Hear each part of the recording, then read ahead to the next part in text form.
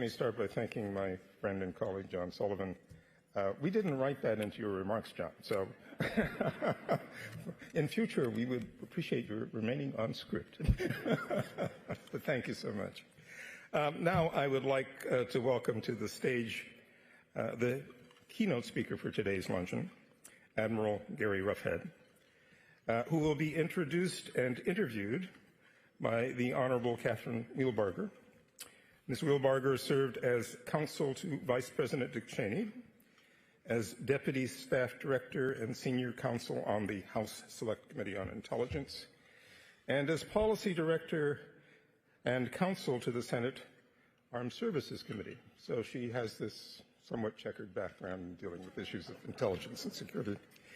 She subsequently served as Assistant Secretary of Defense for International Security Affairs in an acting capacity, and I'm pleased to say she is also a member of our board.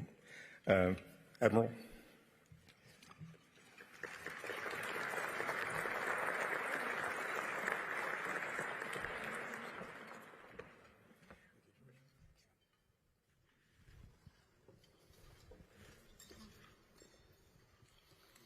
Good afternoon.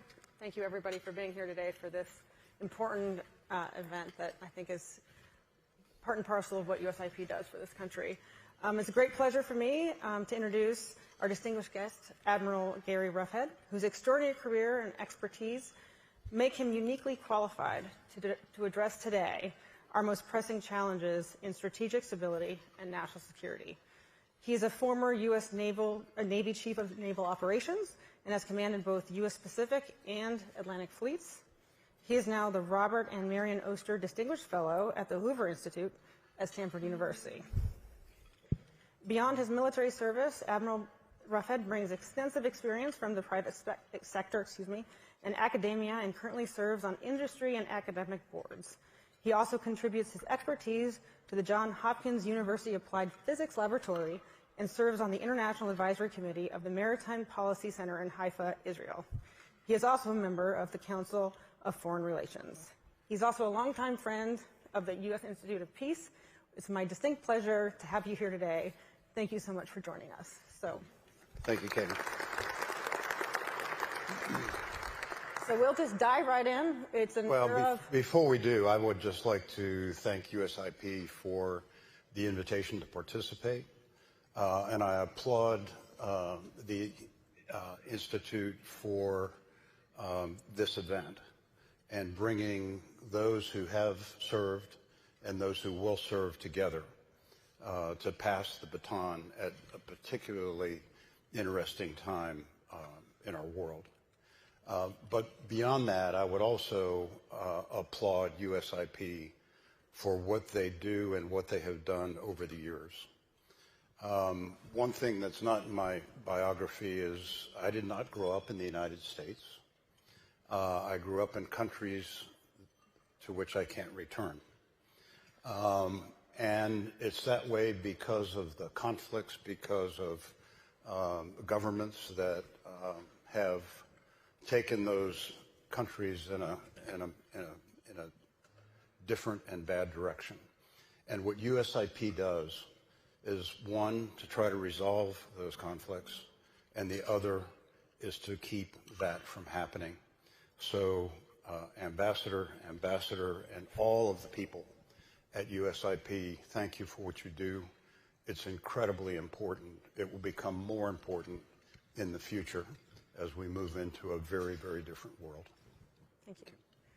And as we look at that geopolitical landscape and an era of increasing complexity, and the topic du jour being strategic stability, let's reflecting on that concept, particularly given your background as CNO, and with the shifting tides of the environment.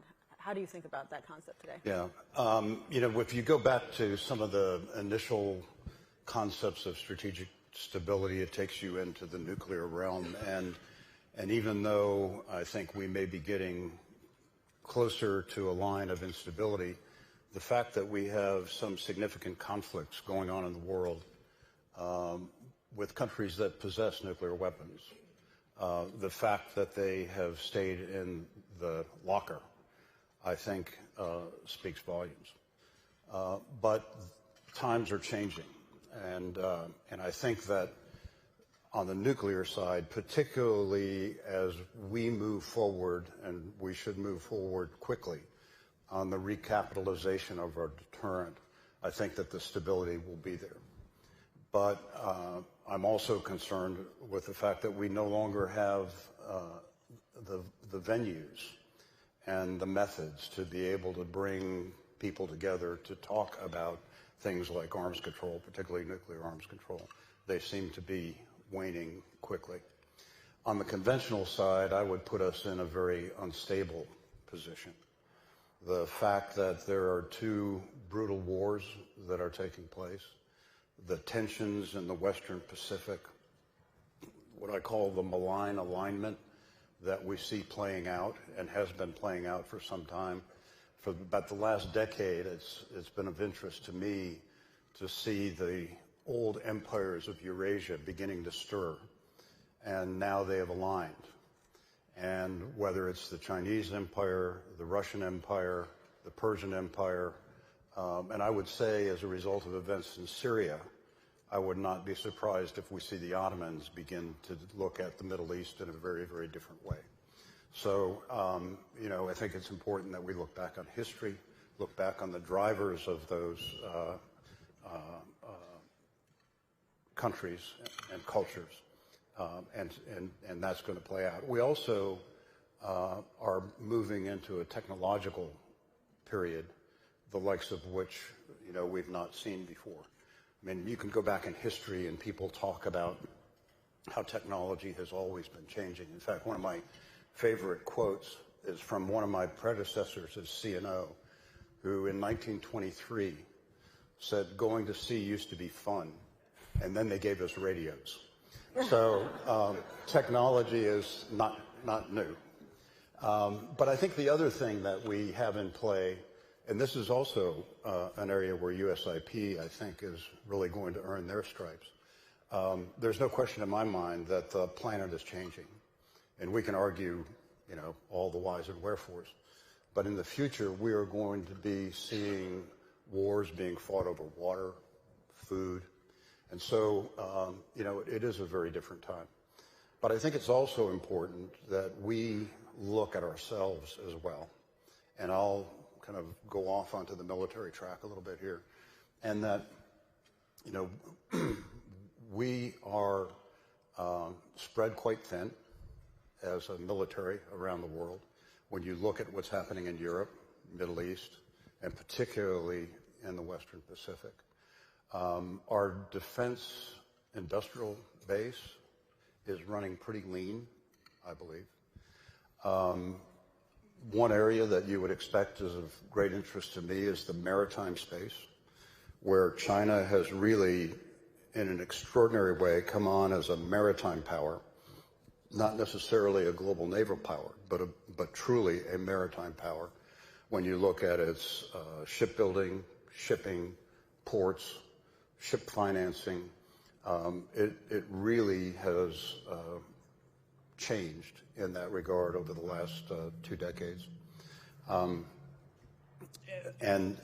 my concern is I think we're facing a real crisis in our maritime workforce. And many people, when you've seen it in the press about shipyard workforces that are being challenged. But the thing that we don't pay enough of attention to, and I give great credit to soon-to-be Secretary Rubio, National Security Advisor Waltz, and Senator Kelly, for really putting a spotlight on American civilian mariners. And I hope that when they are in office, that they work with Congress to fix that. Because one of the great challenges that we're going to face, particularly in the Western Pacific, is logistics. We get enamored by the most recent technology or the most recent weapon. But the American way of war and where we prevailed is through logistics. And if we don't pay attention to that, it's going to be a huge shortcoming. Sorry for rambling, Kate. No, it's perfect. And you touched on the challenges of the military tool, both in terms of the complexity of the global environment and needing to do a lot of things in a lot of places, but also, we are always in a resource-constrained environment.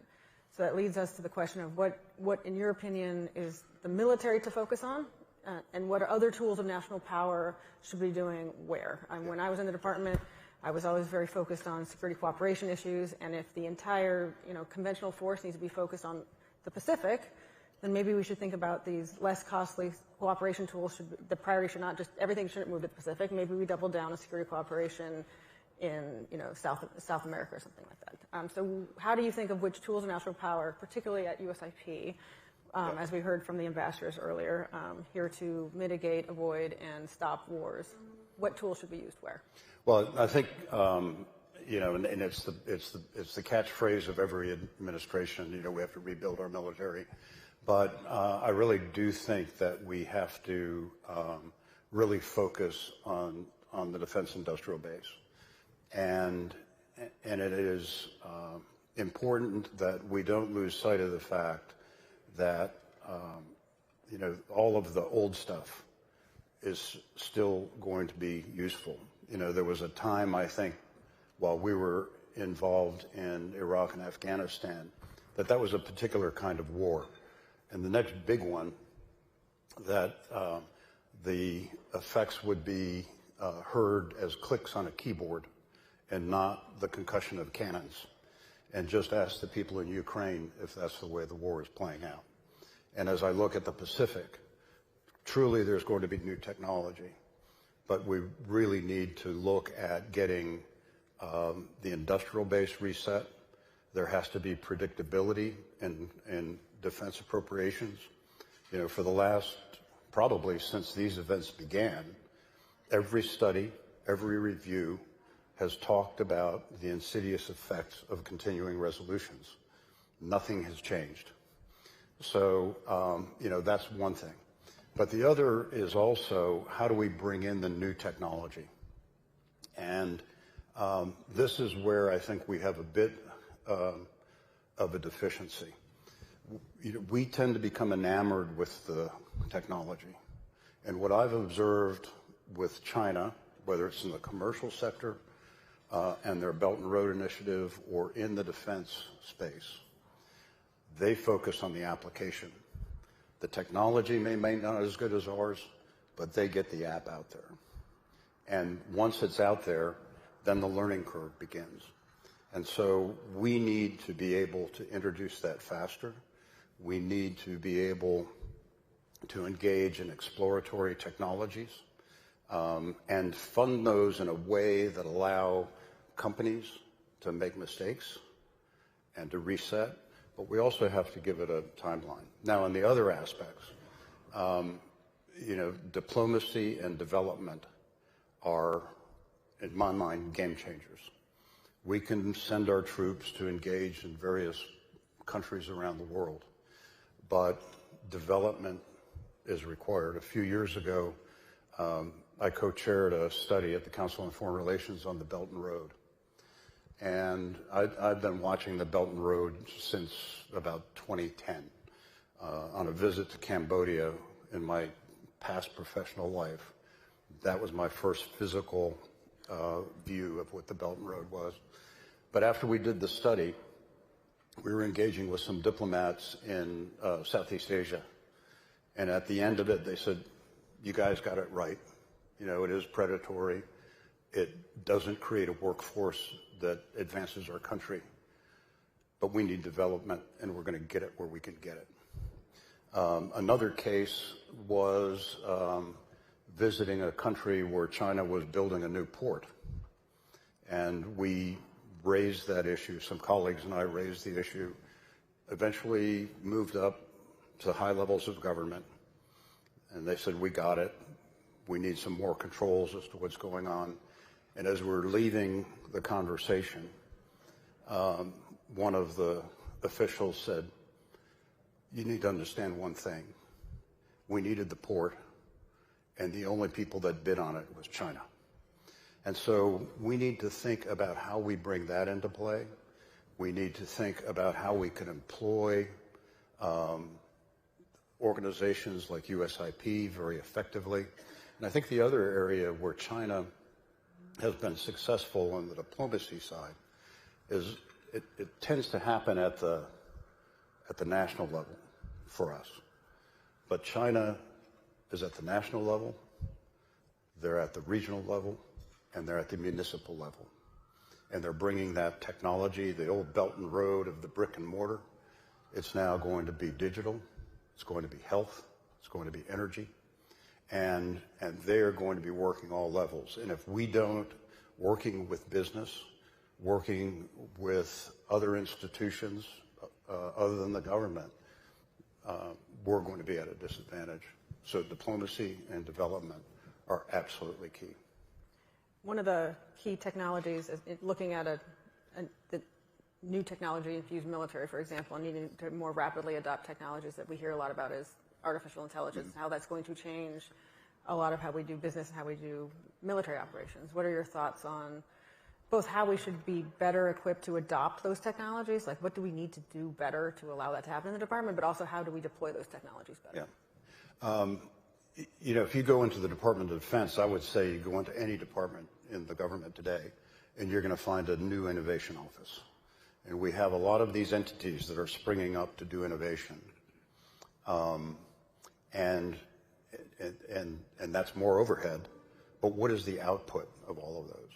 And so what we really need to be able to do is how do we take the benefits of AI, whether it's in a commercial space or in the military, and get it out there. And this is where it sounds like I'm using the China model. We have to move to the apps faster. We can't simply, worship the technology. We have to get it out there. Within defense, there are some systems that, someone might say, well, you're a dinosaur and you just want to build more new airplanes or whatever. But it's in those platforms where we're going to use AI to enable them. If we don't build them, we're not going to be getting it out there to begin that learning curve. The other area that I think about quite a bit is AI as it applies to the nuclear enterprise and the use of AI in nuclear command and control. In conversations I've had with Chinese interlocutors, you can infer, and they probably infer from us, that that's not a good idea. But I just asked the question, when has a military not employed breakthrough technology? When it's been there and they said, that's breakthrough technology, we're just going to put it aside. That has never happened. Now, I think that there is a desire to not let AI take over the nuclear deterrent. But what will all the peripherals be that are running on AI? Do we understand that? Do we understand what an adversary might be using that AI for? And so I think we really need to spend a lot of time thinking about that.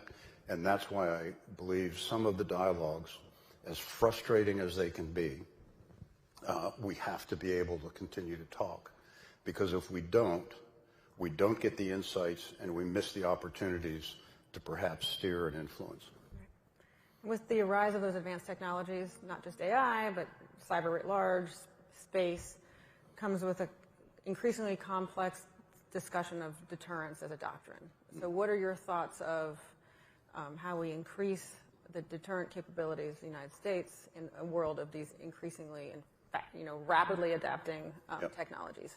I think, we've been moving on cyber, but the area of concern for me are some of the public infrastructure, and how do we go back and get back into systems that have been there for decades, and how do we harden those up on the cyber front? I think AI in cyber defense is going to be big, but there's no question that space is, you've heard the folks talk about it as a war-fighting domain. It is going to become more important rather than less important. And, and when the idea of a space force was kicking around, I was an early proponent of that. A lot of people were surprised that this Navy guy is supporting the Air Force, but that's true. Because I will tell you, in today's world, sea power depends on space power. because we don't have the cables that you can stretch across the ocean and plug into your ships. It's all about space. And so the work that we're doing there to harden, provide countermeasures, provide counters, this is hard stuff. But I think we have to move there. I think we also need to begin to think in terms of moving into that, what they call cislunar space, which is between Earth and the moon. That is going to open up entire new opportunities to even go beyond the moon. And this is where I think it's so important that we fall back on our strengths. And as Katie mentioned, I'm affiliated with a university. I'm affiliated with a university affiliated research center.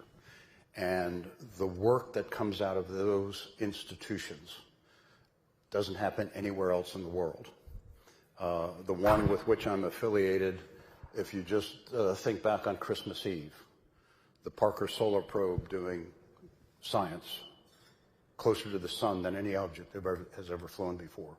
The same organization did planetary defense and did the DART experiment that deflected a meteor.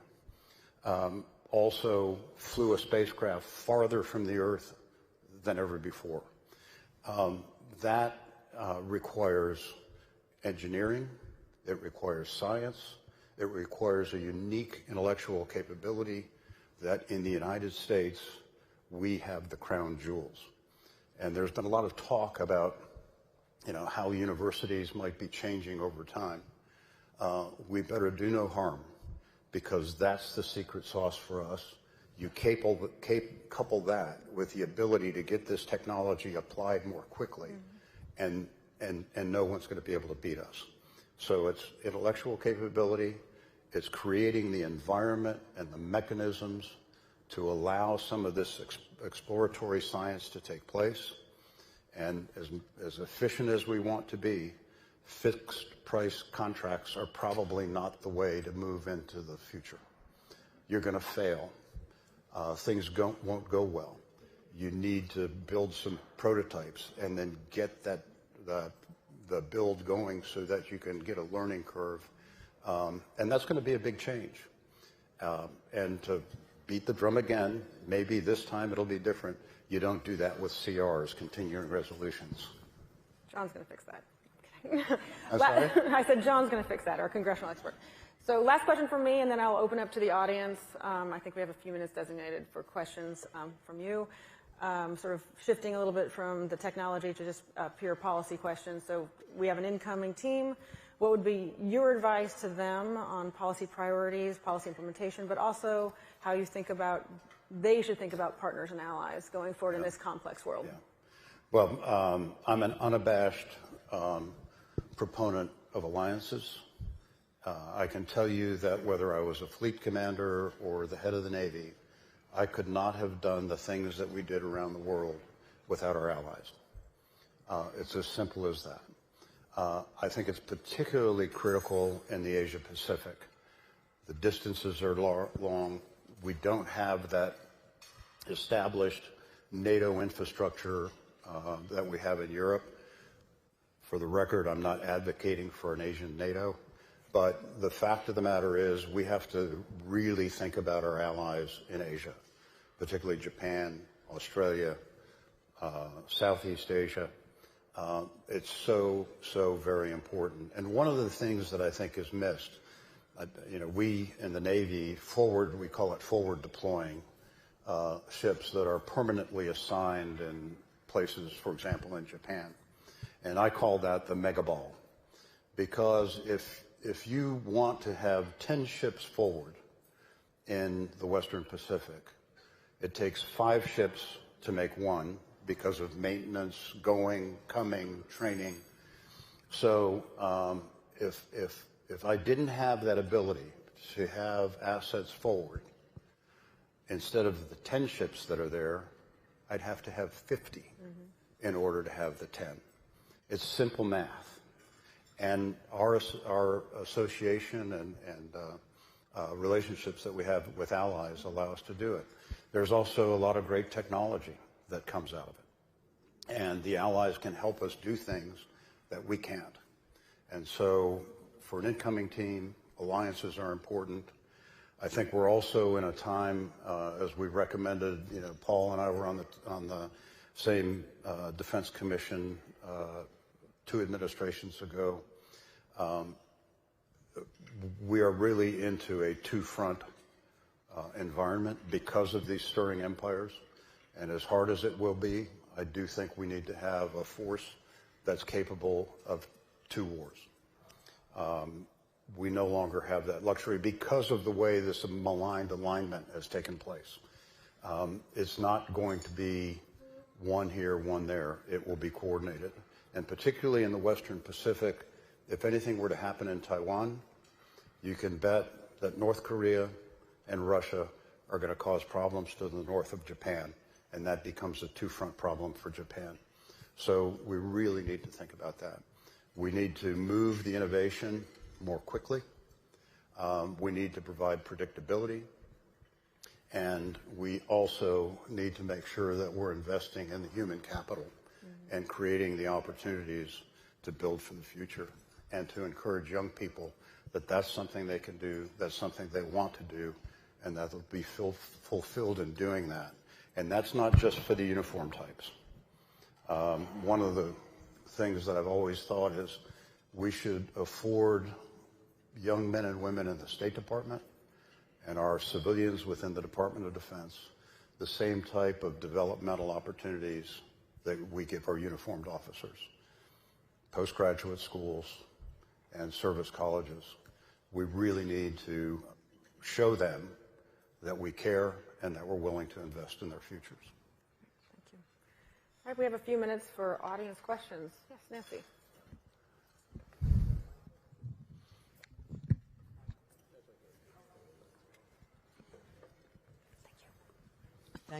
Thank you very much, Admiral. That's a very interesting perspective you have, and talking about a lot of the deficiencies that we have and the future. If you could give any advice to the incoming administration over the steps in the first 6 months or even a year, what would that be? I think what I would give them, the advice would be value the alliances and understand why they're important.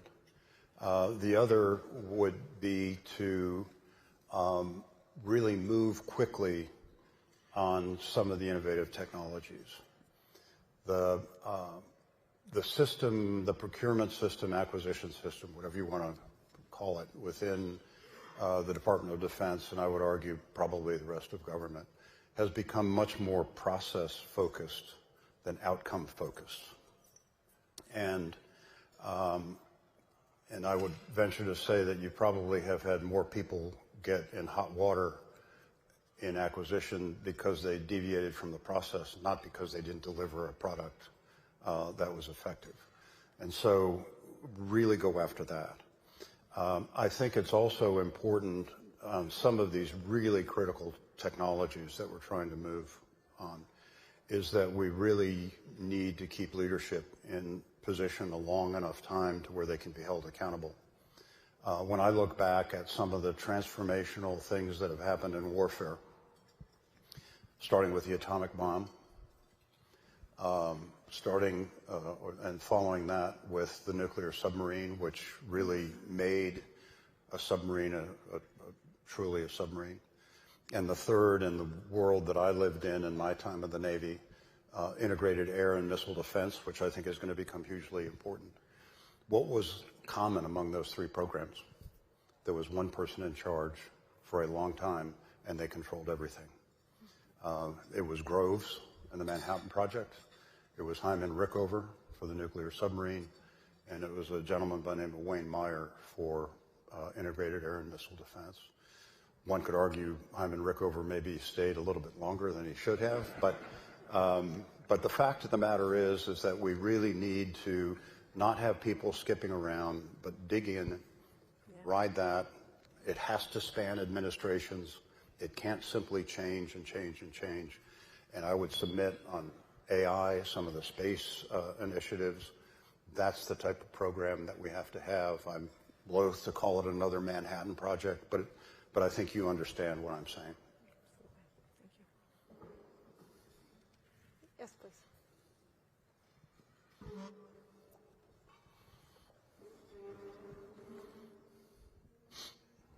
Thank you, Admiral, for your remarks. They're thoughtful. My name is Kemba Walden. I am the president of Paladin Global Institute, which is linked to a venture capital firm looking at policy and mission as it aligns its capital with U.S. and allied mission. So my question is, what you've described to me and what I've experienced, that this is an all-hands situation. How do you think, what do you think the role of private capital could be in terms of investing, innovation, maybe countering what we've seen China and Russia and others do in countries that are close to us in providing services and innovation? Yeah. What's the role for private capital? I mean, I think that there are some applications of technology that private capital may be able to be used to bridge what they call the valley of death. And if you can adjust the approach and the attitude within the acquisition system, private capital may be that bridging function. Because, you know, I've met with some companies recently where there have been investments, but because there isn't a predictive runway, it's going to die. And so is that a function? And you understand the business far better than I, but I think partnering with government in a way that can bridge some of this new technology into the future, I think would be important. Yes, please.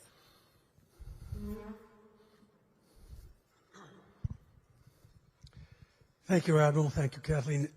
I'm Ray Dubois, a member of the USIP, International Advisory Council. And I can tell this is going to be a hard question, Ray, because you always ask me hard questions. And I come from the land of the formers. Given your commands both in the Pacific Fleet Command and Fleet Forces Command in the Atlantic, you are particularly, I think, qualified to address the renewed discussion on the Panama Canal and how it's managed to the benefit of our country and our industry and our economy and our security. Various individuals have placed flags on various pieces of property, like the Chinese at both ends. So I'd like your views. Yeah. I think that even though the Chinese ports are on either end, I can go to other strategic areas around the world and the Chinese ports are there. That's our bad, because I think as they were building out, we should have been looking at it from a strategic standpoint. And when you look at the map, it's really a pretty thoughtful laydown of where these ports are. That said, you know, I do not see that those ports are going to constrain us as we try to move things back and forth if there were to be a conflict. I think that would be a manageable problem. I touched on it earlier. One of the biggest issues that the Panama Canal faced in the past year had nothing to do with who was controlling the ports. It had everything to do with how much water there was. And so, you know, it's easy to get wrapped up on the potential controls on either end, but there are other issues as well. But right now, that is not high on my list. You know, what has really disrupted global commerce, or has changed global commerce, and made it a bit more expensive, is the Houthi proxies in Yemen. They have completely changed the flows into the Red Sea, deprived Egypt of a significant amount of revenue, and I think it's safe to assume that the amount of money that Iran gives the Houthis is about the same as it costs to run a big think tank in Washington, D.C. And so, that's a little bit more disruptive than who has the port on the either end, and we need to think a little bit more about that. I think we have time for one more question. Yes, please.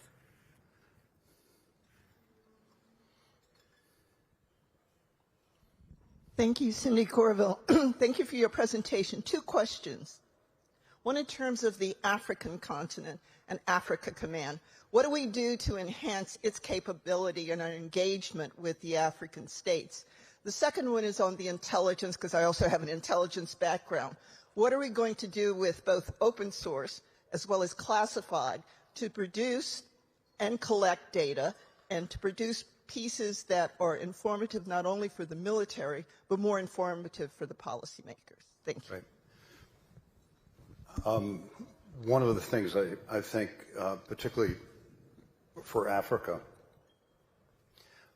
is the fact that I think business and organizations like USIP need to play a huge role. And that, in my view, should be the thrust.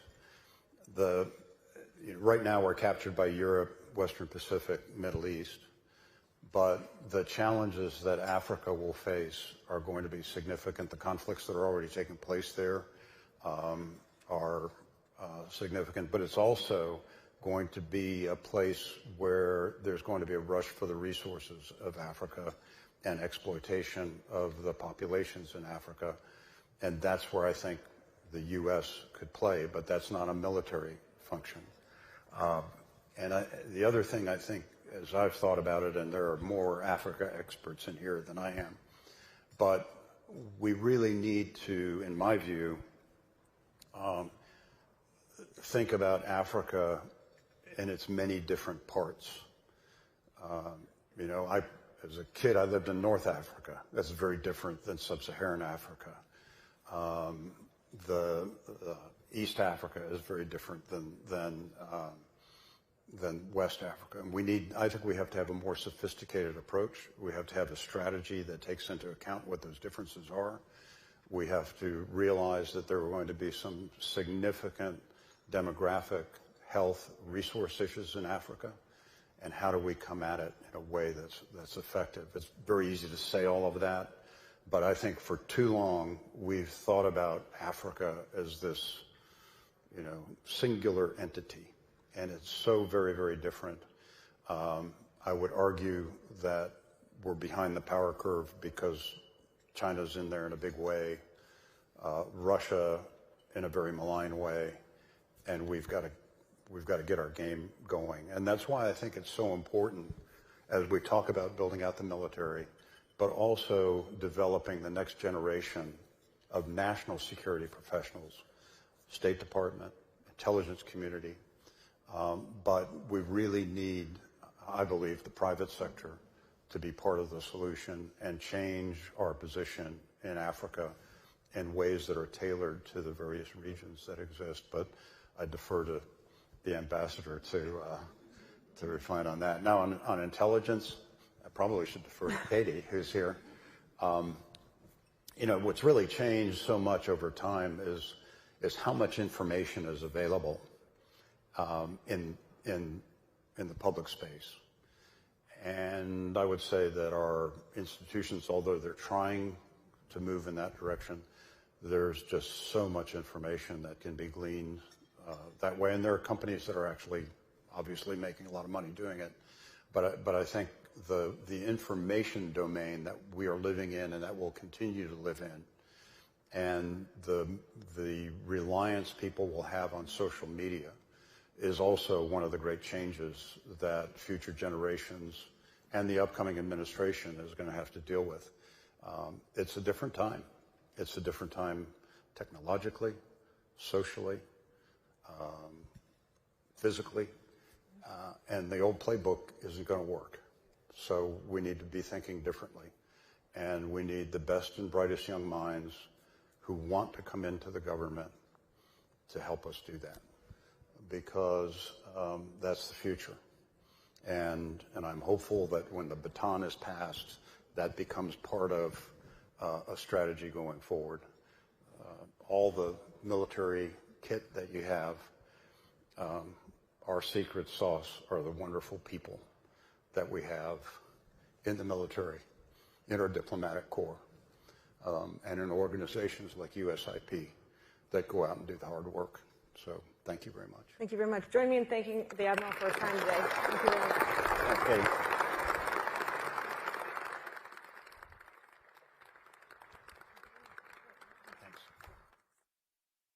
Tired of doing that because I'm going to be up here for several more times. So, thank you all. Welcome back. I'm delighted to welcome you at this time to welcome the distinguished members of our panel on harnessing economics and trade, which will be moderated by the Honorable Ambassador Carla Sands. Ambassador Sands has enjoyed a successful career in business, in government, and in philanthropy. She's served on the boards of Pepperdine University, the Los Angeles Museum of Contemporary Art, and the Los Angeles Philharmonic. She served as U.S. Ambassador to Denmark from 2017 to 2021. She's the former chair and CEO of Vintage Capital Group, and she is currently vice chair of the Center for Energy and Environment at the America First Policy Institute. Ambassador Sands and distinguished panelists, may I invite you to the stage.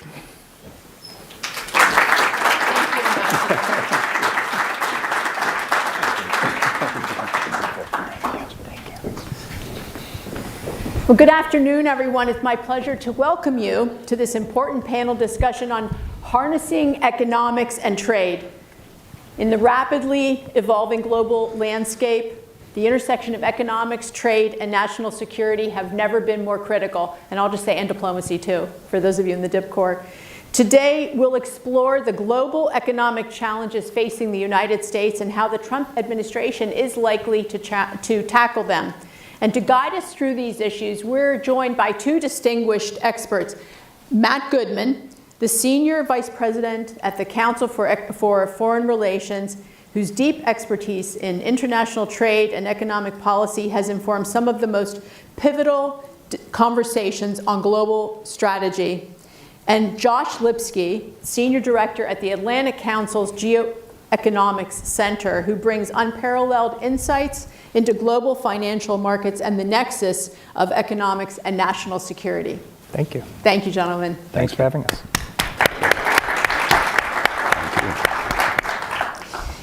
So thank you for joining us today. We want to start with a broad question to set the stage. Josh and Matt, how do you anticipate U.S. foreign economic policy evolving between the Biden and Trump administrations? Where do you expect to see continuity? And where do you think we'll see the most change? And after that, we'll dive deeper into specific topics, beginning with tariffs. Josh, why don't we start with you? Well, thank you, Ambassador, and thank you so much to USIP for having us and for this entire day. It's such an important event and really honored to be a part of it. I think many people will be surprised about how much continuity there is specifically in the realm of what we describe as geoeconomics, economic statecraft, by which we mean the intersection of national security, finance, and economics. And the reason I believe that is that these trends go beyond party affiliation, and they've really been developing for the past decade, at the end of the Obama administration, the first Trump administration, and certainly through the Biden administration. And there's been a realization across Washington, across Republican and Democratic policymaking circles, that we in the US have to better fuse our national security and economic policymaking. You just heard the fantastic conversation with the Admiral speaking so much about economic security, ports, China, Belt and Road. That's just a microcosm of what Washington has realized over the past decade. And what I always say about this issue is that this is not a new idea. This is an old idea. This is what the founding of the Bretton Woods system was all about. The Bretton Woods Conference happened 6 weeks after D-Day, in the middle of World War II, not after World War II. We created the IMF and the World Bank. But we in the US really post the fall of the Soviet Union, had the luxury of separating out, in large part, not solely, but in large part, our economic and our national security policy making. We could let the global economy and trade and globalization develop, and we didn't need to think in the economic circles where I came from at the IMF as much about what the Pentagon was doing. That was not something that was front and center at the IMF. But that changed. It changed for a variety of reasons, and we can go into. But the bottom line is we in the US realize we have to approach these issues differently, and go to China, go to India, ask them how they fuse economic and national security policymaking. It would be strange to even ask them that question because they do it every day. So we are rediscovering what this means in the West, and I think the end result is you actually see more bipartisan consensus on these issues, even if the tools deployed look very different in a Democratic or Republican administration. Matt? Thank you, and thanks again to USIP. Really honored to be here. Terrific event. Yeah, no, I agree with Josh, as often we do. We're going to try to find some areas where we disagree, but I do agree that it's easy to focus on the change, and there will be change, particularly in obviously personnel, tone, areas of focus, and one area of substance that I'll come back to, but I just want to underscore the continuity point. Both the points that Josh made, that this is a longer-term trend. I mean, I could even go further back. You could say, you know, the Barbary Pirates or something. Yeah. Economics and national security have been interwoven for a long time, so it's not new. When I worked for Steve Hadley at the NSC, you know, my boss working on economic issues was part of the NSC, and it was, you know, integrated in that sense as well. But I do think there is this change now where it's much more central, and there is, I think, a bipartisan consensus on a lot of things, you know, for good and bad. Some of it, I think, is worrisome trends about what we agree on. I think when you look at, I sometimes describe sort of this new area of economic security, which obviously means something different to ordinary Americans, as putting food on the table and having a job. But here in Washington, it's sort of this nexus of economics and national security as a kind of spectrum. And in the middle, there is definitely risk or heightened risk, whether that risk is from pandemics or climate change or China. And I think it's natural that government wants to intervene in that space. But at the margins of that term, like at the economic end of economic security, you know, we want to be careful not to slip into protectionism and use this sort of problem as an excuse for protectionism. And at the other end, at the security end, you don't want this to become an excuse for weaponizing everything commercial that may have a theoretical risk. So I think there's a lot, and that's easy to say, and then defining exactly what we should be doing in that space is the hard part. But I think there is broad bipartisan consensus about that, and so I do expect a lot of continuity. The one thing, other than the obvious things about the tools and the tone and all the rest, that I sometimes say, and it may not be helpful to you, but it's the way I think about it. I think relatively speaking, the Biden administration was a little less focused on trade and a little more focused on technology. And I think that may reverse in a Trump administration where there's going to be more focus on trade, because that's what the president really cares about. And technology will continue. There's continuity on both of those issues. Like the Biden people kept the tariffs in place, but it was a pretty passive trade policy in the Biden administration. It's going to be much more active this time. And on technology, you know, there will be continued technology controls and focus on those issues, but I think relatively speaking, I'm looking for a little bit of adjustment between those two sort of broad sets of issues. Thank you. So Josh, there was a lot of talk about tariffs during the campaign. How do you see American trade policy and tariffs coming forward in 2021 compared to back in 2017? Well, it only took us 5 minutes to get to tariffs, which feels appropriate given what I think is going to happen less than a week from now after the inauguration and the executive orders. But I think it's worth considering, if we were having this event 10 years ago, 15 years ago, 20 years ago, we would not be talking about tariffs with an incoming administration. So it's worth just pausing for a moment to think how far the policy debate has changed. And that is in large part because of the president-elect, the incoming president's policy priorities. And I agree with Matt, and it's important to understand this is a core policy conviction of this president, formed not in the 2000s, not in the 1990s, but really in the 1980s with competition between the US and Japan, as Matt knows so well. And this is where his views about bilateral trade deficits stem from, what tariffs can or can't do. And so it's deeply rooted. And the bottom line is there are going to be tariffs. they will not look exactly like they were promised in the campaign. I do believe that. So we will not see on day one, I don't think, 60% tariffs on Chinese imports. The destabilizing effect on that in the global economy would be massive. And that's already why you see reports in the press over the last few days about the idea of gradually increasing tariffs. You will not see 20% across the board tariffs on all other imports. So there will be tariffs, but they will look different. I think they will be more tailored. I do not think they will be as blanket and sweeping as we've heard in the campaign. When you think about Trump and tariffs, I think it's important to think about 3 buckets of tariffs. First are tariffs as a negotiating tool. This is what we saw with Canada, Mexico, the 25% threat. It's a threat meant to be part of a negotiation. We're in the USMCA renegotiation period now going into 2026. That's one type of tariff process you see with Trump. The second is tariff, meant to actually be a tariff and produce more manufacturing or other products grown here in the United States and help support jobs, the pure use of a tariff. The third, and this is new this time around, this is different than the first Trump administration, is tariffs as punishment. And you saw this a little about his de-dollarization tweet, and we'll get into this. Countries who are de-dollarizing, there was a threat of tariffs. I do believe this incoming Trump administration is moving away from financial sanctions, which they see as very binary, you turn them off or you turn them on, versus tariffs as a tool of punishment which can be calibrated, 5, 10, 15%, ratcheted up or ratcheted down. And so that's a bit of a wrinkle this time that we didn't see last time, and that's overall how I see the tariff picture. Thanks a lot. So Matt, in this incoming administration, how do you see the trade disputes, for instance, with the EU and Canada? How do you see that unfolding? Yeah, well, again, I agree with Josh, but I think here's one area where we may have a slight disagreement. We'll see in a week who's right. But I don't expect 60% tariffs on day one. But I think the interesting divergence, or the thing we should be watching on January 20th or 21st, is does the president pursue kind of the narrower, broad as they are, authorities like Section 301, which deals with unfair trade practices, Section 232, which is the national security provision on trade. Does he kind of go down that route, which is a bit of a softer approach because it requires time to get public comment and implement and create exemptions and so forth? Or does he deploy the kind of nuclear weapon of international economic policy, which is IEPA, the International Economic Emergency Powers Act, and if you haven't been able to roll that off your tongue the way I just did, you better start practicing, because it's going to be a term you're going to hear about.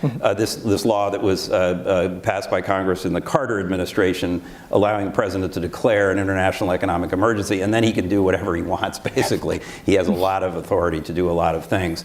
And if he does that on day one, then I think brace yourself, because he could do quite a bit from the beginning. I mean, overall, on both of those paths, it turns out the president has a lot of authority to raise tariffs. I think we all thought this was Congress's job, but it turns out the executive has a lot of power through those delegations and other things. And there was one other thing that Josh said that I wanted to just foot stomp and agree with, but I can't remember what it is, so why don't we carry on? Well, let's talk about industrial policy, Josh. It's looked at as a cornerstone for U.S. efforts to enhance our competitiveness, protect our national security, particularly critical things like semiconductors, rare earth minerals, our defense. Certainly. How do you see that industrial policy evolving under the Trump administration? Yeah, and let me just say one more thing on tariffs, and this is where Matt and I might have disagreement. We could just, but this is what Washington wants to talk about, and fairly, because it's important. It's going to affect everyone's lives, both here in the U.S. and around the world, so it's an important topic. One other dimension which I think might hold back the Trump administration is inflation. 2017, 2018, inflation was not on the policy agenda. Now it is one of the reasons he is back in the Oval Office. So the political impact of inflation, how salient that is to people, and if there is a tie-in between some of the tariffs and inflation, I think that could be restrictive. Now, the economists coming into the Trump administration will say the tariffs are not inflationary. We can debate this all day, price levels, price change, but it's important to understand that this is different than 2017, 2018. It will be a dynamic. And can I just say to that, I think that's a very important point, and I think if there is a constraint on the president, it's going to be that, or the stock market, I guess, would be the other one I'd throw in there. If it crashes on day 2 because of what he does on day 1, then I think that might constrain him. I don't think anything else is going to constrain him, including arguments from Josh Lipsky or Matt Goodman, or from his people around him, or even Congress. So I think that that's the point I wanted to make before, is I do think this is such an important issue for President Trump that I think he's going to damn the torpedoes and move ahead. I sort of err on the IEPA side of this debate. I think he's going to do something big and strong from day 1. If there are those consequences, he might find a way to pull back, but my instinct is that, but don't hold me to that. We'll see. So I took you on a tangent, but let me say on industrial. This Trump Truth Social post that just came out today while we were at lunch, that President Trump is creating a new IRS, but it's called External Revenue Service, so ERS, and that will be concerning tariffs and raise revenue from the external, not just from American citizens, to the better of our economy. I have to dig into that policy proposal, but I will say I don't know how efficient it is to create a new agency of government. I thought the idea we were going to we will see. So, but let me answer the industrial policy question. Yeah, please. I will quote here your colleague at CFR, Brad Setzer, who has said, and I think it's the great line on this, if you don't have an industrial policy, you are importing China's industrial policy. Well said. And I think that is really a way to think about these issues, and it goes back to what I said at the beginning. Both Democrats and Republicans have recognized we have to change the way we do business, how the government interacts with the private sector, and what industries we support here at home. Semiconductors, just one example of that, a sea change of what you would have seen 10 years ago, what we realized during the pandemic, the supply chain shocks, what we realized were critical both to our economy and our national security. So the difference between Trump and Biden here will be the industries that are supported and the way they're supported. So will the Inflation Reduction Act continue? The money will be there. It will be called something different. It won't go as much to green energy and transition as it was going to go to in the Biden administration. But the idea of supporting industries that this incoming administration think are important for economic and national security, and therefore terming what we would describe as an industrial policy, do continue. It just looks different. You know, industrial policy used to be a dirty word. We used to associate it with the Soviets and 5-year plans, and that's how we thought about industrial policy. But it's industrial policy with a capitalist flavor. It's industrial policy that still spurs the private sector investment, but it does have government involved in a sense of saying what is a national security priority. And I think you'll see that in the Trump administration. I think we'll see less regulation. They're going to roll back regulations. The permitting is going to be shortened. I think that there will be less denial by delay, where so many, of our agencies just slow walk permitting so that projects can't be completed or can't, we have less manufacturing. We're losing many tens of thousands of manufacturing jobs, I think, every month right now, every time they report. But the Nippon Steel deal, that's been in the news lately. Do you think that President Trump will reverse President Biden's decision to deny the Nippon Steel deal? Yeah, it's really interesting. If you'd asked me that question 2 weeks ago, I would have sort of, are you kidding? Of course not. Trump has made very clear that he opposed the deal too, and Biden has taken this responsibility for him, so he doesn't have to worry about it. But the more you think about it, the more you think maybe he'll reverse it, because for 3 reasons, maybe. One, because the same politics that I think caused President Biden to delay his decision before the election, which was that in Pennsylvania, there are probably more people who support this deal than oppose it, especially in U.S. Steel itself. I'm from Pennsylvania. I can tell you there's a lot of support in Pennsylvania. So the politics of this are a little more complicated than meet the eye. Secondly, it's consistent with the Trump sort of make America great again, reinvesting in the United States. If a Japanese company is able to come in and keep a good American company alive and keep that capacity and those jobs, that's broadly consistent with Trump's overall approach. And then thirdly, and I know this sounds a little superficial, but it's something that I think has truth in it, which is because it was Biden's decision, he reverses it because it's the opposite of what his predecessor did. I mean, I think that was 75% of why President Trump in the first term reversed TPP because it was an Obama initiative, not so much because it was, I'm being a little... I disagree with you. Well, So, I mean, obviously there were other forces behind it. No. There were other forces behind it, but I think that does play into President Trump's decision making. I don't think as much as President Biden's decision. You know, I don't think he makes decisions just to spite someone. I think he really makes decisions to put the American people first. And so I do think he's... Do you talk about President Trump? President Trump, yeah, Okay. yeah, I do. So I'll respectfully disagree with you. But Josh, you know, we have the over-manufacturing, over-capacity in China. We've got the strain on the global markets. What do you think about advanced manufacturing? What are we going to do, the green technologies? There's a lot of tension around this. How do you see this playing out? Well, this is what is going to define the trade wars, if we get into them, which I think we will in one way, shape, or form, of the next 4 years and the next decade. And let's just talk about what we mean when we say China's manufacturing overcapacity, because we just throw it out there and everyone says, oh yeah, that's a problem. What are we talking about? I just want to correct myself. It's made in China 2025. Made in 2025. Yes, yeah, that's China's, you know, not just on that's technology and everything about Xi's ambition that he's mapped out over the past decade. But China has something like $1 trillion trade surplus right now, 10% of the size of their entire economy. This is unseen in modern global economics. Even the US, when we ran a trade surplus, and this was after World War I, when Europe was decimated, 5 or 6% kind of trade surplus. So we have just not seen anything like the scale of what China is producing on the global stage, and at the same time, they have weakening domestic demand. Their citizens can't consume the products because there's not enough economic demand internally. So where are the products going to go? They're going to come here, and they're going to go to Europe, and they're going to go all over the world. And you're only starting to see it in the data. And EVs are just a part of it. It's only one piece of it. And we lived through the first China trade shock, and we are potentially coming into the next China trade shock. The difference this time around is that, one, we've woken up to it because we lived through it the first time, so we're more prepared. And two, we're not alone. This is why you see the Europeans introducing tariffs on EVs. This is why you see the Brazilians introducing tariffs on Chinese EVs. So we will not be alone in combating the next China trade shock. The question will be, can this administration, can the Trump administration work with allies in a coordinated approach? But when we talk about Chinese manufacturing overcapacity, it's a big economic jargony world. But what we're talking about is the next China trade shock and the issue that could define the trade wars of the next decade.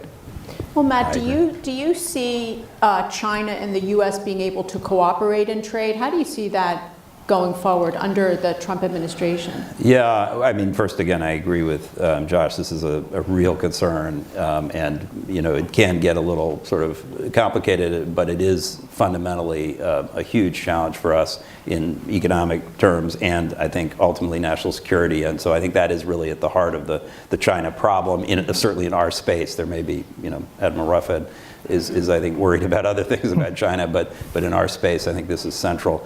Look.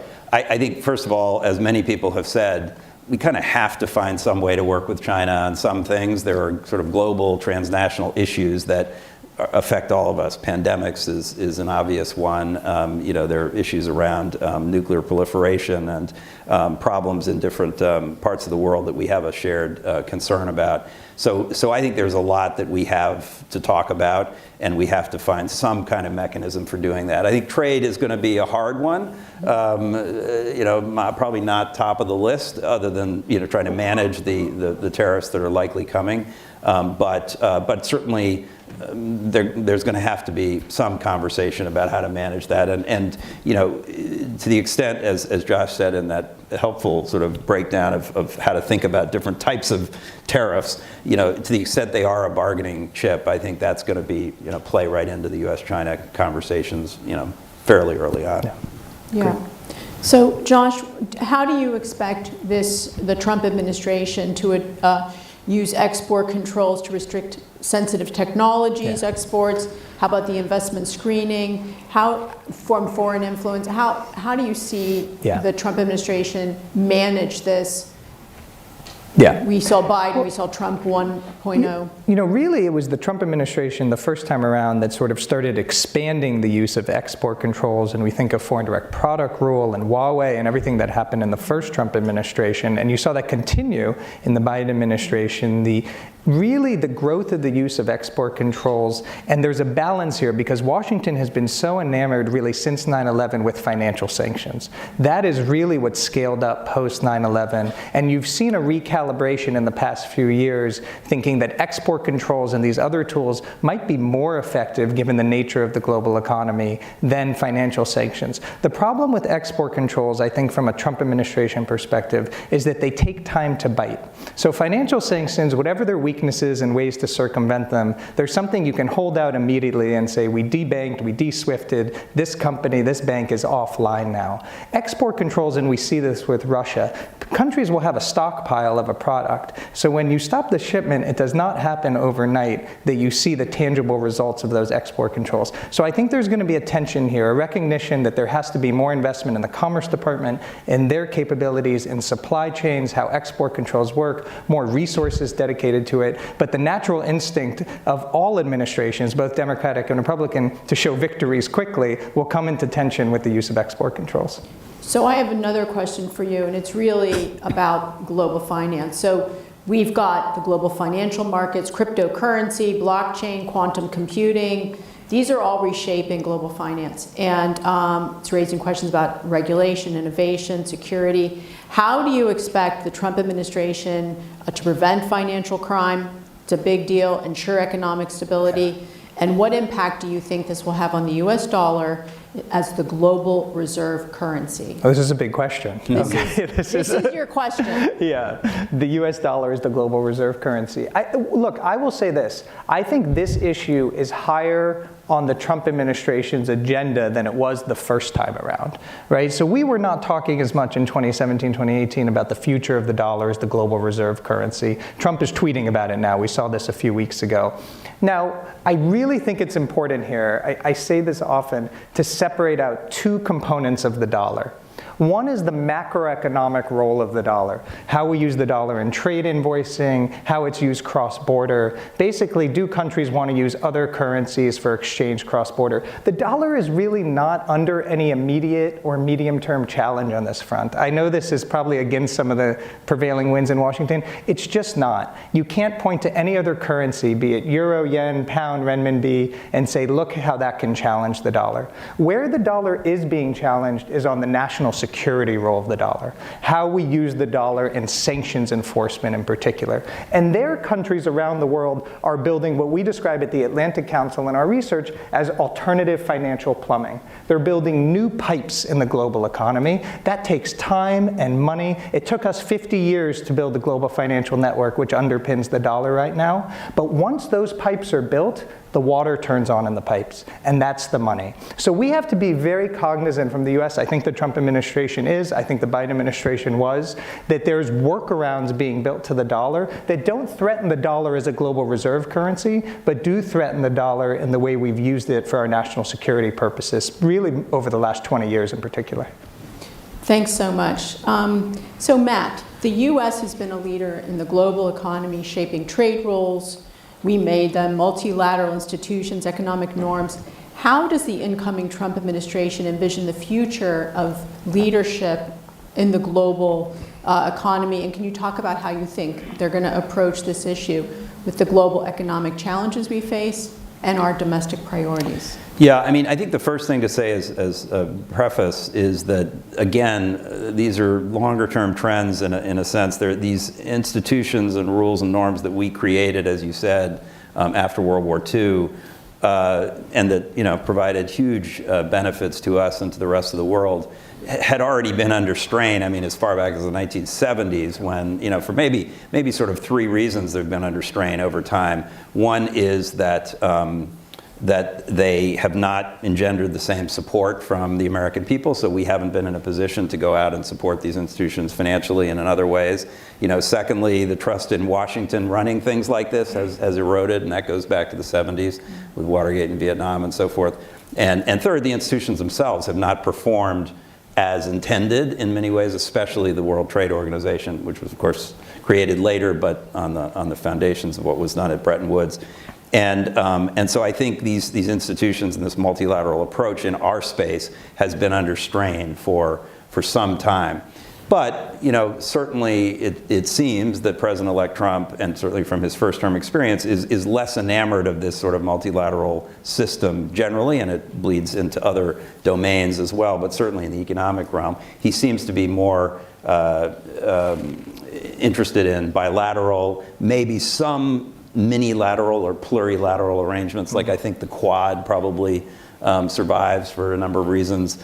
Maybe some of the trilateral arrangements, but I think the G7, other sort of plurilateral arrangements, I think are going to be more difficult. So, and certainly the multilateral institutions. But again, he didn't pull us out of the WTO or the WHO or the IMF or other institutions in his first term. And he pulled us out of the WHO in his first term.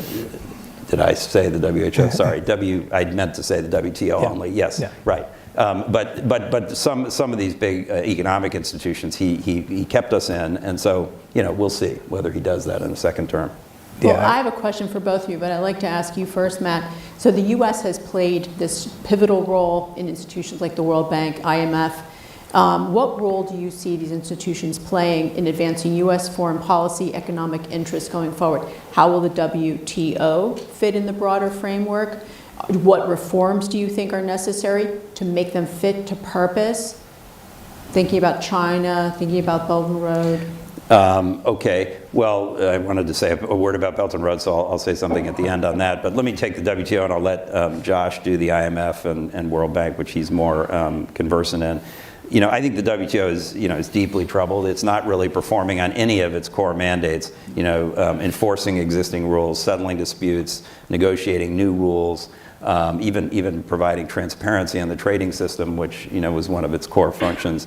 It's really failing at all of those things, and that's, you know, for a lot of reasons. It's partly overreach by the institutions and the bureaucrats and people appointed to those organizations. It's partly disruption from other players like obviously China and Russia, but South Africa and Turkey and India and have been disruptive forces in the WTO. And we've been disruptive in the WTO, you know, partly because of frustration. Again, going back before the first Trump administration, actually my former and current boss, Mike Froman, was the guy who actually denied one of the judges on the dispute, the arbitration council at the WTO. Ultimately let one go through, but turned down the first one. So there's been concern on both sides of the aisle about the WTO for a long time. But you know, we know that the Trump, and certainly under Robert Lighthizer in the first term, there was a very different view, sort of philosophically, about the deal that we made when we went into that institution in particular, that we were willing to sort of tie our hands a little bit with these rules if everybody else had their hands tied as well. That was kind of the deal, and I think Lighthizer thought that was a raw deal, and I would expect that Jamison Greer and others involved in the second Trump term trade policy will see it a similar way. So on the IMF and the World Bank, I think it's important to say at the beginning, these are two of the most functional of the multilateral institutions. Compare the IMF and the World Bank to the UN. Both of the institutions have problems. I'm not pretending they don't. But the IMF and the World Bank send money out the door every day to countries that need it. They use it. You can question where the money's going. You can question how the money's been spent. But the institutions both function. And that is not true of every international institution, be them diplomatic like the UN or economic like the WTO. So we should value that. And what those institutions are afraid of, and I can say this as someone who used to work at the IMF, is falling into the political dysfunction that you see at the UN, that the system essentially breaks down and they can no longer function. So that's one side of what's happening at the IMF and the World Bank. Then the question is what the Trump administration should do about it. We should really value the resources we have as the largest shareholder in these institutions, because I promise you China understands the value of these institutions.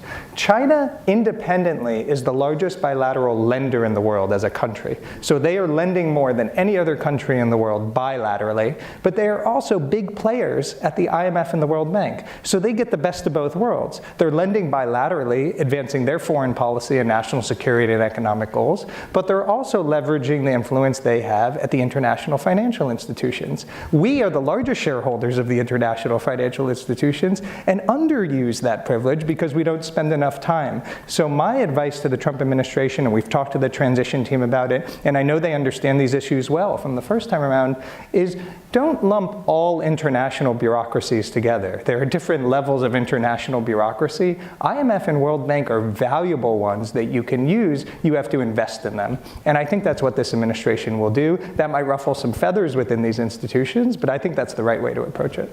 I agree. Wonderful. So looking forward, let's forecast 10 years from now. How do you see this incoming Trump administration, the decisions on trade policy, shape our competitiveness and our geostrategic position in the next decade?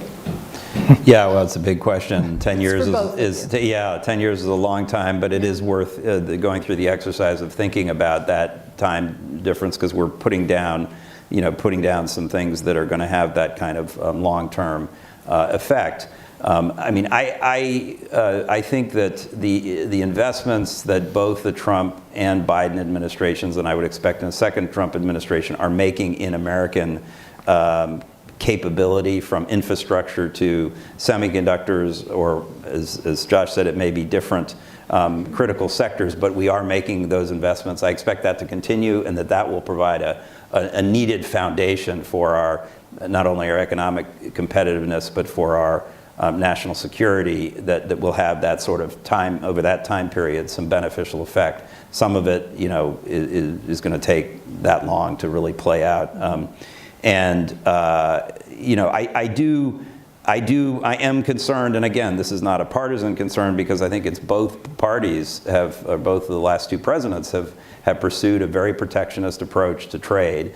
And I worry that is not going to enhance our economic competitiveness or the strength of the foundations of our economy. If those are, used as a tactical measure or bargaining tool, or to protect infant industries, or for real national security reasons, there are arguments for using tariffs. But I think this fundamental trend towards protectionism is worrisome to me in terms of building a solid economic foundation that I think 10 years from now we could regret. And I'm sort of hopeful we will get back sort of gravitationally to something that is more like, a modified version of the old system of a more open trade and investment regime with caveats. You mean with a level playing field where yes, and I mean that's obviously, and meanwhile that's taking advantage of that's going on. I would say there are reasons for using tariffs, and that's one of them, is that China and others are not playing fair, and we do need tariffs. But I still make my point that I think the general trend towards closing our economy is not good for us for the long term. Not just China, even our friends, right? That's right. Right. Josh? Yeah, I mean, the first thing I think to say about the next decade is that the forces that will define it are beyond the policies of any administration, be they the Trump administration, the Biden administration. They involve AI and quantum and issues that will develop on their own regardless of what any particular administration does. And this is what will shape the future of productivity growth in countries, their ability to create jobs, their ability to be at the forefront of technological innovation. And I really think the defining challenge for the U.S. is whether we sort of lean into this new reality of economic and national security fusion, embrace it, and define it with Western and capitalist ideals, and do so in partnership with allies in Europe, or if we try to go back to the way things were 10 years ago, 15 years ago, and try to revert, because that era is over. We are in a new era, and the question for this administration is what policies shape that era. You can't control it. The forces are bigger than anything you can control, but you can shape it. And if you do so in partnership with like-minded nations, then you can be successful. So I think those are the challenges over the next decade. Plus demographics, which is another challenge. 100% agree. Growth is just about number of people and how much each person can produce, essentially. And so if our demographics are not favorable, as they're not for most advanced countries, that's a really important point about structural. Yeah. Well, a lot of advanced economies, Japan, and that is weighs on growth, and it weighs on the economic and national security of those countries. It does. Yes. Yeah. So the question of how to balance U.S. protectionist tendencies with the need to maintain global economic leadership, I'll just say under the Trump administration, since I worked in the 1.0, is that it's America first, but not America alone. Yeah. But how do you both see that? Well, I think again, I think both, you saw this in the Trump and Biden administration. I think there were impulses in both directions, frankly, and I think with Biden, I was just talking to a reporter today still about Nippon Steel. There's still interest in that. I think that really highlights the Biden tension between his impulse to work with allies and partners to do a lot of things in the world, with his, protectionist instincts, if you want to call it that, because that was really, the basis for that decision, as opposed to real national security concerns, in my opinion. And so this tension exists, I think, on both sides of the aisle, and maybe it's a deeper American concern. But I think in the end, and I think Admiral Ruffhead said it very eloquently, I think in the end we need our partners, we need alliances, we need to work with others. These challenges, while the United States has a lot of capabilities and we have a lot of advantages, we can't solve most of these global problems by ourselves. We need help.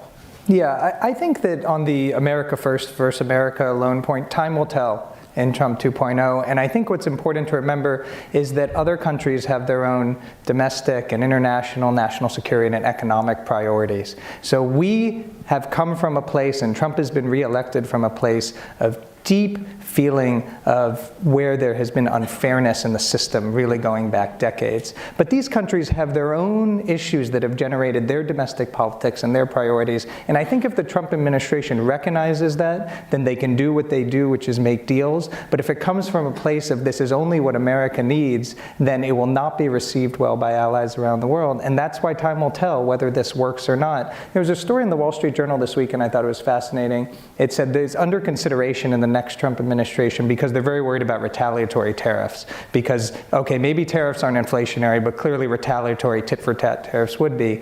And the idea floated by incoming Trump administration members was, well, we could basically say the security guarantee is up for question if you implement retaliatory tariffs.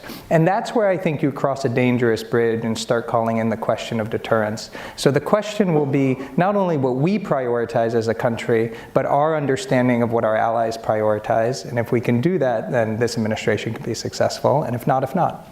Well, thank you, Matt and Josh, for your expert input. And I just wanted to open up to the audience for questions for Matt and Josh. And if you do have a question, just raise your hand, and a member of the team will bring a microphone to you. And then just please state your name and your affiliation, your institute that you're with. There is a woman up there. And there's someone in the very back row.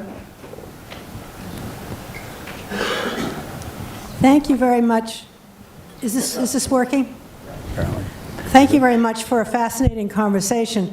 I have a question about cryptocurrency, the role of cryptocurrency in the international financial markets.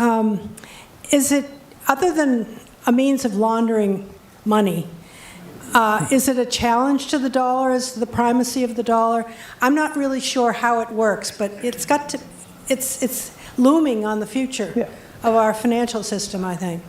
Sure, I'm happy to take that. It is looming on the future of our financial system. It's growing in importance every year. Stable coins, which are dollar-pegged cryptocurrencies, that's why they're called stable coins, 99% of them are pegged to the dollar, are growing in volume every year, with hundreds of millions of dollars of transactions globally. It's not an immediate threat to the dollar because it still is such a small scale compared to how we use dollars around the world. What is a threat, I believe, is the technology that is being used and how other countries could weaponize that technology to create faster systems of transmission of money outside the dollar. And that's a little bit what I was talking about earlier, the national security role of the dollar. So it's not Bitcoin and these cryptocurrencies, sometimes used for very legal purposes, sometimes used for illicit purposes, as you pointed out. What it really is countries finding faster and cheaper ways to work around the dollar. By the way, de-dollarization, the interest in getting around the dollar, is nothing new.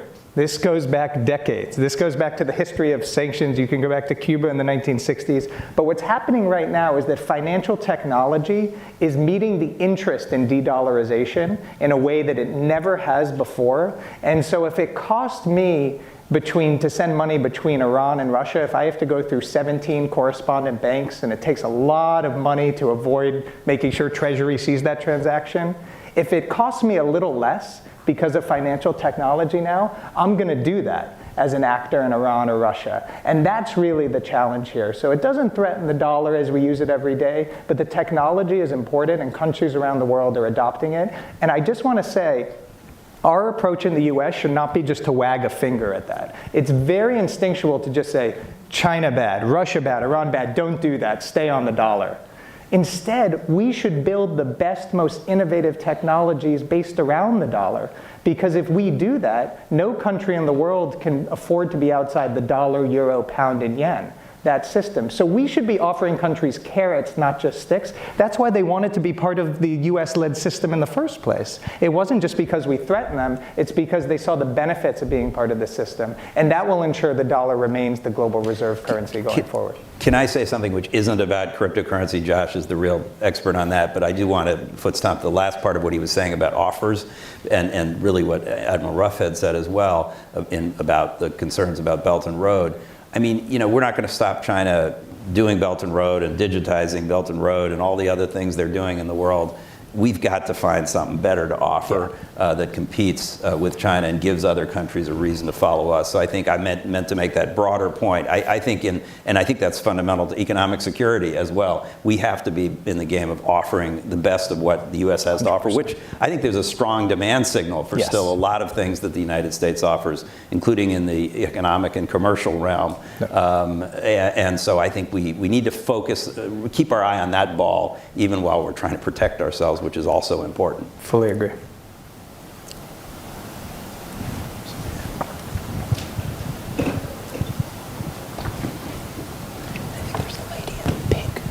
Thank you. My name's Adrian Zuckerman. I'm former U.S. ambassador to Romania in the first administration. I have a question for you, Josh. In Africa, for example, I don't think you can find a dollar-denominated transaction if you search from east to west, north to south. To me, I'd like to believe what you're saying, but I'm a little troubled by that. And I think that from what I understand, and I'm not an expert on this, it's spreading to South America and a lot of other places. I also see it developing in Europe. So I'm not quite sure I understand your optimism why the dollar's not endangered here. Yeah, and I don't want to be, overly Pollyannish about the dollar, but when we look at the data, we look at how countries hold their reserves, which is a signal of where countries feel like the safest asset can be. And that has only marginally moved away from the dollar over the past 20 years. And it hasn't moved into China, and it hasn't moved into adversarial nations. It's moved in Canadian dollars and Australian dollars and what we would describe as geopolitically aligned countries. So that's where some of the optimism comes from, because there's no real alternative right now to challenge the dollar at global scale. But we shouldn't sit on our laurels and be happy about that. Because if our position is only defensive, well, no one can compete with us and there's no challengers, eventually someone will. And that's what I was trying to say before. We should innovate from a position of strength. There's no doubt what you're saying is correct. On a retail basis within countries, there is far more non-dollar payments going on. We just don't see that having an effect on the dollar at a macro global scale. It doesn't mean it couldn't over time, which is why we should be bringing the best technologies to bear on this. I see this all the time. We do work on central bank digital currencies, stable coins. Countries want US leadership. They're begging for it. They're hungry for it. We often don't come to the table with anything. And then they turn to China and other countries and say, fine, if you're the only one coming to the table. We heard this earlier in the conversation about ports. It's true in the digital realm as well. So just because we don't see it in the data yet doesn't mean we shouldn't be worried about it. But I also don't think it's time to panic. There's nothing that can rival the dollar. We just have to get back in the game. Was there a question up here? The lady in the pink suit, did you have a question? Thank you very much, Tamana Salakudin with USIP. Really appreciate your comments thinking about harnessing economics and trade for either protectionism at home or maybe punitive measures against other countries. But you're talking about competing with China, so connecting to the first intervention we heard, how can we offer countries, whether in Asia, the Middle East, or Africa, which many of them are hedging, and they're economically, as you said, receiving, they're receiving the infrastructure or the, digital stack from China. how do you see economics and trade actually serving any of these countries? I mean, what thought is behind actually competing for those? In all of the countries we work in at USIP, they're like, fine, China is bad, but what do you have to offer instead, right? And often we have nothing. And a second part to that question, you talk about the Bretton Woods post-World War II infrastructure. Most of the countries across Asia and Africa say these systems are not working for them, right? They're all at the IMF, they're all at the World Bank post-COVID, and they really aren't working for them. And so they are looking for alternatives. Yes, they have lots of bilateral loans with China, but the vast majority of their loans are actually to the Paris Club. So they don't see much difference between the two sides. So where is our strategy to actually compete economically? Thank you. I go first and then Josh. So your question, the first question, validated my point that we need to be offering something that is credible to partners. And that's hard for us for a lot of reasons. It's easier for China to offer large amounts of money, although they wasted a lot of money, and some of that got them some blowback and hasn't worked as well as they originally intended. But we can't wait for them to fail. We have to offer something. And I think the answer lies somewhere, and I think, again, Admiral Roughead alluded to this, in our private capabilities. We have amazing, companies with amazing products and services and after service and things that people really understand are good. It may be a little more expensive, it may take a little more time, but we do have some great offering there. And then our financial position. I mean, China originally said it was going to spend $1 trillion on Belt and Road. Well, whoop-de-doo. We have $100 trillion in insurance monies, pension monies, hedge funds, other financial assets that if we could find a way to deploy a small portion of that into some of these solutions in these countries. And that's what both the Trump and Biden administration have tried to do through various, and I've forgotten even the acronyms of some of their initiatives. Certainly it's behind the Biden administration's Partnership for Global Infrastructure Investment of trying to crowd in private money into infrastructure and other investments in the global south. And it's hard though, and it does require the government to put some skin in the game, money and other forms of risk mitigation to help the private sector really get that risk return balance to be at a level where they feel, okay, now we can go in and support. I think that's the key. We have to find a way to mobilize that money. Yeah, and I would just say there's a huge opportunity coming up for the U.S. because the Trump administration will host the G20 in 2026. I think this is an incredible opportunity to define in real policy terms some of the issues we're talking about today. Economic statecraft, geoeconomics, what we bring to the rest of the world, not just advanced economies, but emerging markets. So the fact that it'll be here in the U.S. is actually incredibly important coming next year. On the Bretton Woods system, you're 100% right. Countries say this all over the world. I lived this when I was at the IMF. I heard it firsthand. There's no difference between the Paris Club and there's what China's doing to us.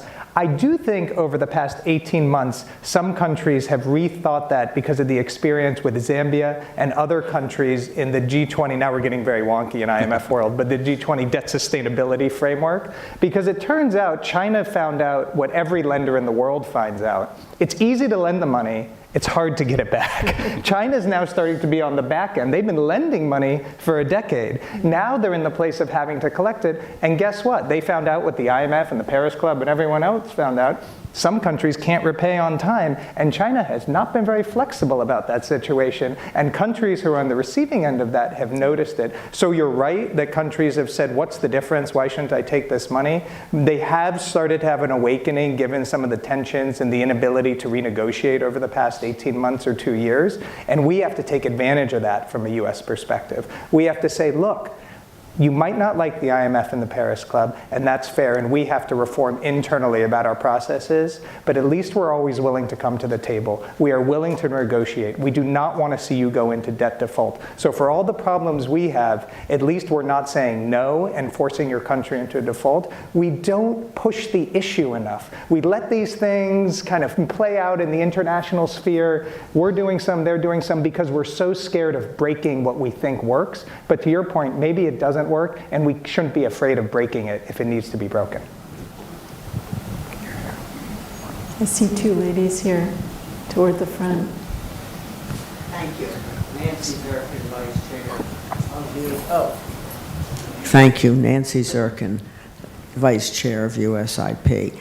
I heard Matt say that he thinks, and I don't disagree, that what many economists have said, that when Trump comes in, he is going to go for big tariffs right from the get-go. And we've heard all the predictions and everything else. What would a moderate approach be if he chose that way under the sections you actually cited?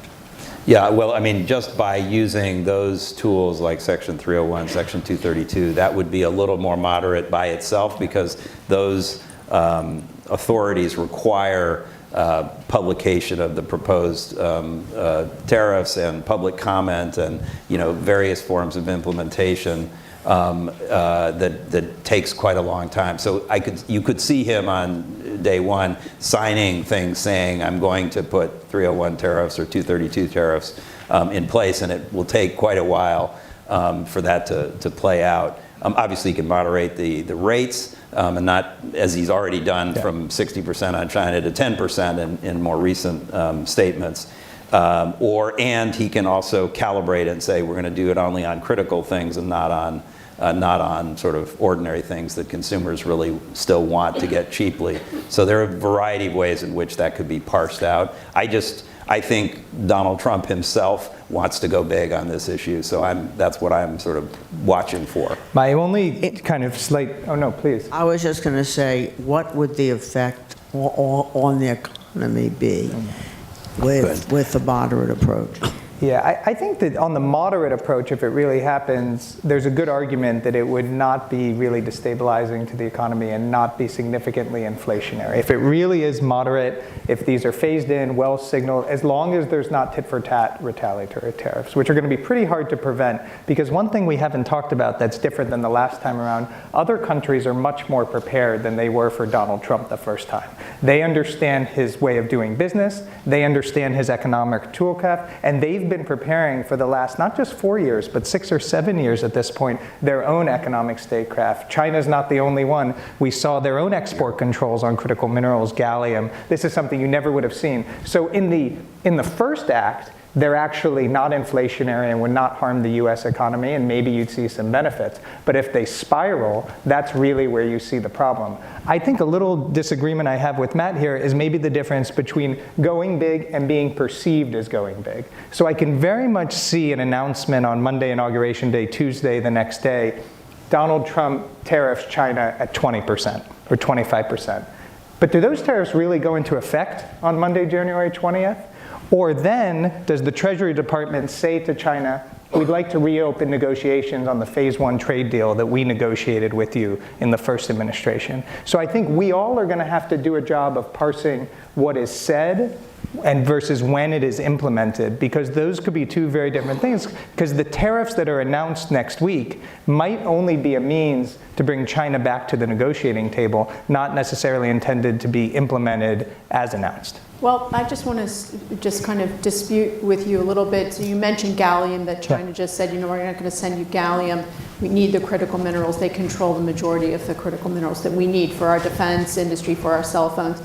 But as a matter of fact, during the pandemic, China stated publicly, maybe if you don't do what we want you to do, we're not going to send you the precursors for all your medications yes, you remember need. This. And they did say, well, maybe if we don't like what you're doing, if you don't do what we want you to do, we're not going to send you the critical minerals. And it was a blanket critical minerals. So they have used threats via trade for years. This was in the end of the Trump administration, the beginning of the Biden administration, so it's a while ago. But so they have been those actors, and they do it all over the world, 100%. And to much weaker nations. So I think that whatever we need to do to get this trade situation right and to reduce the trade deficit that we have with China is essential. Do we have time for one more question? All right, this gentle lady.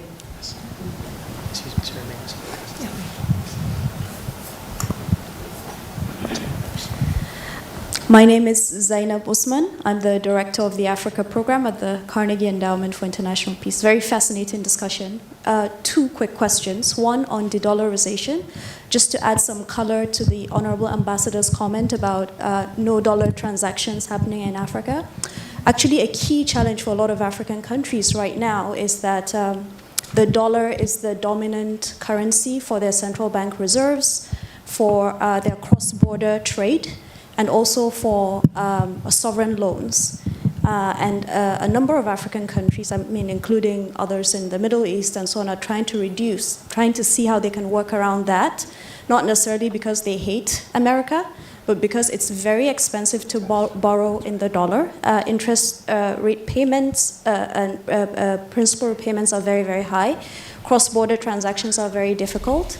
And a whole range of other factors. So my question to the panel is, how do you see the incoming administration responding to prospects of de-dollarization? Because there are initiatives right now underway to try to see how to use local currencies for these, for whether it's reserves or cross-border transactions or sovereign borrowing. And then the second one is with respect to trade. What do you think is the direction of travel for the incoming administration with respect to preferential trade programs like the African Growth and Opportunity Act, which is set to expire in September of we're already in 2025, this year, and then the Generalized System of Preferences, which already expired in 2020. When you combine both AGOA and GSP, you have close to 2/3 of countries around the world that are beneficiaries of those programs. And if across-the-board tariffs are implemented that affect these countries, the US is essentially going to lock itself out of trading across significant product lines with these countries. So any thoughts on trade and developing countries and these preferential trade programs would be helpful. Thank you. Great. I'll take the first on de-dollarization, then turn to Matt on trade, and thank you for the question. So what you're alluding to, BRICS countries and other countries really trying to finance more in local currencies because of the issue you identified, not wanting to get away from dollars, but how difficult and expensive it can be to access dollars, and this is driving a lot of the interest in finding alternatives. So what will the Trump administration do about that? It's an open question, but I think there's a couple routes they can go down. One thing I think you will see is the unleashing of dollar-backed stablecoins in the global economy. Now, this has two sides of it, both a risk side and an opportunity side. But one thing dollar-backed stablecoins provide is easier access to dollars. Now, you can dispute whether they're dollars or not, but at least in terms of their value, they're much more accessible, and they are valued at exactly $1 one for one if you trust the company that's issuing it and that they're pegged to it and would not depeg. But you're going to see a much more crypto-friendly administration. There's no doubt about that. And you're going to see a deregulation environment, and that means there's going to be these dollar-backed stable coins flooding all over the world. There's already demand for them. We see this across the world. And so I think you see this as one outlet for the demand for dollars, not dollars issued by the central bank or traditional commercial bank, but digital currencies, stable coins, what we would sometimes describe as digital dollars, but they're not issued by the central bank.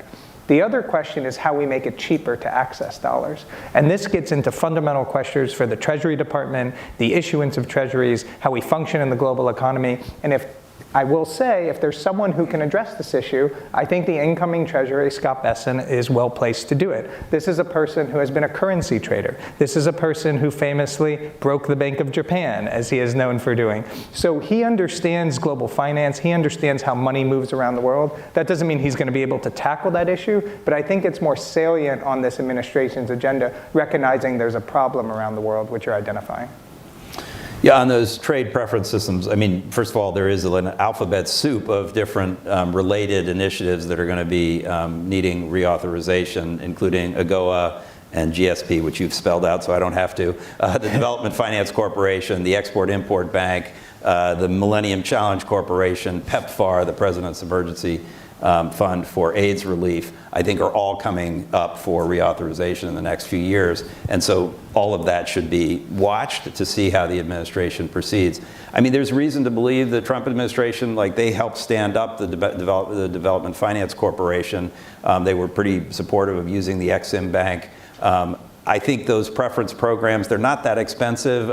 Great colleague in the trade world, Ed Gresser, showed that the amount of trade covered by the generalized system of preferences globally is about $29 billion worth of U.S. imports is covered by that program. By comparison, we did $80 billion of trade with Ireland last year. So it's not huge amounts, and the cost is obviously a fraction of that. So I think there are people in Congress who believe in these programs. They are important tools of American statecraft and our offerings in the world, and I'm both hopeful and expecting some progress in getting those things reauthorized. In fact, I worked with Ex-Im Bank and Development Finance Corporation on the Greenland issue when I was the U.S. Ambassador to the Kingdom of Denmark. So they are tools, but I think we need to expand them in order to really have real tools in our tool belt. I welcome you all to take a break and join us for refreshments outside the auditorium on Leland. And thank you very much to Josh and Matt for your expertise and sharing with us your great knowledge about these subjects. And thank you for being here, and I look forward to seeing you on the outside. Thank you. Thank you. Thank you.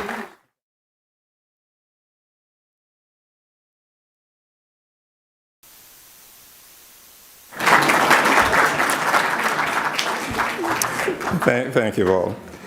And please join me in welcoming to the stage our congressional keynote speakers, Representative Brian Mast of Florida and Gregory Meeks of New York. They will be introduced and interviewed by Fred Kemp, President and CEO of our partner organization, the Atlantic Council.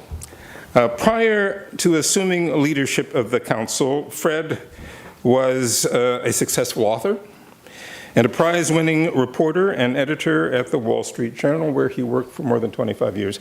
Please join me in welcoming our congressional keynote speakers.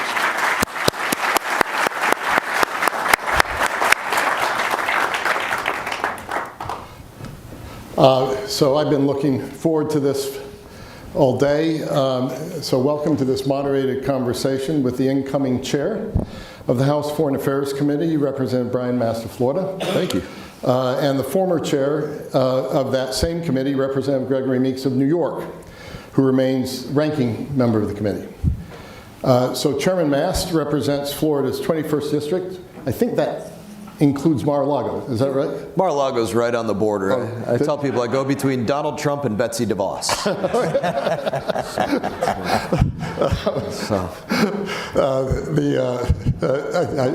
I'll hold my follow-up questions for the moment.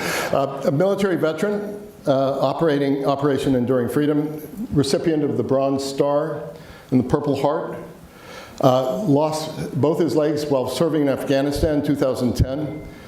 His maternal grandparents were immigrants from Mexico.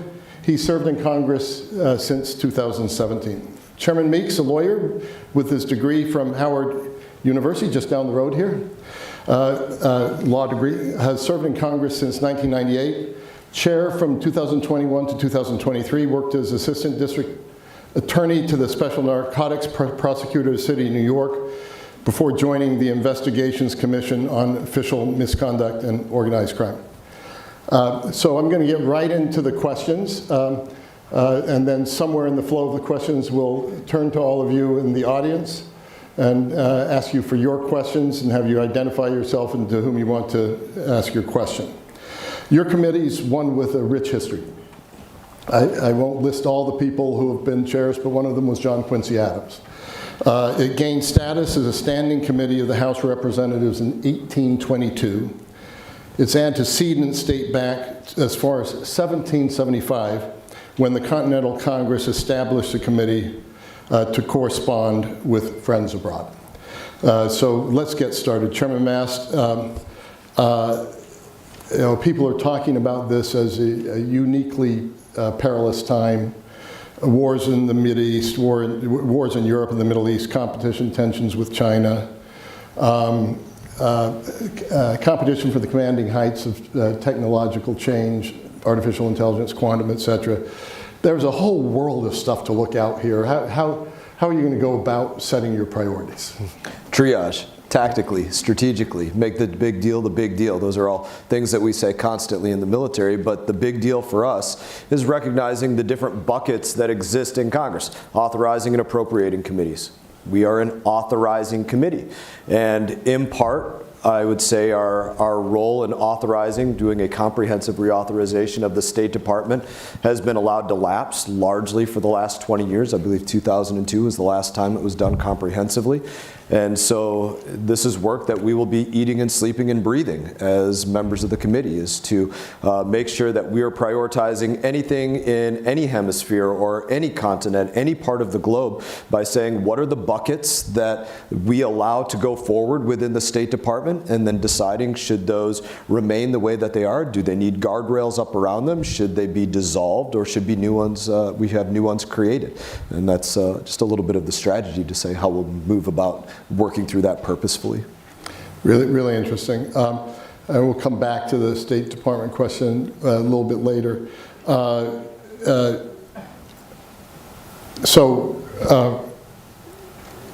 In this job, how do you view a bipartisan collaboration? How important is it to maintain? Where is it most useful? How are you going to handle questions of that? This is one of those where you go back and forth. I got to answer two in a row. I'm going to go to him next. That's fine. You don't have to do two for him. It's okay. Look, I don't make bipartisanship a goal. The chairman gets an extra question. The goal is good policy for America. The goal is good policy that makes America the partner of choice. Does what we're doing make a nation say, or a region say, yeah, those are the ones that we want to work with. That's the best partner for these reasons, for the short term and the long term, and we create that drumbeat. And if we have to get to that point, have different things come forward that they say, we need this, or we need this, or we want to see this change, and that helps get my vote, which makes it bipartisan. Those are the things that you look at, but we don't look at it and say, my goal is just making something that has the passage of bipartisanship. No, the goal is what we're doing for our country, and hopefully that's bipartisan. That's a great answer. Representative Meeks, what advice would you provide Chairman Mast from your own recent experience as chairman? Well, number one, I'd say that if you're talking about state authorization, that is important. Fact of the matter is, we did pass a state authorization bill when I was the chair in 2021 for the first time in 20 years in a bipartisan manner, working together, because we think that we know that the Foreign Affairs Committee is a committee of which we utilize our soft power, so that we don't, hopefully, as General Mattis said, don't have to use the hard power. But that's our committee, and then we have the Armed Services Committee, which does a lot of the hard power. So the hard power backs us up on the soft power to make sure we get things done. And so as a result, we've always, whether, you mentioned, all of the former chairs, well, you mentioned one, John Quincy Adams, but if you look at it, although it wasn't called the House Foreign Affairs Committee at the time, talking to former chair McCall, he will tell you Benjamin Franklin, because foreign affairs and dealing with our allies and friends and people across the world has always been significant and important. And we have been known as named by, for a long period of time, as the essential country of bringing people together.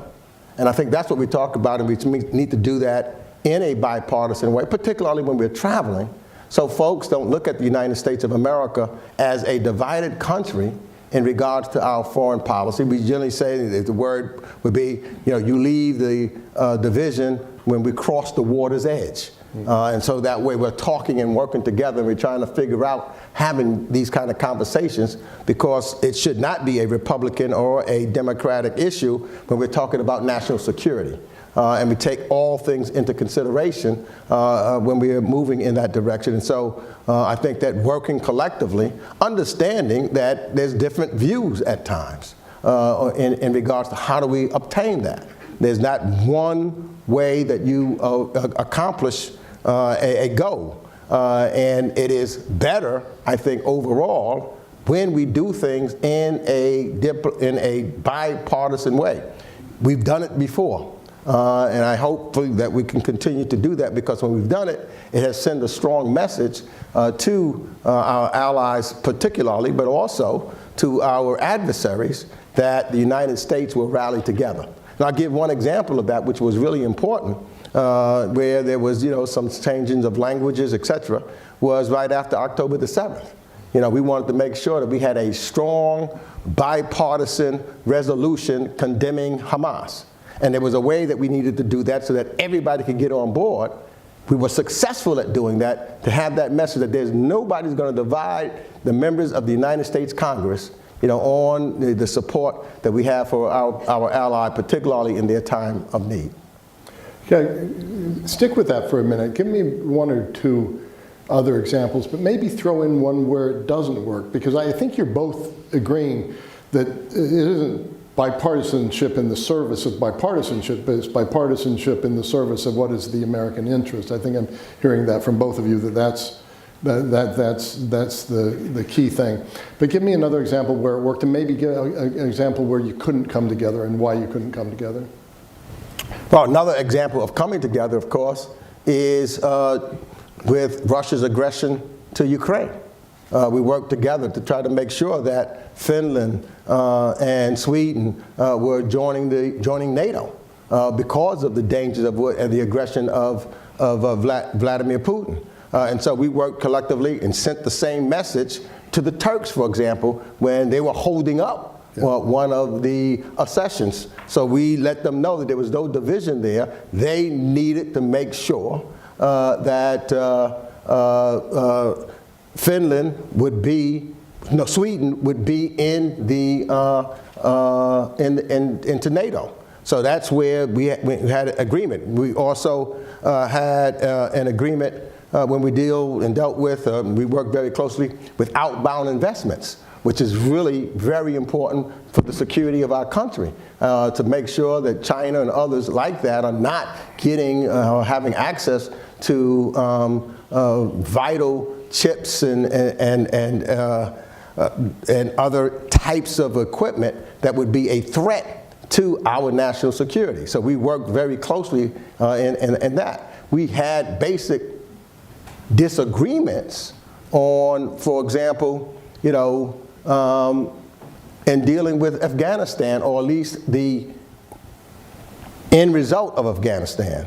My viewpoint at that particular time was that when we look at Afghanistan, we need to look at it through the prism of 20 years, and not the prism of just the last couple of months, or the last few weeks, actually, of extracting our troops out of Afghanistan. And so we could not agree on that, so we've had, back and forth conversations and a number of hearings on that, where we did not have a complete agreement, because I thought that, and many on the Democratic side, that we should look at all of the history of Afghanistan, from George W. Bush to Barack Obama to Donald Trump to Joe Biden. Others thought we just look at the last 3 or 4 weeks, so we did not have an agreement on how we should look at Afghanistan at the end. Thank you for that. So Chairman Mast, one writes and thinks a lot about presidential transitions.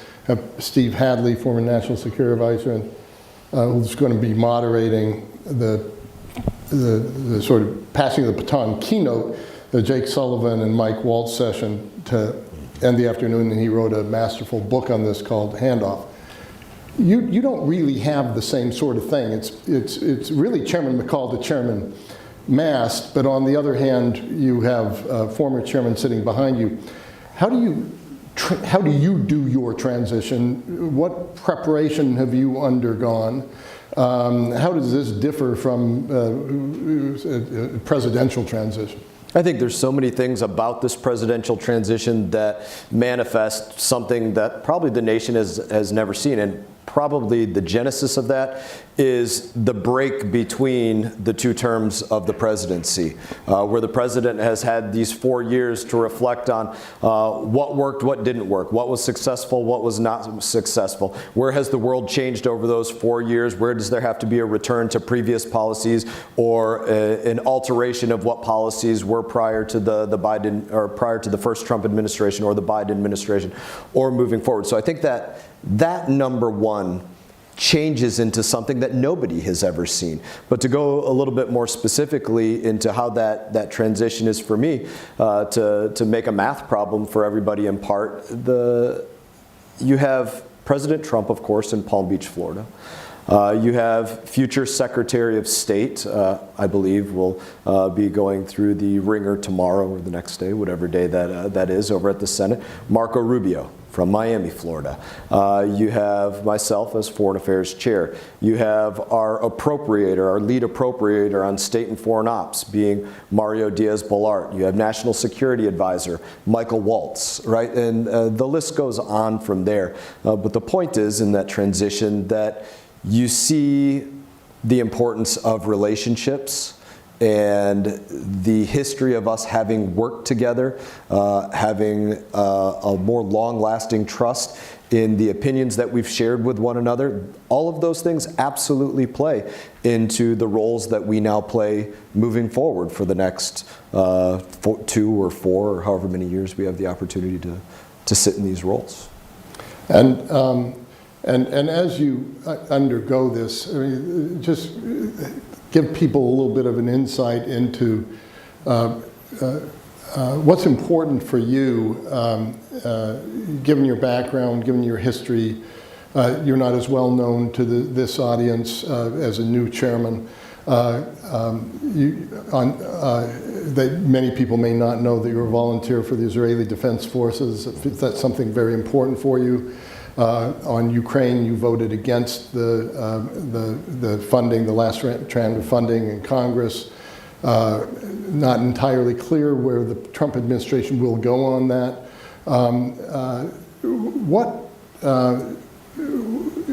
If you can share with the audience a little bit, what moves you coming into this position in foreign policy issues, and then how you will use that to guide your decisions and guide your chairmanship of the committee coming in with these really tough decisions. Let me say it in a couple of ways. Right? The goal would be a platitude. Every diplomat and every dollar puts America first.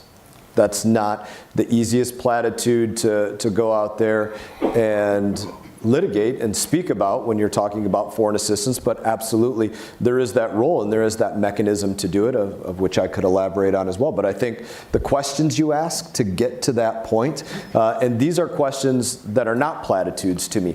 Every single time that I have a foreign delegation or a diplomat or an ambassador, take your pick, every single time there's one of them in my office. I have, for those of you that have been in there, I have a sliding collegiate lecture board, marker lecture board. I hide the things behind it that I don't want people to see, and I keep the things on the front that I do want people to see. And I have written on the front board 3 questions that I've had up there for years. And question number 1 is, what does America need from each country or region? Question number 2 is, what does that country or region want from the United States of America? And question 3 is, does what America is providing get America what it needs? And where that leads me to is, if it doesn't, we somehow spoke past one another. We didn't have the conversation that we needed to have, or in part we're being played for suckers. And I won't pretend to speak for President Trump, but I will say I know that he doesn't believe in America being played for a sucker. That's a really terrific answer. And can you also apply that specifically to the issue of support to the issue of support for Ukraine? These issues will come up early, I would guess, in your chairmanship. I'm not going to forecast what the president is going to say there, but I think the most important thing that the president brings to the Ukraine conversation, as is assessed by every foreign intelligence agency across the globe, that for President Trump, his yes is yes and his no is no. And if they don't think that's the case, they are rolling the dice in a very serious way. That is the most powerful thing that he brings to the table. And I think second to that is his acute recognition of the tools that America brings to bear, kinetically through our military and our military supply chain, diplomatically through our relationships, and economically through the forces that we bear, both by the goods that we intake and the commerce that we allow across the globe. And so I think the awareness of all of those things, both for our adversaries and all of those abroad, of how the president operates in terms of the decisions that he makes and the way that he recognizes all the tools at our disposal, I think make for a situation for Ukraine that he will come in, he will have a direction that he wants to go, and it will be recognized by our partners, whether it be NATO, whether it be the EU, whether it be any individual nation that just wants to have a conversation, whether it be Vladimir Putin or Zelensky or any of them, as, okay, that's where he's dug in and that's what we have to work around. Clarity, question of clarity. Anything you'd like to respond to that you've heard Congressman Meeks, and ahead of a question that I will ask beyond that, which is, it's really hard, I think, at times to separate domestic policy, domestic issues from foreign issues, infrastructure, workforce development, immigration, education. So in your chairmanship and in your time in the Congress, how have you seen those intersect with each other? But you also may want to respond. Let me just say this, because I think that and here's where we may have a fundamental difference.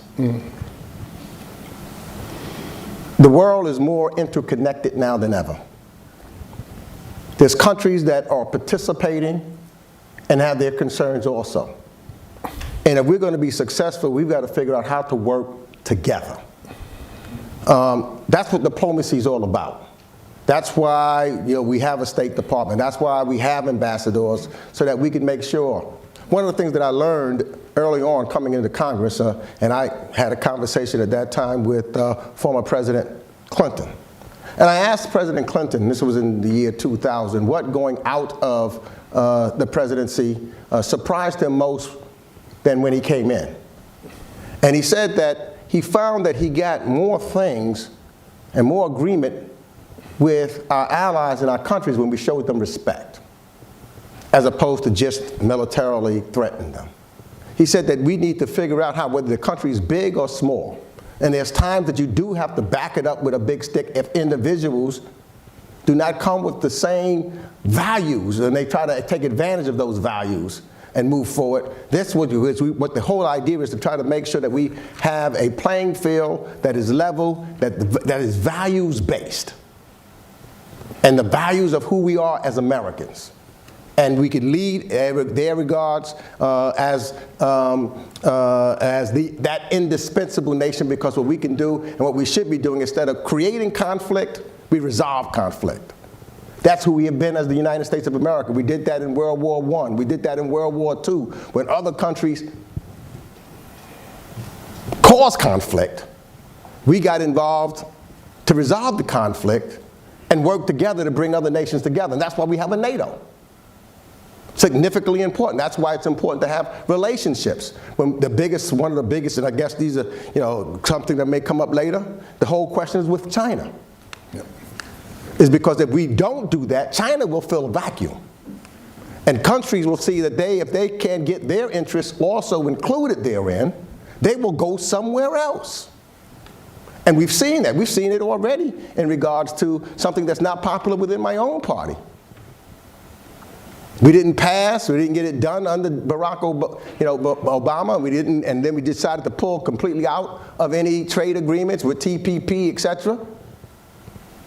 So what makes us a safer country is when we're working and we're trading, that's economically, it brings costs down, it brings inflation down, it makes us work collectively together in that regards. When you think of supply chains, that becomes important. And that's why we need to make sure that there is further manufacturing in the United States, that we have supply chains leading out of the United States, but also have it at friendly places and not be completely dependent upon China. We also see it in healthcare, how we're interconnected. because something can happen on the other side of the globe. It's going to affect us right here domestically in the United States, whether it be health, whether it be financial services. So we can't live on an island separate from everyone else. At times, and I know I've had this also, when we need, for example, a vote in the UN. And I call some and they say, oh, and I've called countries, now you are calling me? We've got to show up. We've got to be there. That's what China is doing. That's part of the global competition that we're having with China, is with the rest of the world. That's why relationships in Asia and the Pacific are important. Their economies are important. They're concerned about their economies. And they would prefer us as the country of choice. But if we're not, their only other alternative is to depend upon China. When we talk about natural resources and what we need for the future, much of that is on the continent of Africa.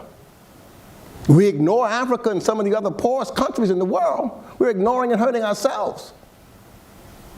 That's not in our best interest.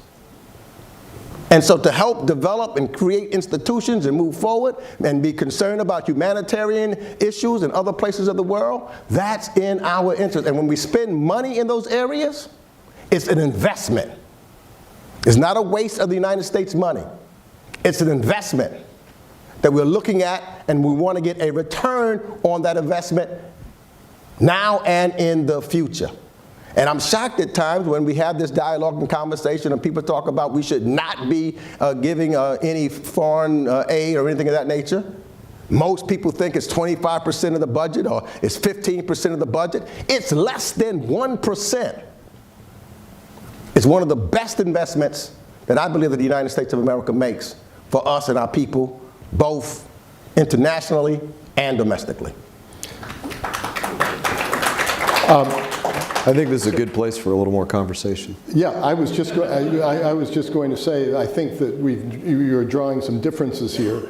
I'm going to ask one follow-up, and then I want you to have your response to what you've just heard, because it sounds to me that what you just said was really your questioning of the America First approach, or the quote that Chairman Mast came up with: every diplomat, every dollar puts America first. Is that what you're differing with what you just said? No, what I really would say is that you can't go into, in a diplomatic way, saying, I don't care about, I just want to know what America's going to get out of this. Yeah. So it's America first, and to one degree that means it's America only. We're not the only ones in this planet. We share this planet. We see what's taking place in the United States with climate change. Yeah. And we talk about it, I mean, it's clear. If you talk to any scientist, when you see the unprecedented fires and winds and hurricanes that we're having around the world. Mm-hmm. We all live on this planet together. It's not just us. We've got to work together. We share this planet. Chairman Mast. Yeah, I would repeat the quote to begin with, because I think perhaps the second sentence was missed. So one was, what does America need from each country or region? The second was, what does that country or region want from America? That is the other side of it. But if you're not talking about where that gets you to, then you're not having the right conversation. And he did agree, my colleague, that we have to have a long-lasting path going forward. As we move forward in these relationships, we want them to be long-lasting, but it means making sure that we recognize if a country's asking for chicken, that we're not giving them fish. Or to be more provocative, if they're asking for chicken, we're not giving them LGBTQI, trans, whatever. Something that doesn't make us the partner of choice because of the way that we are operating on specific issues. And again, if there's not a recognition for what our side of that is as the United States of America, recognizing that you have weight classes, to bring something else into the conversation, you have weight classes in boxing and wrestling for very specific reasons. And we don't fight in the welterweight weight class. We are the heavyweight weight class. We are the United States of America. And if we're not recognizing that about ourselves, then we are doing ourselves a disservice. So apply this a little bit now. Congressman Meeks was talking about foreign aid being a bargain. Do you agree with that? Humanitarian aid also comes into the committee. Would you look at that differently? You've prescribed a colonoscopy for the State Department. Yeah, maybe you can talk a little bit what you mean by that as well, because last time I went through that, I lost a lot of weight. But I think I had that going on right around the occurrence of my chairmanship, so it was on my mind to use that word. Look, the two go hand in hand. I chaired the Foreign Affairs Oversight Subcommittee prior to being Foreign Affairs full committee chairman. And I can tell you that across the board, I dug into grants and programs that were provocative and counter-American, to say the least. Let's not be hypothetical about this. When you have the State Department doing grants in Ecuador at $20,000 a pop for drag shows, that's not something that I put into America First policy. Building a stage for a drag show is not building infrastructure. When I see the State Department expanding atheism in Nepal through Humanist International for $500,000 grants, that's not something that I think my constituents, the American people, want to see their State Department doing. I'm not sure how that makes America the partner of choice. And I use those as specific examples to say, you have to look at specifically where the dollars are going. You can't just go and say, well, that supports religious freedom or that supports democracy, so we're just going to do it without asking any questions. That is a serious failure of our role as overseers of the executive branch, any part of the executive branch, to not look at the dollars specifically. And that's where I say the State Department absolutely needs a colonoscopy about whether the diplomats and the dollars are putting America first. I'm going to expound on that for one more second, because if you're a diplomat that's signing off on some of these grants to do these things and then lying to Congress about it, saying, no, we didn't do that. No, that didn't take place. No, we're going to hide from you the full slide deck of what we actually produced for this country and tell you it doesn't exist until you actually go out there and find it. If they're going to be diplomats that send emails out to their staffs that say, or to people in their sphere that say, hey, don't word it in this way because Congress can see that, and then they're going to know, don't change the program that you're doing, just don't tell us about it. They should be on notice. I hope there's a chilling effect. Those are diplomats that are not putting America first, and the dollars that they are moving are not putting America first, and we will be looking for them. That's what a colonoscopy means. Congressman Meeks, I'm going to have you respond to this. I'm going to try to pick up one or two questions. Let me just say something what's really is important, because we've also got to know that we're dealing with human beings. And one of the most successful programs that we have that we couldn't agree with and get something done on, for example, is PEPFAR. It saved millions of lives, millions of people. We don't reauthorize PEPFAR. The life of hundreds of thousands of children will die. So not to reauthorize PEPFAR and to disregard a continent that is important domestically to us also for the future of the minerals, et cetera, that we need, is dangerous to us. Because then somebody's going to step up to do it. And guess who that's going to be? China. Well, unless I see a question, I'm going to go to China, but let's Kemba, the question you didn't get to ask earlier today at the Atlantic Council. Hopefully it won't be too controversial or provocative. My name is Kemba Walden. Those are the best ones. I'm hoping it's not.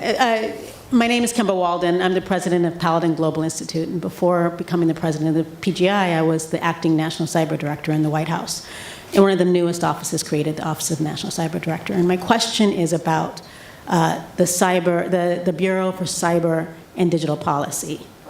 Everything that we do, everything that we hope for, there's a digital component to it. Every conflict, our economy, there's a digital component to it. The restructuring of war-torn countries, the opportunity for prosperity, there's a digital component to it. So my question is, how do you view the Bureau in this new environment? What is the evolution for the Bureau in participating in this digital infrastructure that we live in? For myself, importantly, I took a very specific look at all of the bureaus, all of the branches that fall within the State Department organizational chart as I was organizing the subcommittees. So it's not just that the subcommittees are organized by the regions of the stands and the Indo-Asia area, and then Asia and the Pacific area, and Europe and Western Hemisphere, and Middle East and North Africa and oversight and intelligence. Those are the subcommittees by name.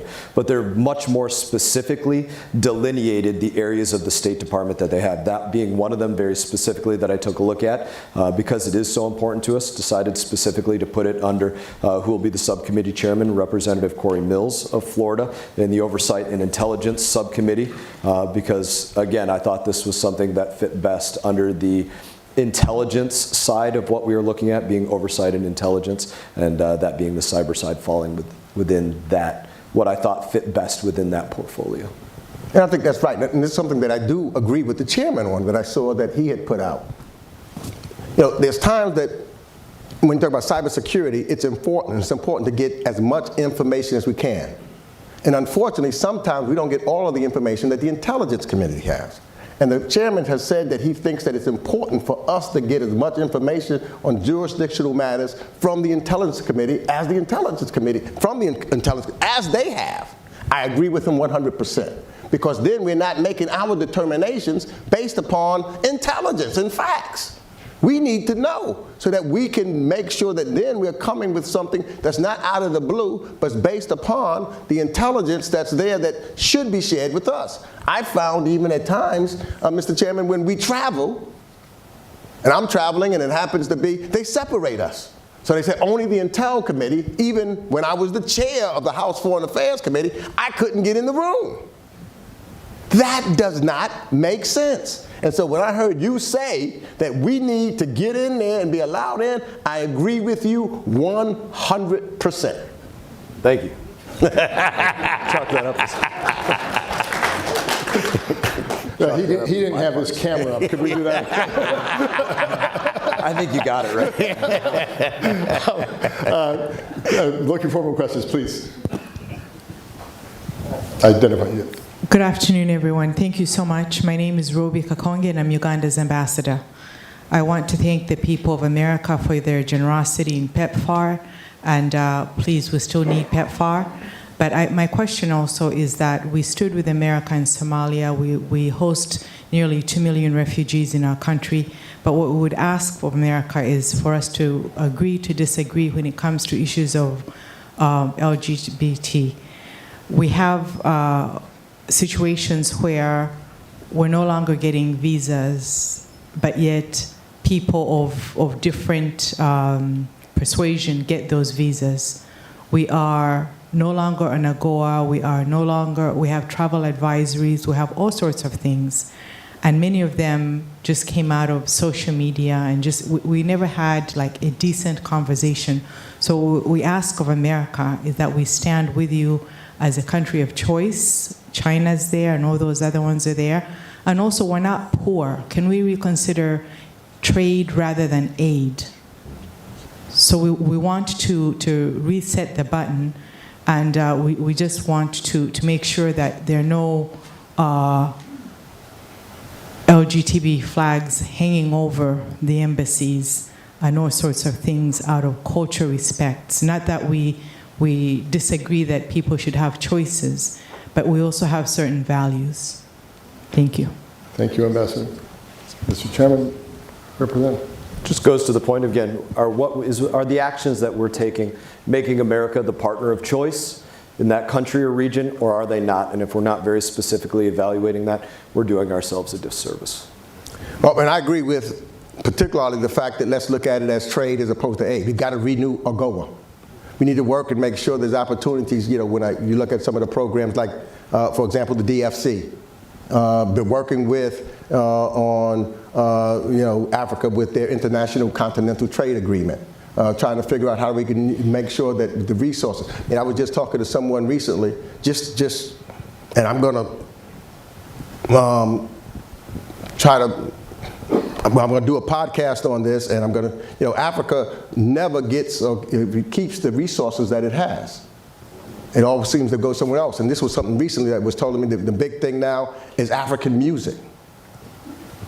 But I'm told that there's not one company there. All of the resources come out, they get the music, the performers, but the money for the production and everything else is never in the country.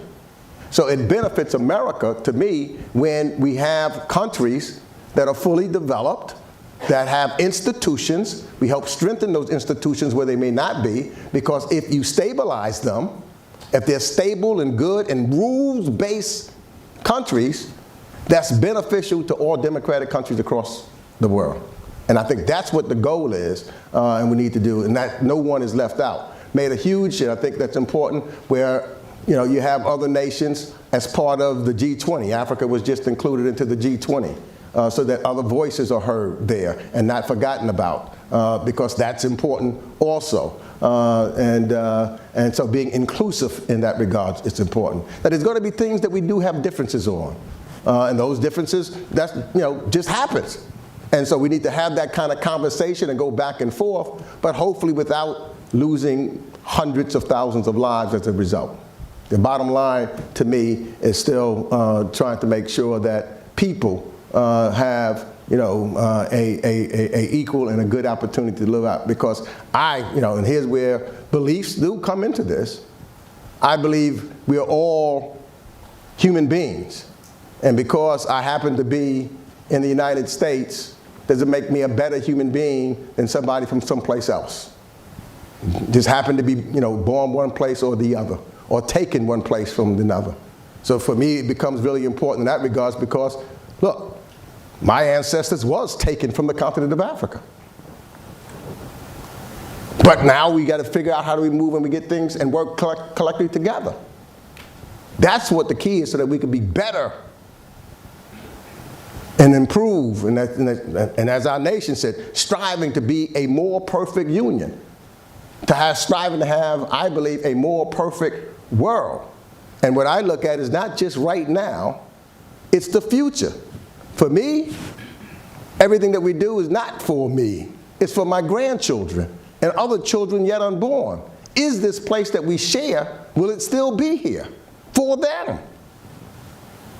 And the decisions that we make now are decisions that are going to be looked at, not by me, because I'll be gone, but by those that are still here 50, 60 years from now.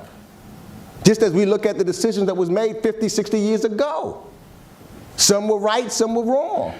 Try to fix what we did wrong and make it right so it's better in the future. And I think that's how we need to look at the continent, but other places all over the world. Thank you, Congressman. Mark, please.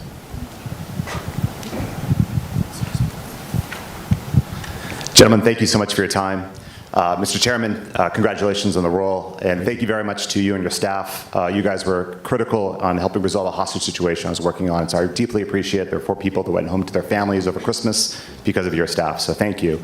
As you know, I teach at Georgetown, also a TV producer and a lawyer, but early in my career I worked at the White House for President George W. Bush and for Robert Gates as a special assistant. And in that time I've seen how challenging the world is that you face every day. And in my earlier chapter, I was at the War Crimes Tribunal, where I spent 3 years investigating and prosecuting genocide cases.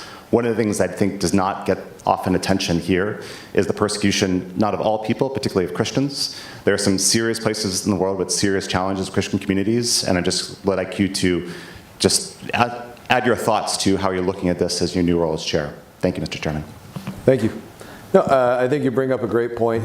Where any religion is marginalized, it's something that we do care about and do pay attention to. Everything, not to reiterate what I said too many times, does fall under the conversation for our State Department is how is dealing with that situation making us the partner? What does that do for that relationship? And we have to weigh that accordingly. And I know Secretary Rubio and President Trump will be conducting our foreign policy as such. Now to go to, I guess, something that I wanted to touch on from what Gregory Meeks just said, maybe just to put a little color on something.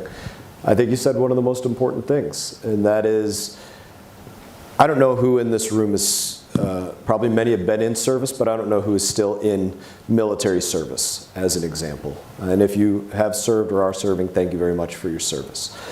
That being said, the time for most of us, it's not an insult to anybody, the time for most of us to put on body armor, to wear a helmet, night vision optics, to load our kit up with 10 magazines of 20 rounds apiece or a sidearm, everything that you need to save the life of a friend or take the life of an enemy. The time for most of us to step onto a battlefield has come and gone. The ones that have to do that are my kids and your grandkids and your kids, those of you that have young kids as well. And I think that is the light through which, the lens through which both of us and hopefully all of us take a very serious look at the foreign policy that we are conducting, is what position does that put in those that we leave behind or those that we leave the world to, and I can tell you that's how I look at it. So. Great answer. My final question from me, China's come up several times, so let's end there. And maybe, Mr. Chairman, you can go first, and then Congressman Meeks. There's so much there. There's trade, there's Taiwan, there's property theft. Where do you set your priority? First of all, how big of a priority is it going to be for you, Mr. Chairman, for the committee? And then second of all, what do you prioritize within this gigantic bilateral relationship with China? Probably not a surprise. Foreign policy will be led by the executive branch, by President Trump and Secretary Rubio, and that we certainly will work to create the right pathways to support that foreign policy. And it's not a secret to many in here. One of his favorite words is tariff, and I mean that literally. This was a word that was used in the first 4 years of the administration to start at 25% and then go to 50. And Xi Jinping was saying, that still doesn't hurt, so it went to 75. And I think by the time it got to 75 or 100%, there was a phone call saying, hey, you're down to Palm Beach, hey, you're killing me with this. That matters, and that will be a part of the policy to recognize that just as much as we have so much industry that's reliant upon goods that are coming out of China, they're reliant upon having to sell to us or to our allies. And to not be able to sell to us or to EU or others absolutely puts them in a pinch. My colleagues spoke about how interconnected that we all are today. And so the administration will have a very healthy look at all of those as tools at play, and we will be working to support that. And the global look at this goes beyond just looking at Asia. It goes to looking at where are some of our allied nations, like Israel, conducting policies that change global battlefields and global landscapes. And to put color on that, I would say if you have an Israel that's making reliable Iranian energy a thing of the past for them to even keep their lights on, well, you can't run oil exploration and refining, which means that they don't have the capability to export 4 to 6 million barrels a day to China, which puts them in a hell of a different pinch than what they're in right now, and they have to find a place to make up that glut. If they can't reliably produce drones, then that affects the battlefield between Russia and Ukraine. If they have impediments to their expansion of their nuclear infrastructure, well, that's good for every single nation and region across the globe. And so I think there's a recognition of both of those things. What we do economically, what hurts our adversaries, or what are the sticks that we have to use, what are the carrots that we have to use, and what are the alliances that we have that reshape the battlefields that we have to deal with. Thank you. Carson. So I'll say this. We're a separate branch of government. And just as what took place during the Biden administration, Chairman Bass, rightfully so, criticized and looked at what the Biden administration's foreign policy was, where he disagreed. That's the role, that's the reason why we have a Congress in the first place, because it's built on checks and balances, and not just one person deciding everything, because that's what a king does. We have this Constitution and this democracy where we have separate branches of government. The legislative, the judicial, and the executive. And so when we had oversight, it was clearly to oversight President Biden on both sides of the aisle. Because there are certain things that President Biden did that I didn't agree with, and fought and tried to get him to change and to do certain things. Because that's my role in Congress. And I think that's what continues. That's what keeps our democracy healthy. That's what separates us from others. We can never give up that authority. Ever. Then we won't have who we are.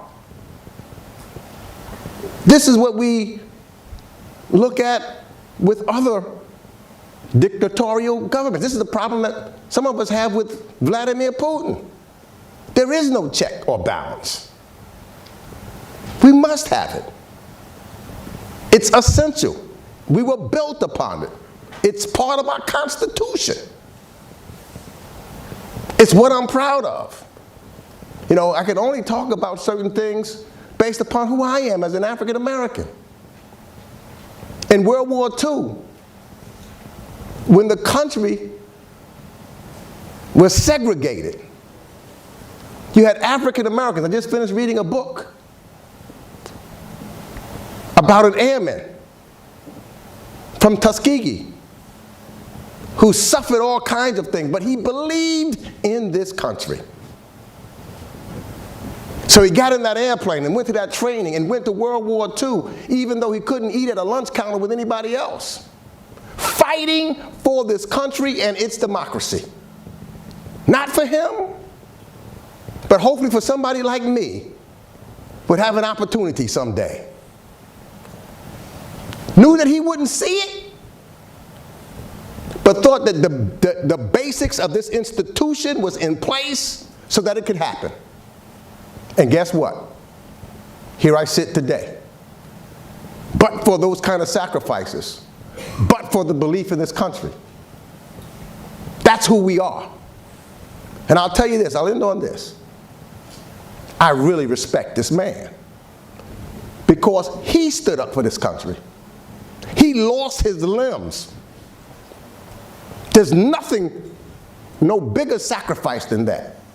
So even if we disagree, and that's what this country should be about, even if we disagree on the policy, we should always agree on the country and who we are and our institutions. And he's shown it. He's had the courage to do it.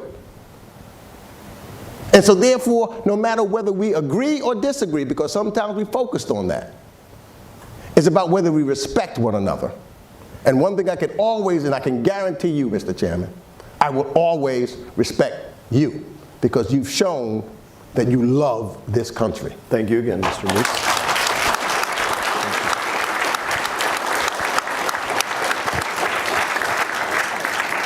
I think that's the right spot to close. Chairman Mast, former Chairman Meeks, thank you so much for this very lively conversation. Very good. Thank you.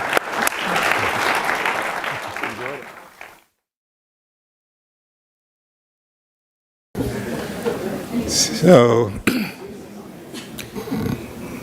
just an acknowledgement for an extraordinary conversation that we had with Chairman Mast and Ranking Member Meeks, and the honor that they showed upon all of us for coming to this event today. And we are looking forward to having them back with us in the not distant future to continue this conversation.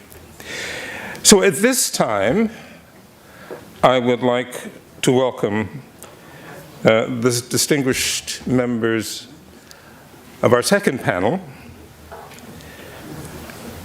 the subject of which is mobilizing technology, new and old. And we've heard a lot about technology already today, and it's quite clear that technology, the issues around it, are going to be a preeminent question for foreign policy community writ large and for the next administration. Our panel will be moderated by Ambassador Adrian Zuckerman.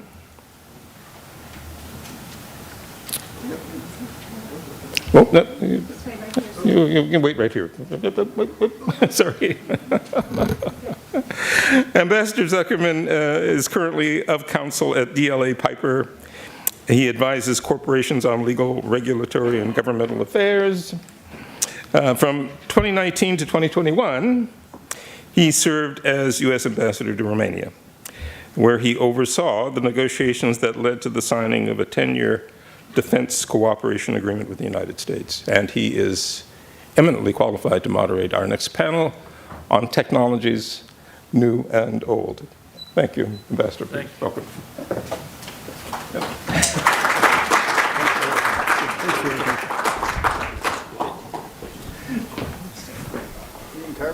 Yeah, well.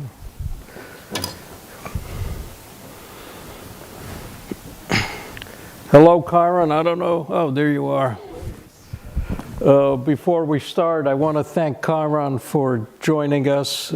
She's on the West Coast. She's been severely impacted by the fires out there, so our thoughts and prayers are with you, your family, and all the other people struggling through that horrible condition out there. So thank you for joining us today, Kyron. I also want to thank Ambassador Moose and Corinne Graff and your staff. What an amazing job you guys have done today. Fabulous. Thank you so much for letting us participate. Good afternoon, everybody. It's an honor to welcome you to today's panel discussion on leveraging technology, old and new, as advancements in technology reshape our world, their implications for national security, economic strategy, and global stability have become increasingly critical. Today, we'll explore how the United States and its allies can adapt to and harness these changes to address the complex challenges of the 21st century. We are fortunate to have an esteemed panel of experts with us. Jim Carafano, Senior Counselor to the President and E.W. Richardson Fellow at the Heritage Foundation, who has done extensive work on national security and cyber policy.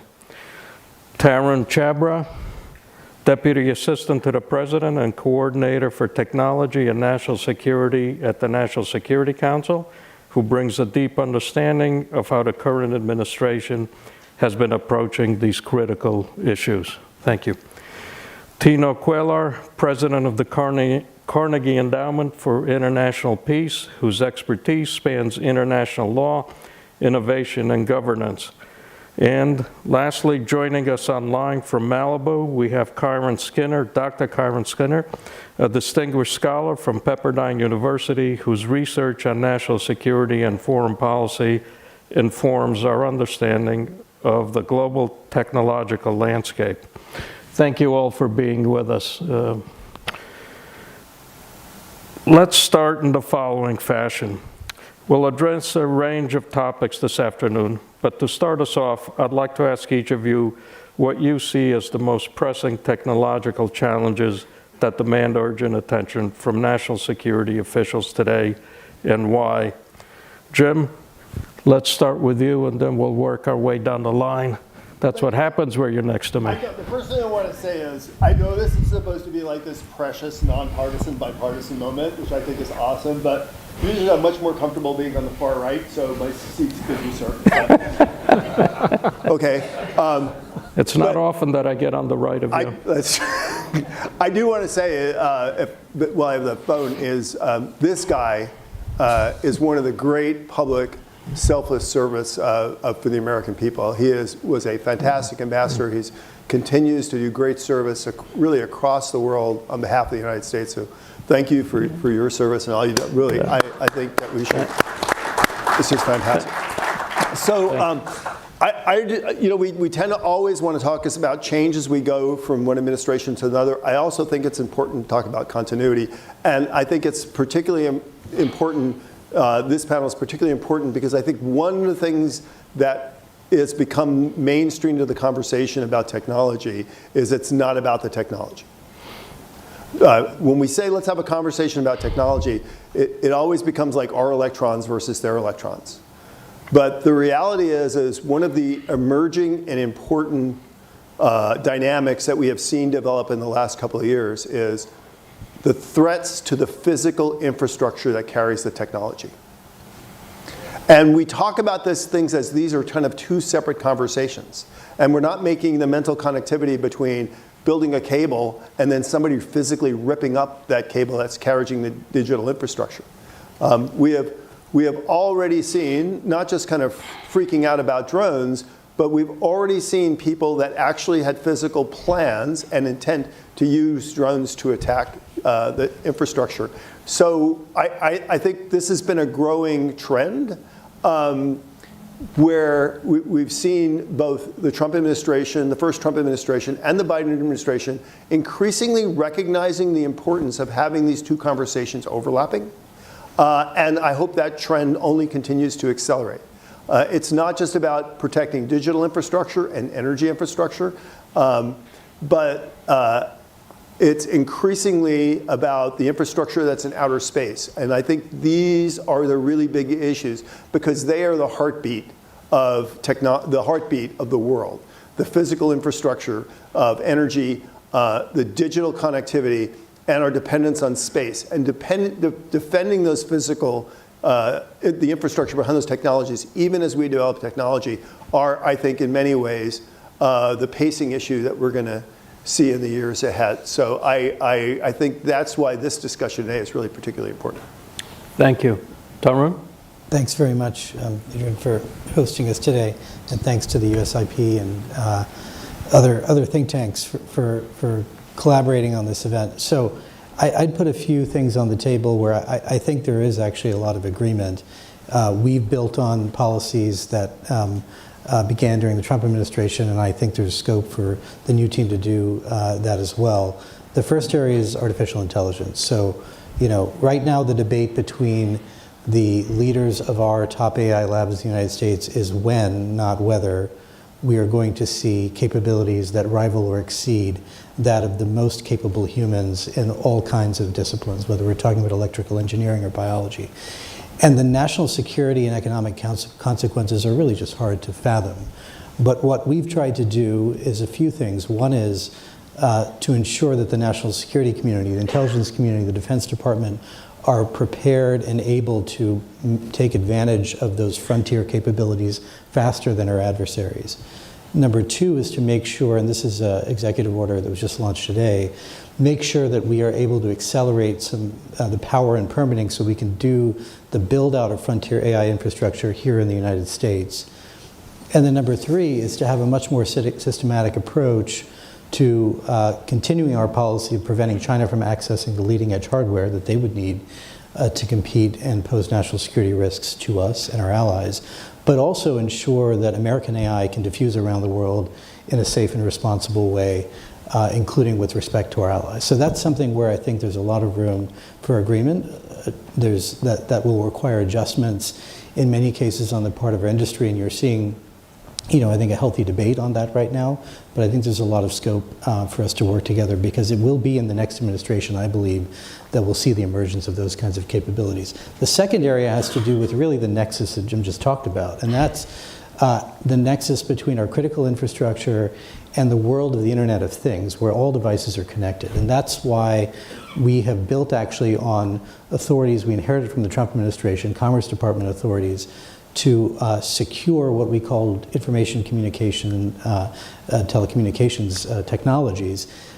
Just today we finalized a rule on connected vehicles, which will really prohibit Chinese connected vehicles from coming to the United States and associated hardware as well, because of the concern that those vehicles are going to be deeply connected to cars around them, our infrastructure around them. It would be yet another vector to see the kinds of activity that we identified as Volt Typhoon. And I think you'll see similar work on drones, you'll see similar work on cloud. Again, there's a lot of continuity there. And the third is in biotechnology. And that's where the nexus between AI and advanced biotechnology, sometimes called bioconvergence, really has the potential to revolutionize supply chains and manufacturing, let alone, obviously, health applications, but also defense, if you think about what it could do for anything from advanced materials to human brain interface technologies to energetics. And that's an area where we're really not investing enough.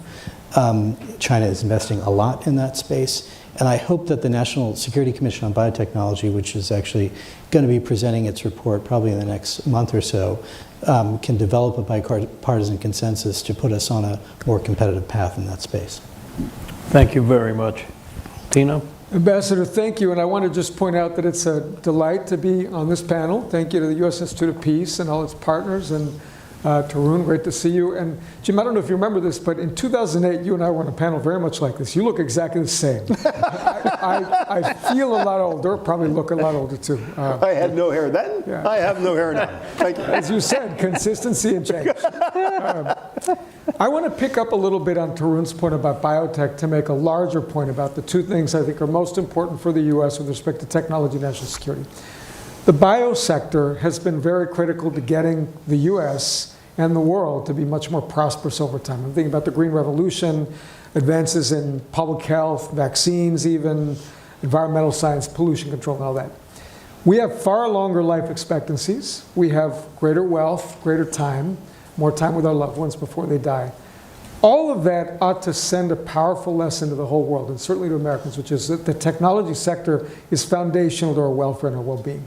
But it's also foundational to our national security. So if I think about the two critical things for the U.S. over the next 4 years, 8 years, or longer around technology, one is simply to maintain the edge and to continue to be the best as much as possible on the tech frontier.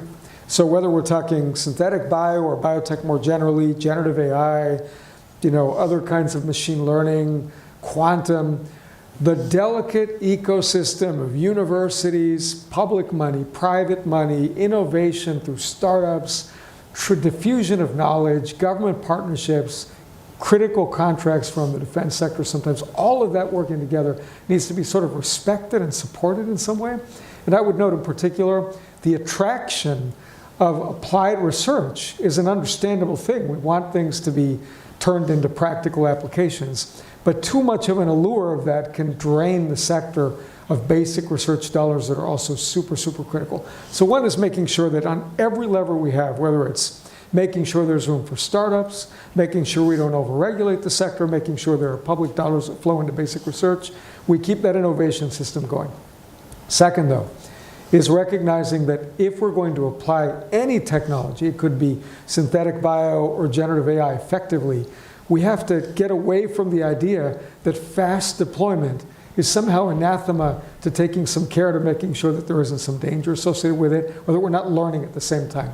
So I'm for running fast and hard, but making sure in the process we do plenty of testing and understanding what's not going well, and we can iterate and make it better. Thank you, Tina.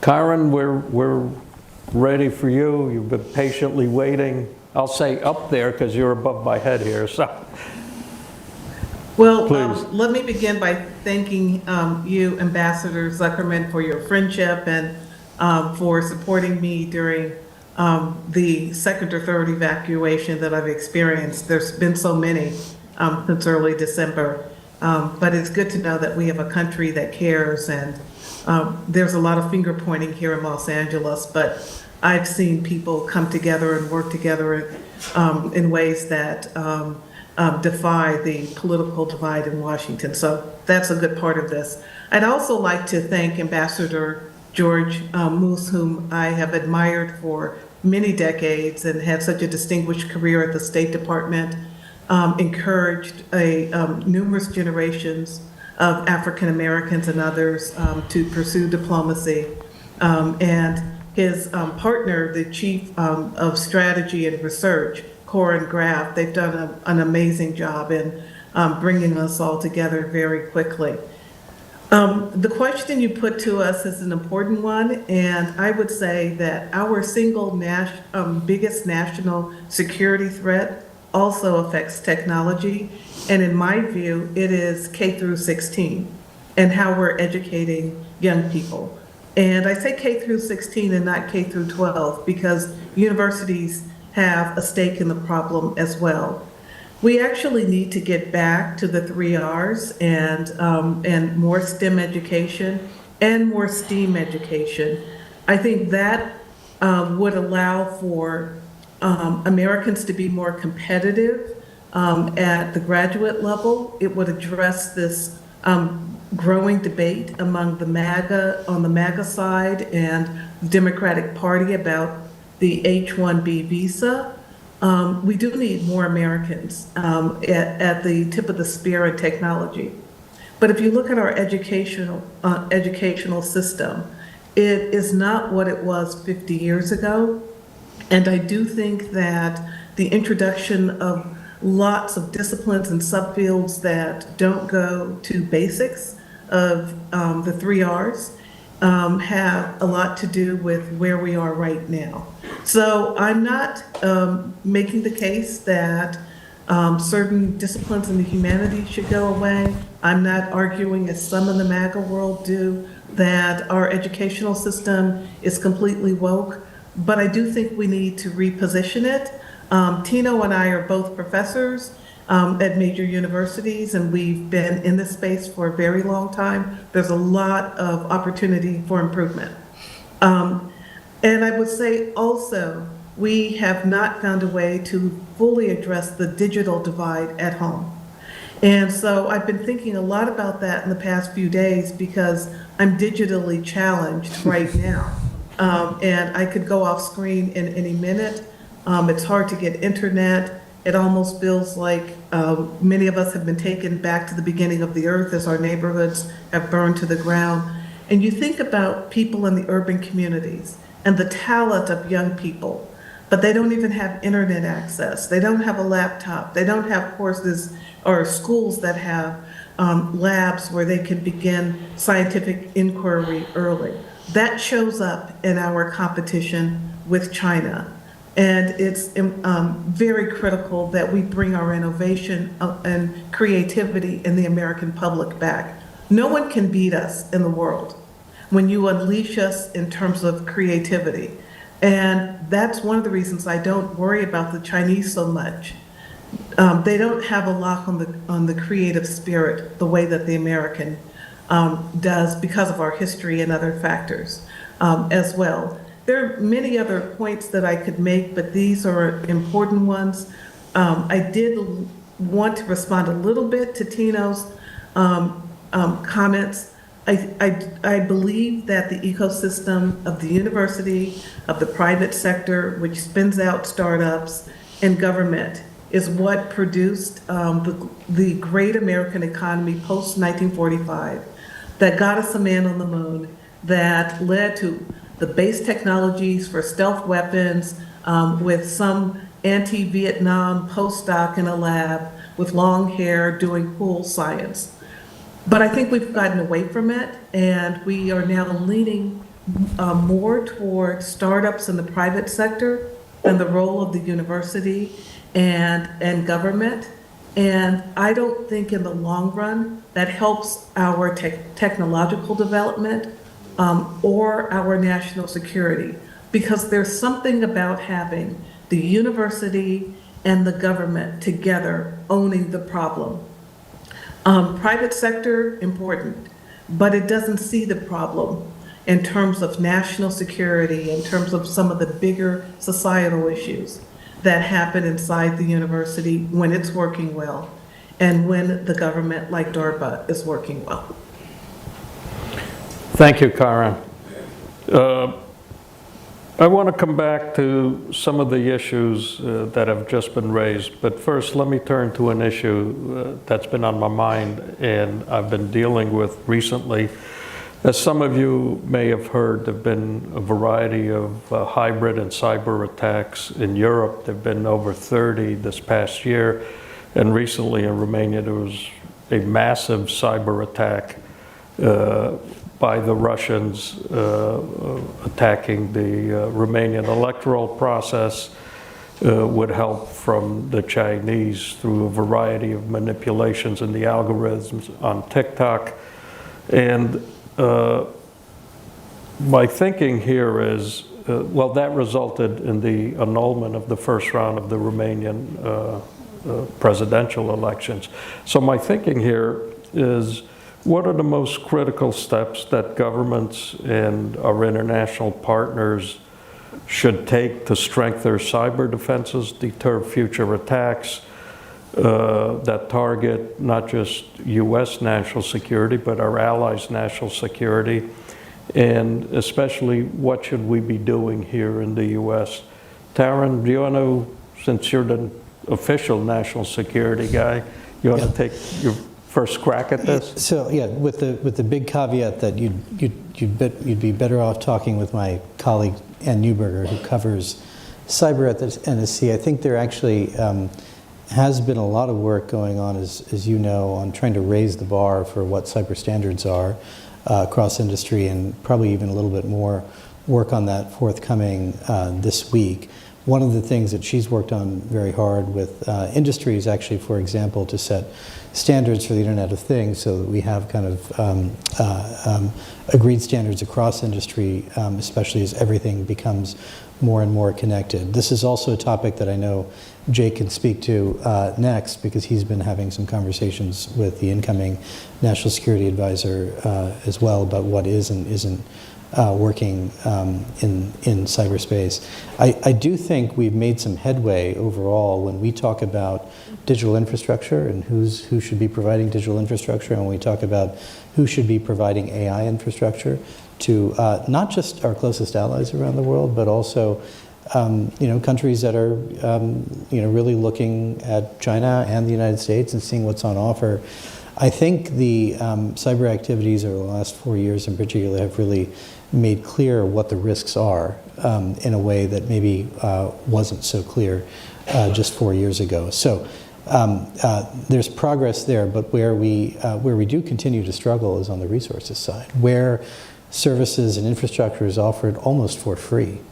That is a huge challenge that we're going to continue to face. One of the things we can do is to try to work with countries like India that can offer competitive prices, not just in India, but throughout the developing world, for services like telecom to compete more effectively. And that is something where I think there's a lot more room for progress.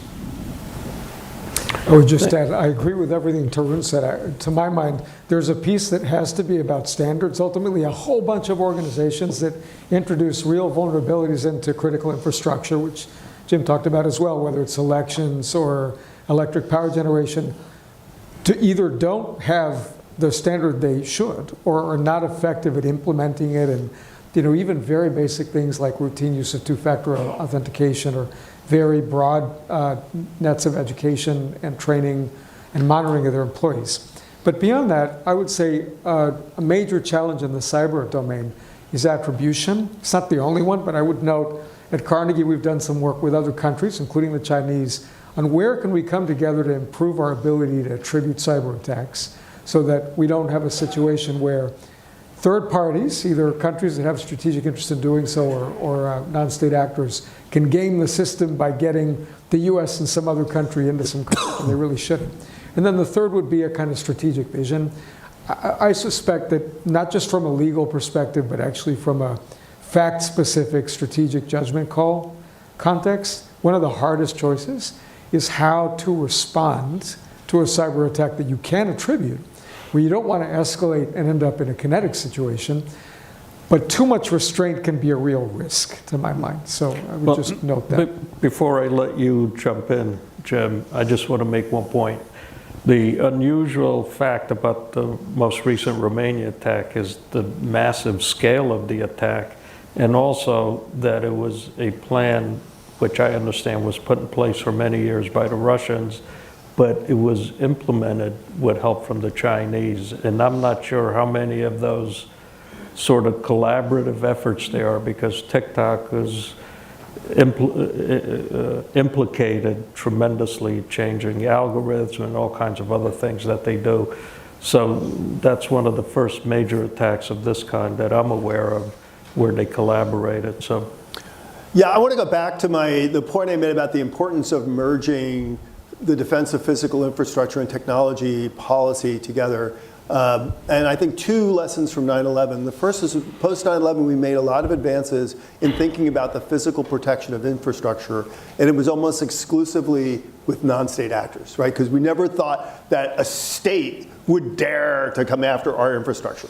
So we now know that that's completely not true, and that we have to be fully prepared to deal in both of these spaces.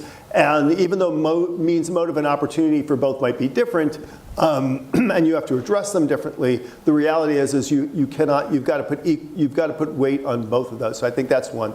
The second one is prioritization, right? So you cannot defend everything everywhere all the time and be successful.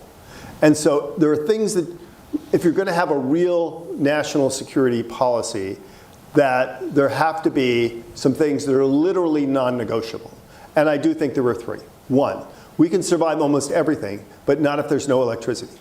So America, this has to be non-negotiable. The notion of taking this nation offline on energy, that cannot happen, ever, period.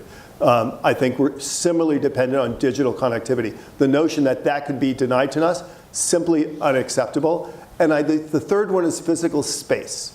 We need to own our skies to be protected against physical attack.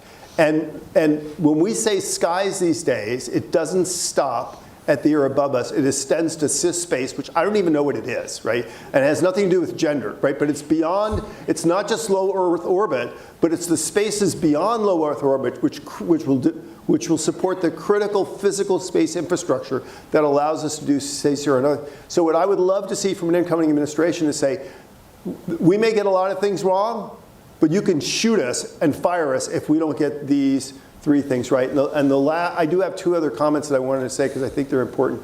One is, oftentimes, again, a lesson learned from 9/11, and I think we continue to screw this up, is we say, we kind of think this is in very symmetrical ways. It's our electrons versus your electrons. We solve cyber problems with cyber defenses or cyber attacks, and the reality is we are fighting against actors, not against electrons. And so you have to have a complex response. Maybe the best way to deter attacks to your physical infrastructure or cyber things, or is just having good comprehensive policies.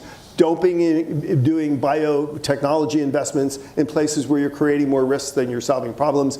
Don't let enemies do terrible things to your infrastructure or do politically aggressive activities and not make them pay a price for that. And the last one I want to get to is the most uncomfortable which is two things can be true at the same time.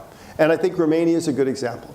What we saw in Romania was a deliberate attack about political interference by foreign actors trying to change an outcome which was actually going to be not good for Romanians, not good for Europeans, not good for Americans. At the same time, the reason, I think if we're honest, why those attacks had fertile ground to plow in is because I think the mainstream Romanian political parties have failed the Romanian people. And whether voters didn't care if they were being sent messages by Russians or Chinese or whoever, they didn't like what they were being offered, and they wanted something different. And I think both those things are true simultaneously. We've got some poor governance, and we have enemies taking advantage of that. That problem's not going away anytime soon, and we have to recognize that those two things can be true at the same time, and we have to deal with them. And we also have to recognize that we live in a world in which politics is absolutely a part of the technology policy discussion. In fact, if you look at a lot of the response that people made to the Romanian example, it wasn't based on the evidence of what they saw, it was based on their politics. If they didn't trust governments or that's what they believe. So the reality is there is skepticism. I know you guys had to deal with this, right? About whether our government is taking legitimate actions. Whether our government is really overseeing our biomedical programs in a way that's in the interest of the American people. We can't pretend that all that's disinformation and not true, and that we don't have a serious obligation as we do these things to protect Americans and our friends and allies, that we also have an obligation to provide the level of transparency and confidence that we are actually doing these things in a credible, responsible way. And anybody that writes a technology or physical security problem and doesn't recognize that they have a trust deficit with Americans and also with many of their friends and allies, and they have to address that as well as the physical problems, they're never going to have successful policies. Thank you. Karen, do you want to jump in quickly here? Sure.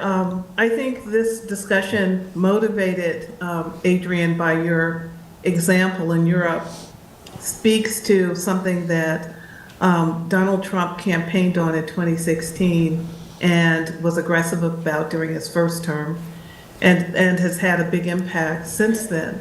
And that is NATO having its members live up to the Wells Pledge of 2% of GDP toward mutual defense.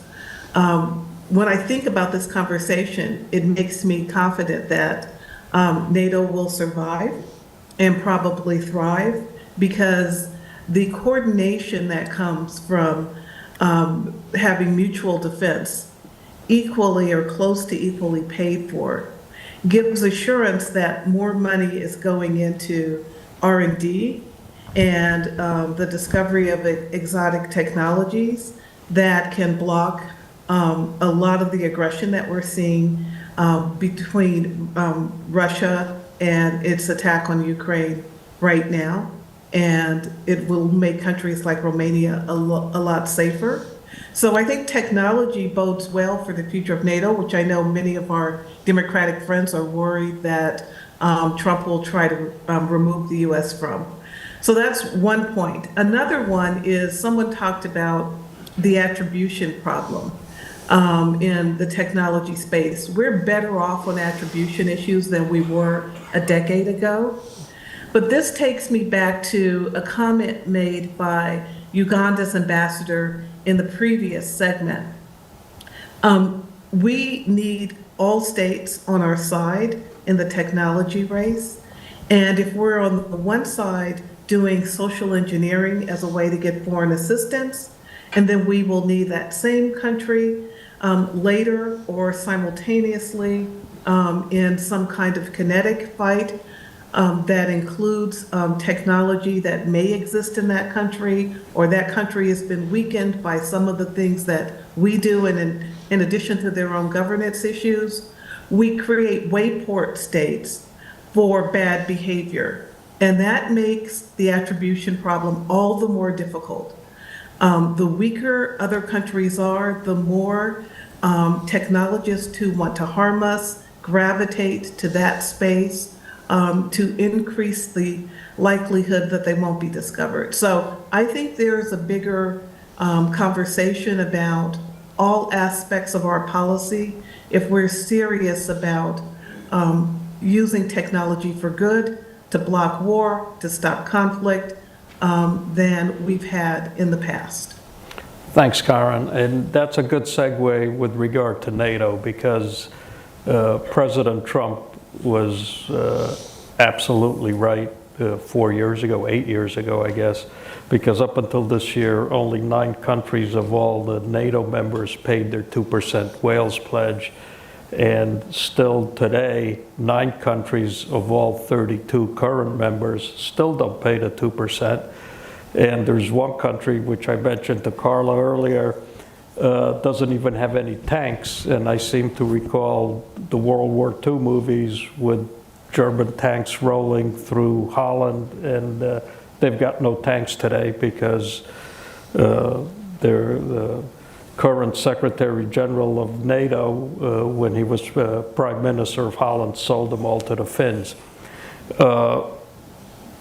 In terms of NATO and what its role should be, what should we do here? Should we invoke Article 4? Should Romania seek guidance and help from its NATO partners? We all know there are 5 areas of warfare: air, land, sea, space, and cyber. NATO, and I think most of the other world's democracies, are probably least prepared to deal with the cyber attacks, which we have seen over the last year, 2 years. Well, look, what should we do? I'll just note, there has to be some space between invoking Article 4 and doing nothing, right? To my mind, the whole logic of deterrence being what it is, and also the stakes of getting all of NATO involved being what they are, one can't do nothing.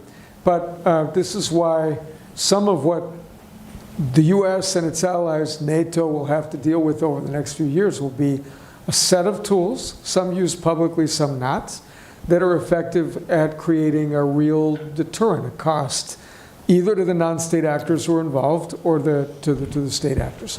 I would add something else, which is it's probably useful here to bring back a little bit the longer-term perspective. We have these incidents that occur that are very heavily technology-focused and implicate a decision that has to be made to protect in the short term. But medium to long term, the real issue, to my mind, is will democracies, the U.S. and its closest allies, retain a strong and unambiguous technological advantage on frontier technologies like generative AI? And given the widespread, not only dual use, but like pervasive usefulness of the technology, that's really where it's at some level. And that gets back to some of the issues that Kyron was bringing up a little while ago. And I should say here, I agree with you, Kyron, about universities. And I note that, to my mind, that innovation ecosystem does have to leverage the startups. But it is concerning to me that if I think about a story where democracies retain advantage, it will have to be by leveraging their strengths. And one of them is an effective science side to the higher ed sector.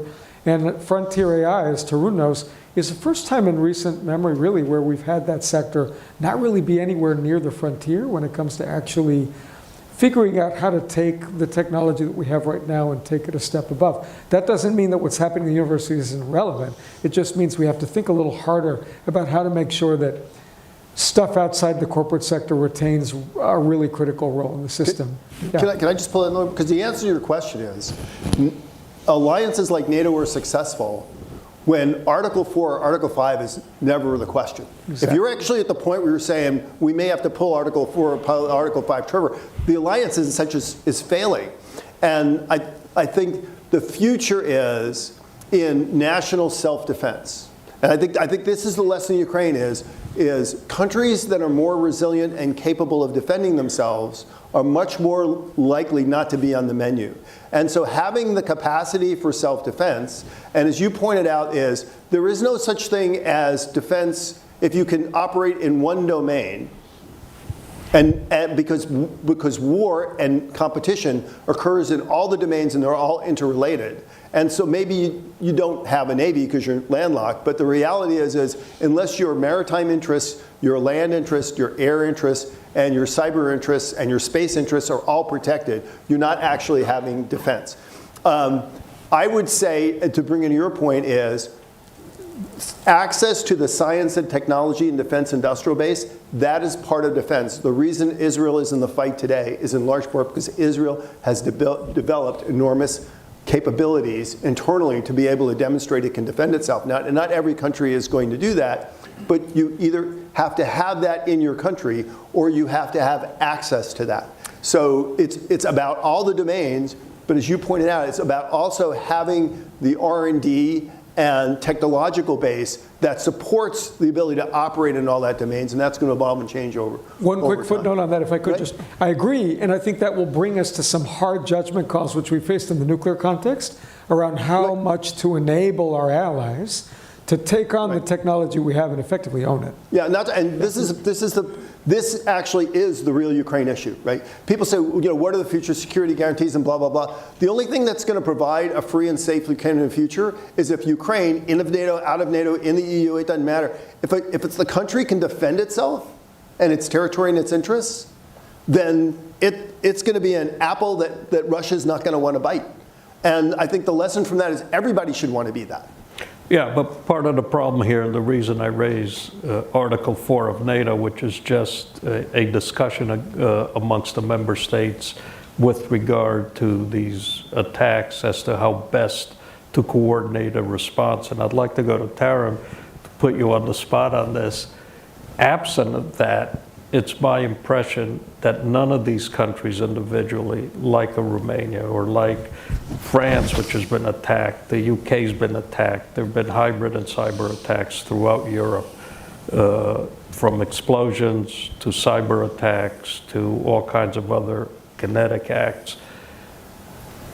Can member states deal with it alone, or is it too much of an effort unless a coordinated NATO policy involving the U.S., involving all NATO members, is developed to push back. Because the two real adversaries here are in Europe, primarily Russia with Chinese help on the cyber end.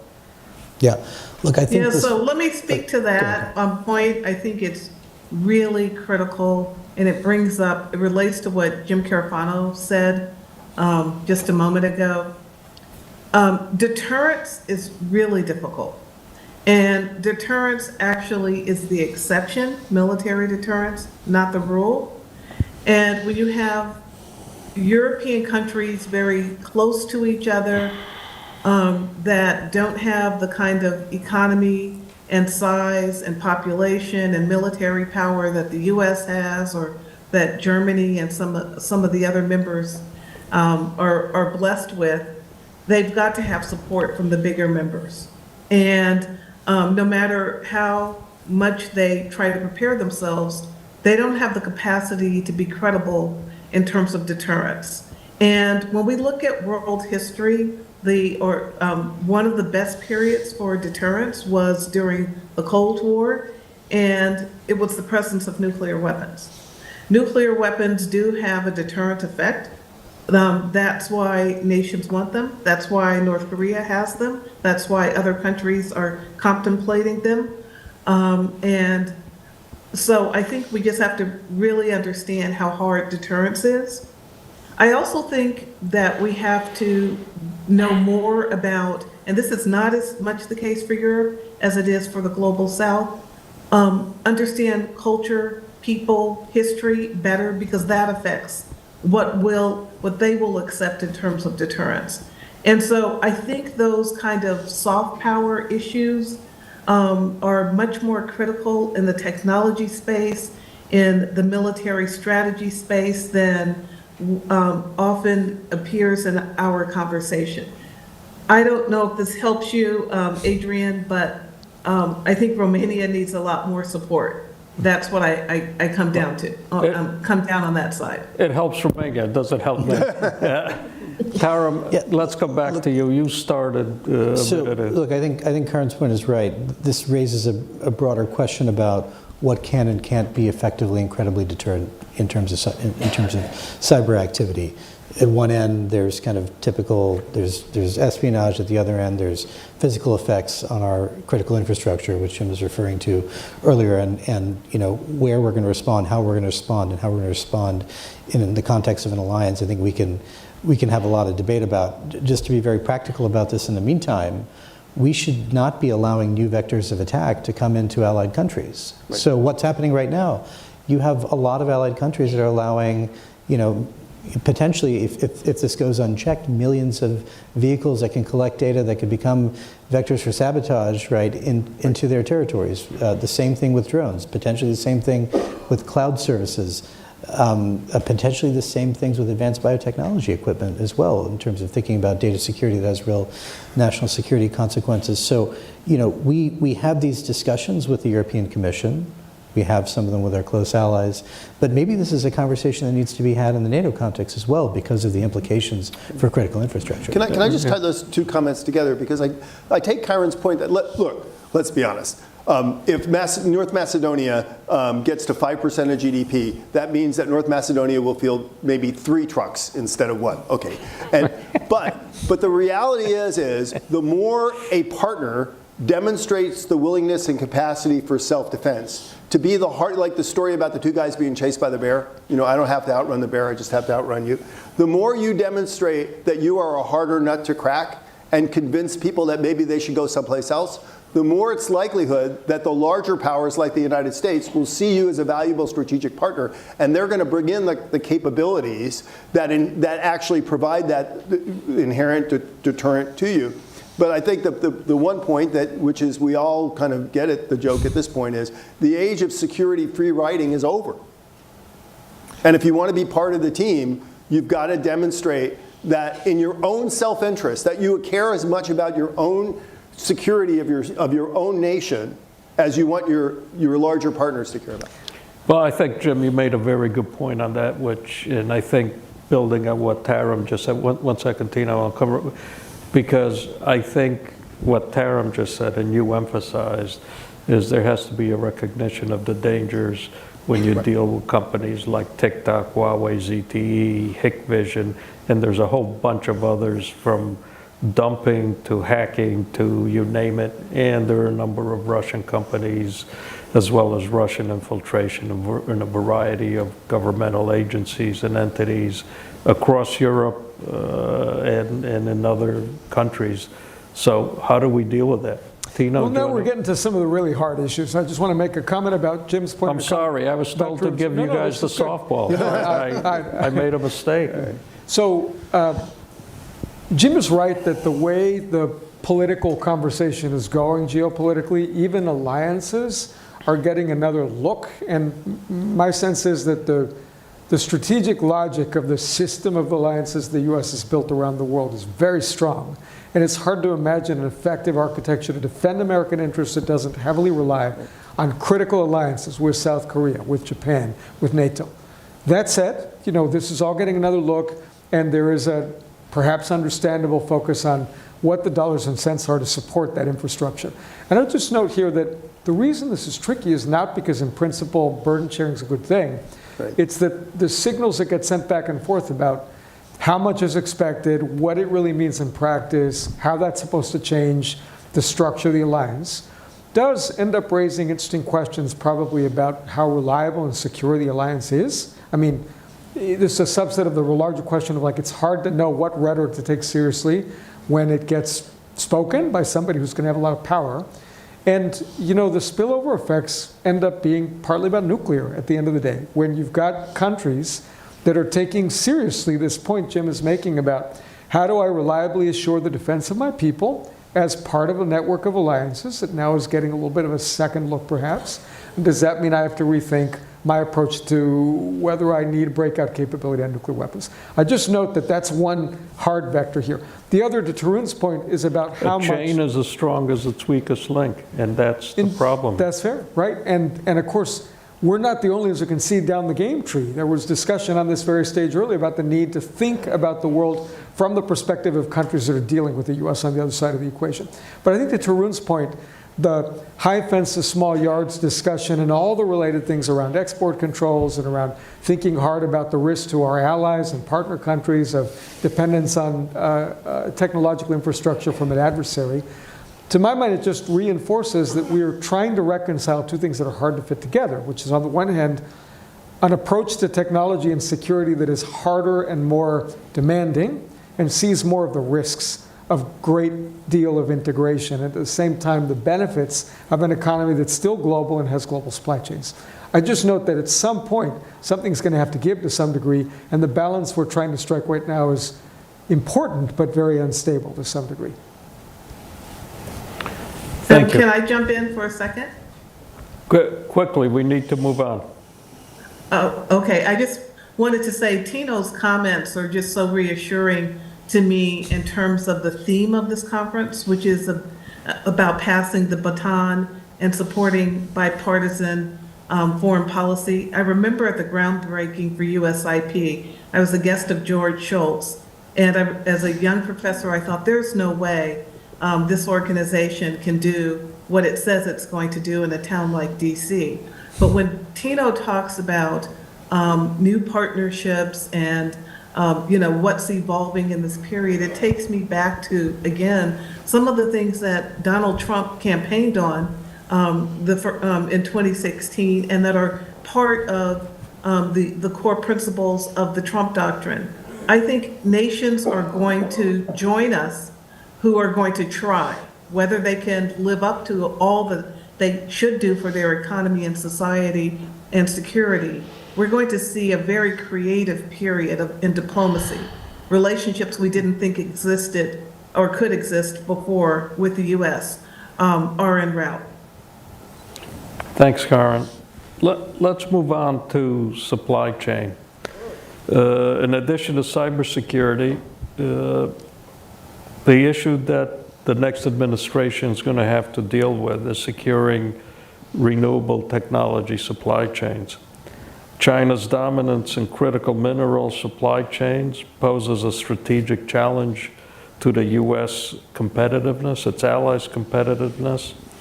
How should the U.S. balance its efforts to secure vital resources, including forging international partnerships or potentially other means? So, Tara, you've been going towards the end. We'll lead off with you this time. So at the beginning of the administration, you know, we identified 4 critical areas where we thought we had big problems that we needed to try to solve: semiconductors, batteries, critical minerals, and APIs for pharmaceuticals. And so, you know, I would say we've made progress, I think, on 3 of those. Semiconductors, thanks to bipartisan support for the CHIPS Act. You know, we'll have to grade it some years from now to see what really comes online in terms of production and moving away from over-concentration, particularly at the leading edge. And that's become only more important with the acceleration of developments in artificial intelligence right now. I think with the IRA, we're making headway on the batteries and the minerals front, but not fast enough in those. And I don't think we've made as much progress on the API front. That's where we've tried to work with Korea, Japan, the European Commission, and India actually to kind of align our incentives, programs, and our buying power to make more progress. But I think you know, a key challenge that the new team is going to face is China is now lining up its arsenal on critical minerals and other kind of key raw materials. Basically, it's for retaliation purposes, and we've seen this in the context of responding to some of the export controls on semiconductors, semiconductor tooling, but it seems more and more that that's being lined up now to retaliate against potential tariffs as well. Now, in some ways, that may help us accelerate what needs to happen anyway, which is linking arms with our friends, imposing the right trade measures to ensure that nascent efforts to get minerals processing or API production off the ground are not undercut when China immediately drops the price on a lot of that production, which happens not just to us, but talk to our allies in Korea or India as well. It happens to them routinely. So I think a key question, though, on the renewables front is really whether we can agree that even if there's disagreement about climate change, even if there is a difference of views on how much we reinvest in fossil fuel production, that we still have a competition underway in the renewable space, whether we're talking about SMRs for nuclear, whether we're talking about geothermal energy, and that the United States wants to be in a position to provide the most advanced and the best technologies in the world, because those will be the new commanding heights. I hope that's an area where we could come to agreement that that competition will persist and we need to win it. I would add, that was nicely put, Tarun. I would add, let's just assume hypothetically that a policymaker doesn't particularly care about climate qua climate. There are 2 other reasons to care about your question, Ambassador. One is American energy security. At the end of the day, sustainable energy is part of the mix along with other sources of energy. And then the other is ultimately that there is a demand around the world for sustainable energy and energy transition sort of infrastructure, as it were. And if the U.S. is going to be competitive, that means understanding a core challenge, which is the energy supply chain is not one that works if it's just the U.S. or even just the U.S. and its absolutely closest partners like the Mexicos of the world and so on. Anything that is actually going to be competitive globally relative to our toughest adversary is going to require 25 plus countries working together. And I think that will require some mix of thinking hard about what these other countries need and want. In some cases, it'll be mobilizing private investment for their own energy transition. In some cases, it'll be geopolitical. But also recognizing that this effort has to be framed and executed in a way that's going to benefit American workers at the end of the day. So some degree of attention to the domestic side will be necessary to hold together a coalition that is 25, 30, 35 countries strong. Karen, what do you think? This is one of the key issues, and we saw the supply chain problem front and center during COVID and really constantly since then. And it goes to this larger point about new partnerships. For the U.S., and it relates to, I think, manufacturing and a number of other issues that we've been talking about in the MAGA world for several years. We need reshoring, we need friendshoring, and we need nearshoring. And in a collection of countries, it was just mentioned you need about 25. That means you will need some countries on the African continent who are friendlies, some Central American countries, all working together on all the way from manufacturing to resource issues that are part of our supply chain. And this is just one more reason that we're in a period of really creative diplomacy. Who will be in our space, and our allies will look very, very different by the end of the Trump administration than it looks now, or at any point actually in our history.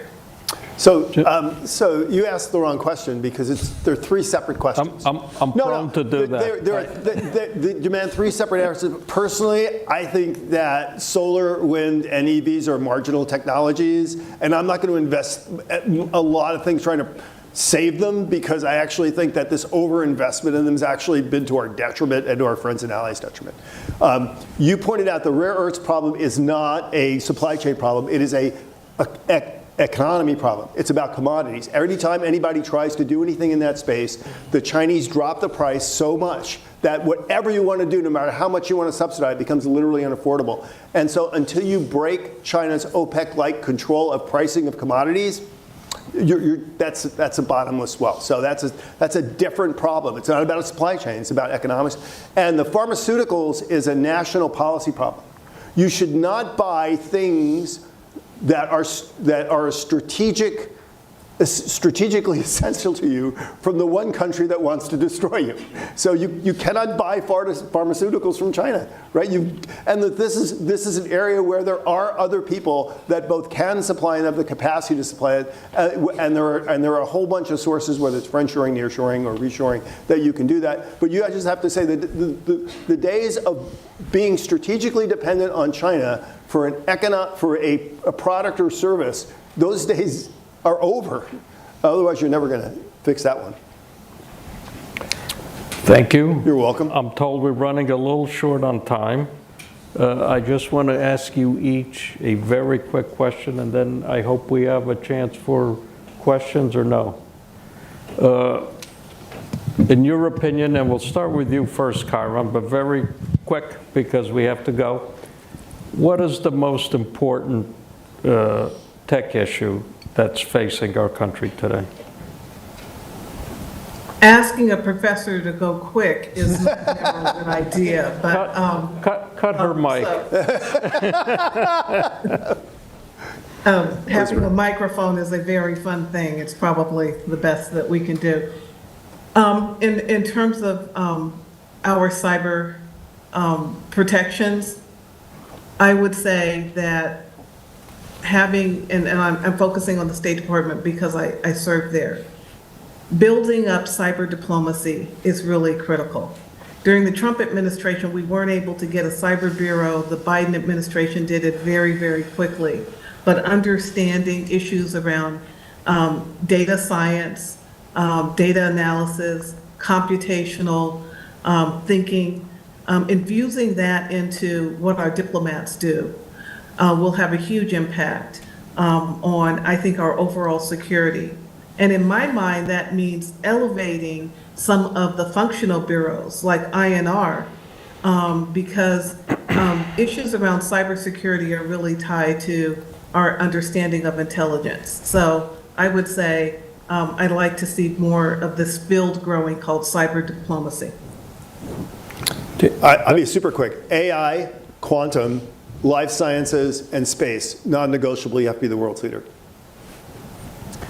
I would narrow it even more to say I think the key question is how the new team manages the really profound capabilities coming online with AI that I think will drive progress in all of the other fields that Jim mentioned. How we maintain stringent controls on China's access to the leading edge hardware, how we manage the diffusion of the technology so that the world is using American AI, how our national security agencies can make the best use of the technology, and how we can ensure that the leading infrastructure to build it out happens here in the United States. So Jim mentioned 4, Tarun mentioned 1. I'm going to broaden it to 2, but they're complementary, and I think you're going to see it's the same theme. I've been watching this AI stuff for a while, and I've been really struck by the speed of the increase in capabilities between GPT-4 01 and 03 on math specifically, and very, very advanced math capabilities when you get to being capable in a model of getting results that are akin to what you'd get from a very sophisticated mathematical human thinker, turns into a virtual computer engineer really quickly. So the recursive improvement cycle, it's not that far off. And to my mind, the question of how we unlock the possibilities, not only for national security, but for human prosperity, well, just keeping the ability to control the technology and to understand how it works effectively as we race to integrate it into our lives, that's pretty profound. And I just think that depends to some degree on this whole amazing system of democracy we have in America working well, being able to bridge political divides, having honest conversations, balancing the speculative with the very hard and fast things we know for sure, and the possibilities with the risks. Well, thank you all very much. Thank you, Karan. Thank you. Do we have time for a few questions or not? 2? Okay. All right, 2 questions. Any?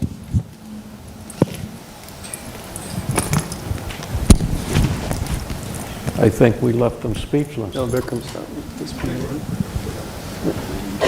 There you are. Hey guys, thank you so much, Ambassador, and such good friends, and the whole team at USIP. It's been a really tremendous day. Just really quickly, and first to Tarun, but to others in the spirit of it. Essentially, if you look at the new AI diffusion rules, there's about 21 good countries, there's about 23 bad countries, and then there's everybody in the middle who is, which includes many partners, and partners or quasi-allies. So for example, what happens with the UAE and India? And I think we're at the point where we think these guys, these other countries, are absolutely critical to succeeding vis-a-vis China. India, stands out, I think, in that regard. But we're also not at the point that they are our closest allies, and so we're going to have more controls than we will with, say, the UK, Australia, et cetera. So I'm just wondering how you see us moving to advance the technology partnerships with the countries that are in that big middle category. And then another India question would be just, where do you think that ISET and the IndusX, the technology cooperation with India, is going to head in the coming few years? Thanks. Great. So it's a great question, Vikram, because the rule is really designed to enable exactly the kind of cooperation and progressive cooperation that you're talking about. So let's just go to where are we today, right? In many parts of the world, particularly the Middle East and Central Asia, right now you might wait 6 to 9 months or a year to get 64 GPUs, even if a sovereign government's asking, because it gets deadlocked in a licensing process. That's going to change because we now have a larger de minimis of up to something like 1,700 GPUs. That will change, no license required for any of that. We want Commerce to track where those are going because we're worried about China trafficking in those, but that's going to enable a lot of commerce, probably 90+% of the transactions that we see now. Then at the high end, the rule enables any U.S. company that gets that trusted status, which is going to be most of the companies that are planning to build out right now in the countries that you're mentioning and many more, they can put up to 7% of their global compute base in one of those countries. Now, depending on which company we're talking about, that's many hundreds and hundreds of thousands of GPUs, in the 26, 27 timeframe. And every company that has that certification can go do that. And all they need is one certification. They can go out globally and go build out. So that could mean if you're India or if you're the UAE, you can have multiple data centers with millions of GPUs running if you have high conviction and you want to make those investments. And I think down the road, we have set up an architecture where you can sign government-to-government agreements that more closely align our technology protection ecosystems, our AI protection ecosystems. And that to me is one step to thinking about, okay, then does a country belong in another tier of kind of the most trusted countries as well. I think that's, India is a case in point for maybe that's the kind of progress, that's the roadmap that we would like to see. And nothing we're doing now, we believe, is going to inhibit some of the larger build-outs in those countries. You'll have to, of course, ask the new team about how they want to approach kind of what we've done. But, our recommendation, of course, is to use the really strong, not just interests of the government, but the public imagination in India and the United States about technology cooperation to leverage even more strategic cooperation across domains, and that's really been the theory of what we've done with the Initiative on Critical and Emerging Tech with India. Do we have another question out there? Hi, my name is Ola Mohajir. I work here at the U.S. Institute of Peace. Thank you all for your comments. My question is simple. We've talked a lot about how we can use AI for defense capabilities, and I'm wondering if you can tell us what you think if we ask the question about how can we use AI for peace and diplomacy, cooperation, trust-building capabilities. That's, Kyron, I'm going to, again, a quick answer from you. I know it's impossible, but give it a shot. Great question. And just listening to the previous question, I think they actually relate.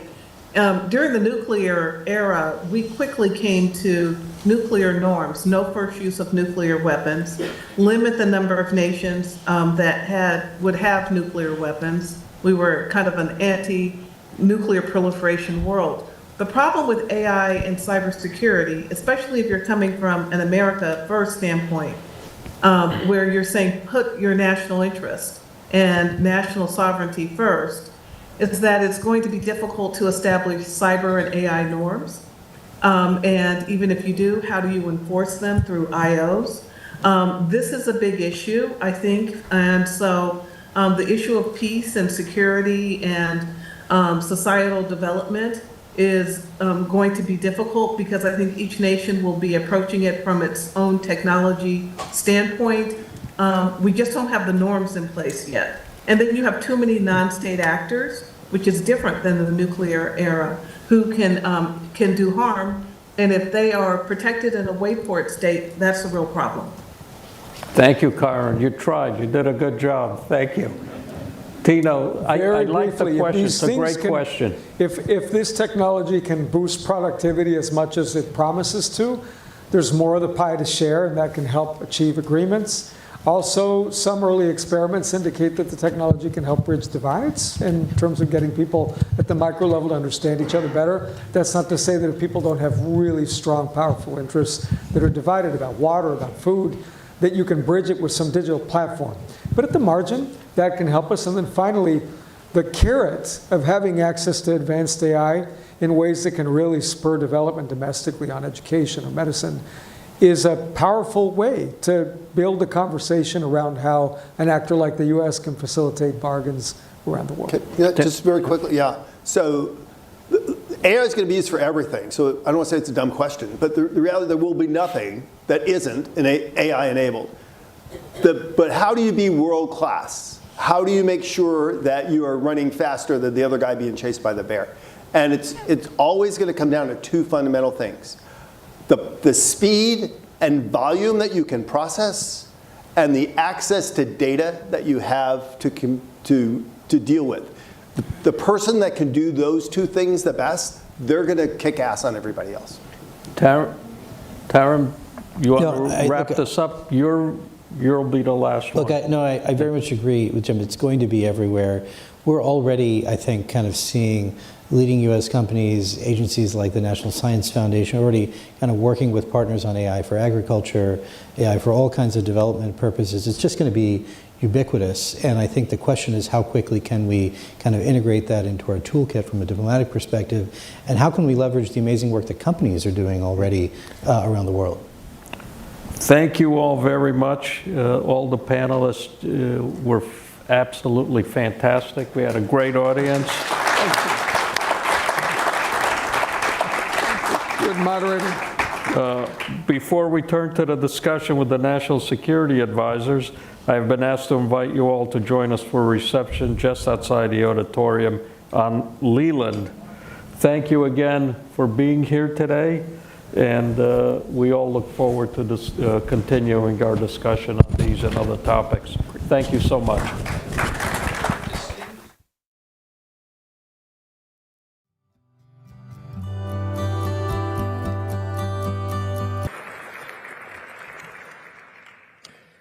Well, good evening. I am truly delighted to welcome everyone back for the culmination of today's event, the passing of the baton from outgoing National Security Advisor Jake Sullivan to National Security Advisor-designate Representative Michael Waltz. Their conversation will be moderated by former USIP Board Chair Stephen J. Hadley. Mr. Hadley was Deputy National Security Advisor from 2001 to 2005 and Assistant to the President for National Security Affairs from 2005 to 2009. He currently serves on the boards of several organizations, including the Atlantic Council and the Council on Foreign Affairs. May I invite Mr. Hadley, Mr. Sullivan, Mr. Waltz to the podium, to the stage.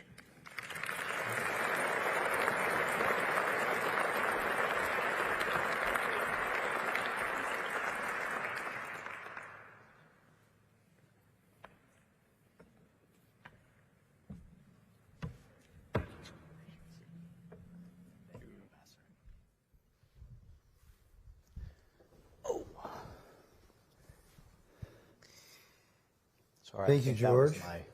Good evening and welcome to this timely and important event. It's my privilege to serve as moderator for this conversation. And joining us this evening are two distinguished leaders who both embody the continuity and change that define our democracy.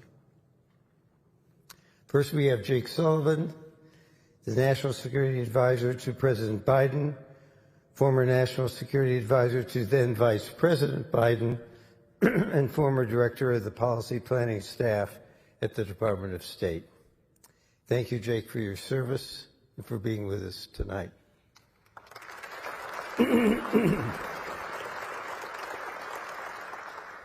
And second, we are honored to welcome Representative Mike Waltz, the incoming National Security Advisor to President-elect Trump, a member of Congress representing Florida's 6th Congressional District, and a combat-decorated U.S. Army Green Beret. Thank you for your service, Mike, for being here as well.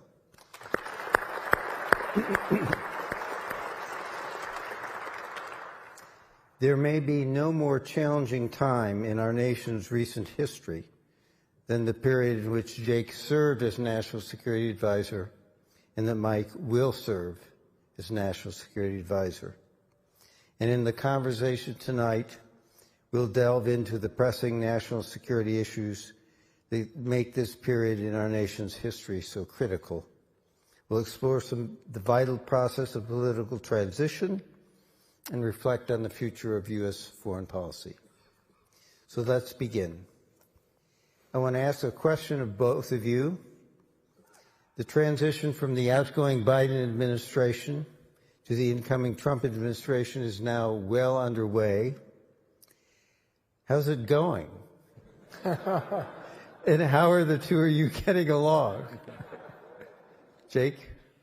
Well, first of all, every transition is obviously vital because it is a period of both opportunity as a new team comes in and starts thinking about their agenda, and of risk as adversaries and competitors around the world look to take advantage of a time of transition to kind of get the drop on the United States.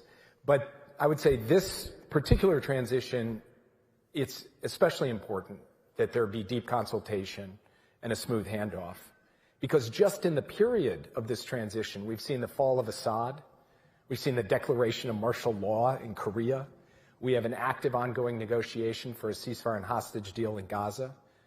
We had the first deadly terrorist attack of the Biden administration on January 1st of this month. That's all during the transition.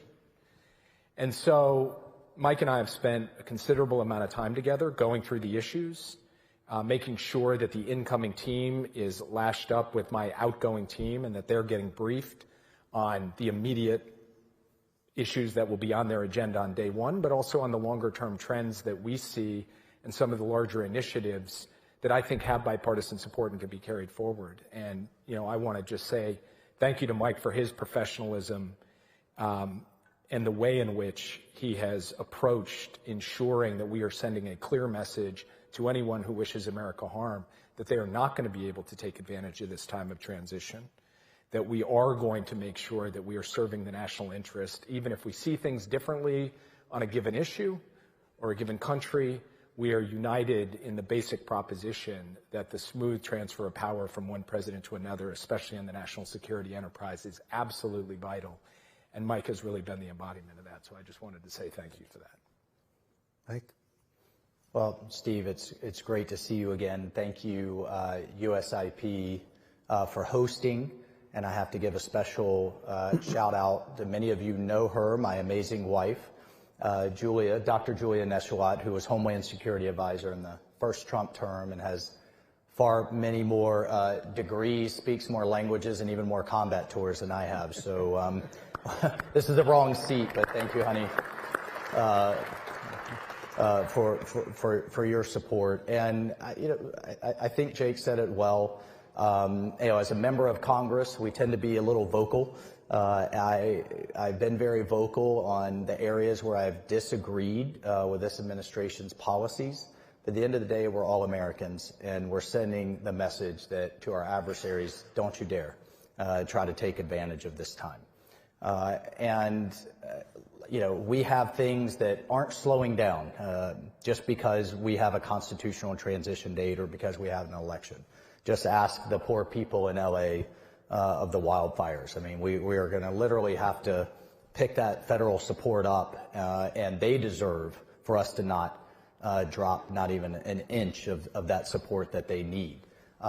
There's been reporting of President Trump's Middle East envoy, Steve Witkoff, out in regular contact and out there right now with Brett McGurk, and they're both reporting back to both of us and back to the president-elect and the president, as we have a shared mission to get our people out and to get the Middle East, I think, back on track towards stability and towards the next round of the Abraham Accords or normalization or whatever moniker you want to give it. So there are a number of things that are ongoing that aren't going to slow down, cyber being another. And then there are areas where we're having conversations about where do we maybe need to change azimuth and go in a different direction. And we've had very candid conversations.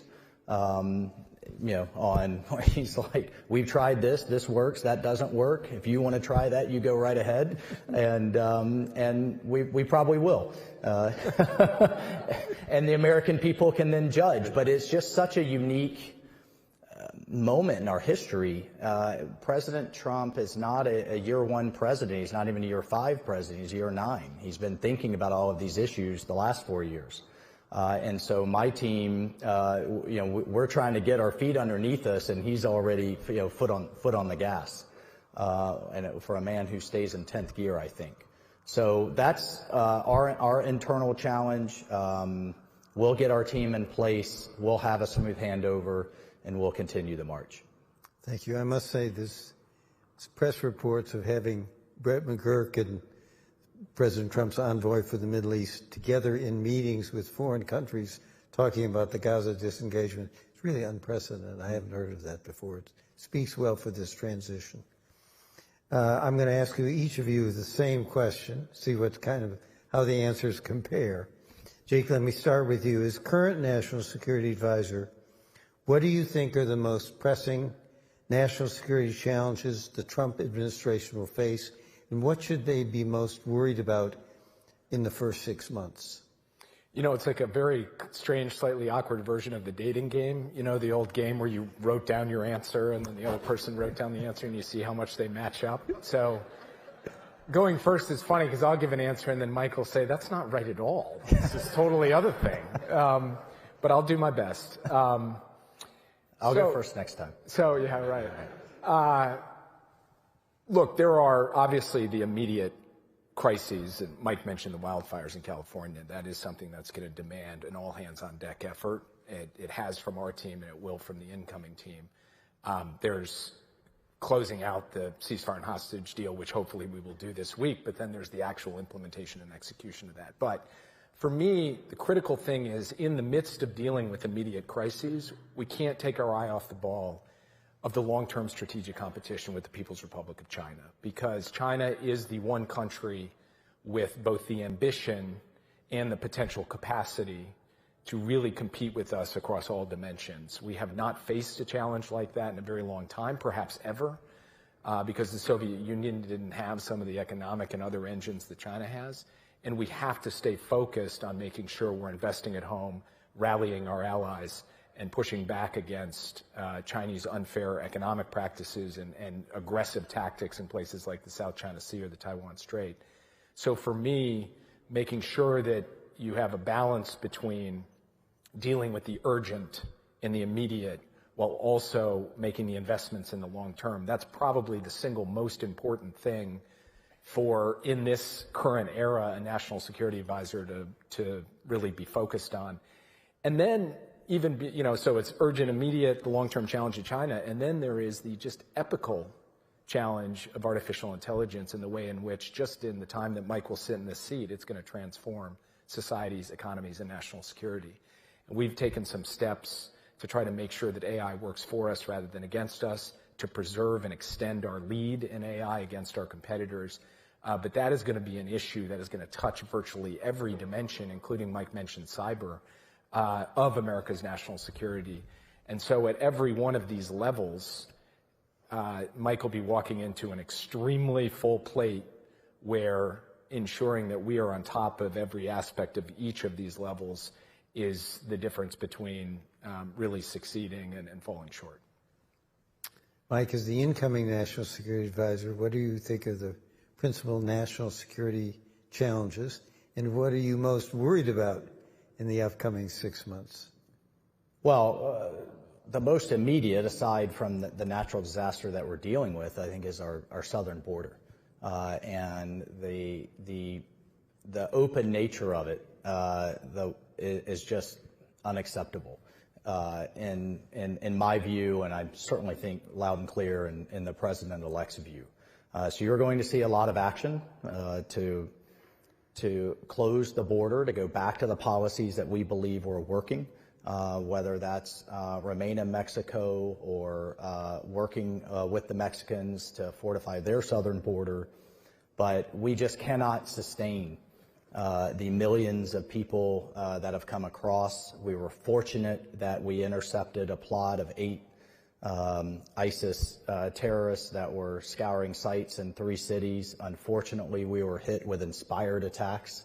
We were literally talking about this today as, that ISIS reinvigorating to try to inspire individuals inside the United States. With over 100,000 Americans dying per year of fentanyl, we have to get our arms around that crisis. And if you haven't watched the news, the president-elect is very focused on the Western Hemisphere these days. And so some of these things, I think, have gone on, frankly, for quite some time across multiple administrations.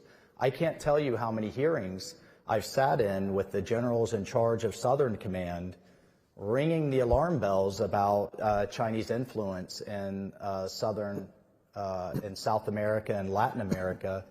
Well, we're going to take steps to take that on. We are all wringing our hands in Congress about supply chains and the fact that we have such dependencies on not just another country, but our greatest adversary, that China produces 90% of our pharmaceuticals, are responsible for over half of the critical minerals. I passed a bill years ago to push the Defense Department to create an antimony stockpile, because there's only 3 countries in the world now that mine and refine antimony: Tajikistan, Russia, and China. Why is antimony so important? You can't make ammunition without it.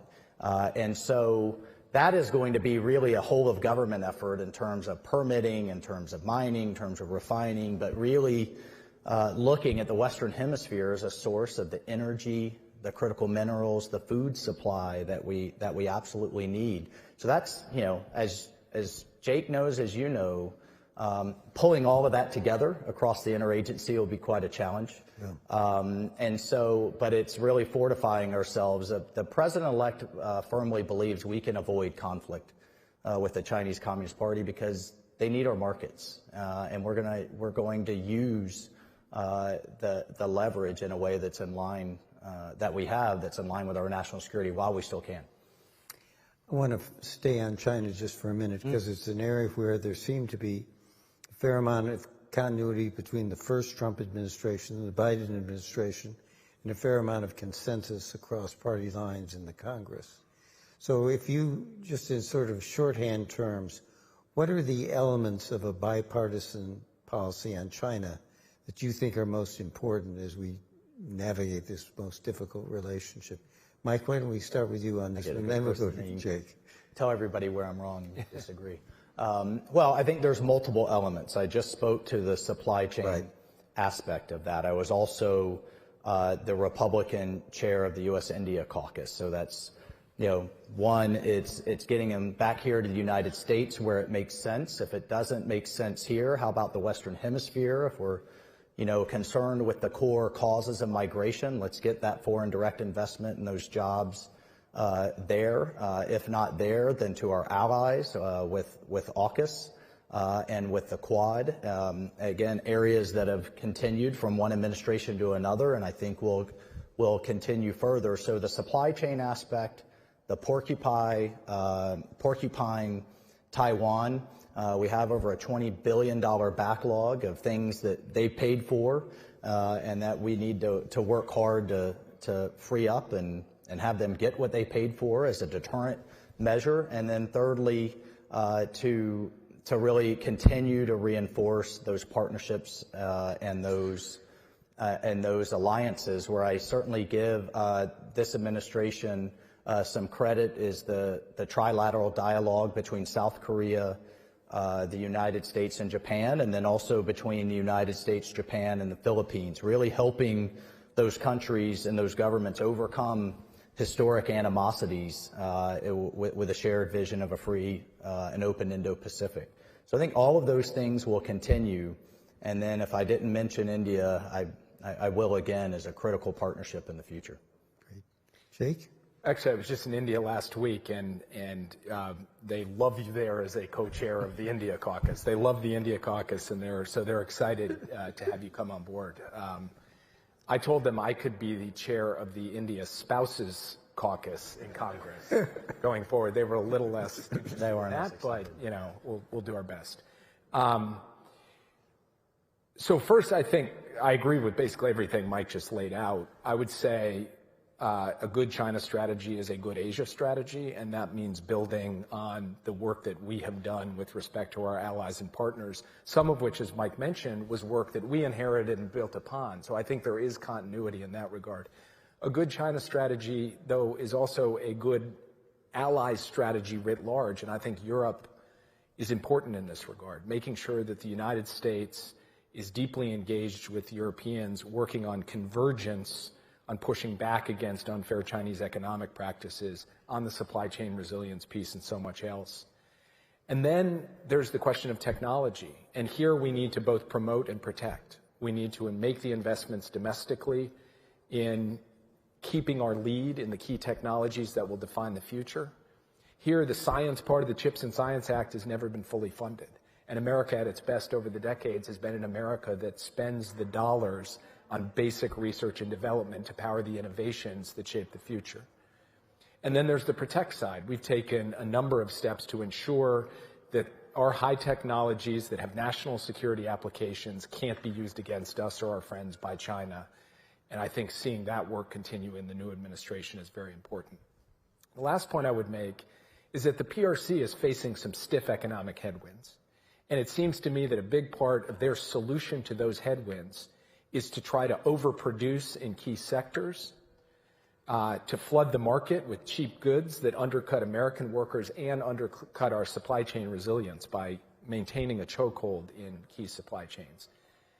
And we need to continue the work to ensure that we are standing up to that and bring a bunch of other countries on board with us. It's interesting to me that just in the last couple of years, not only the EU and Mexico, but countries like Brazil and Turkey have taken steps to fortify their markets against Chinese overcapacity.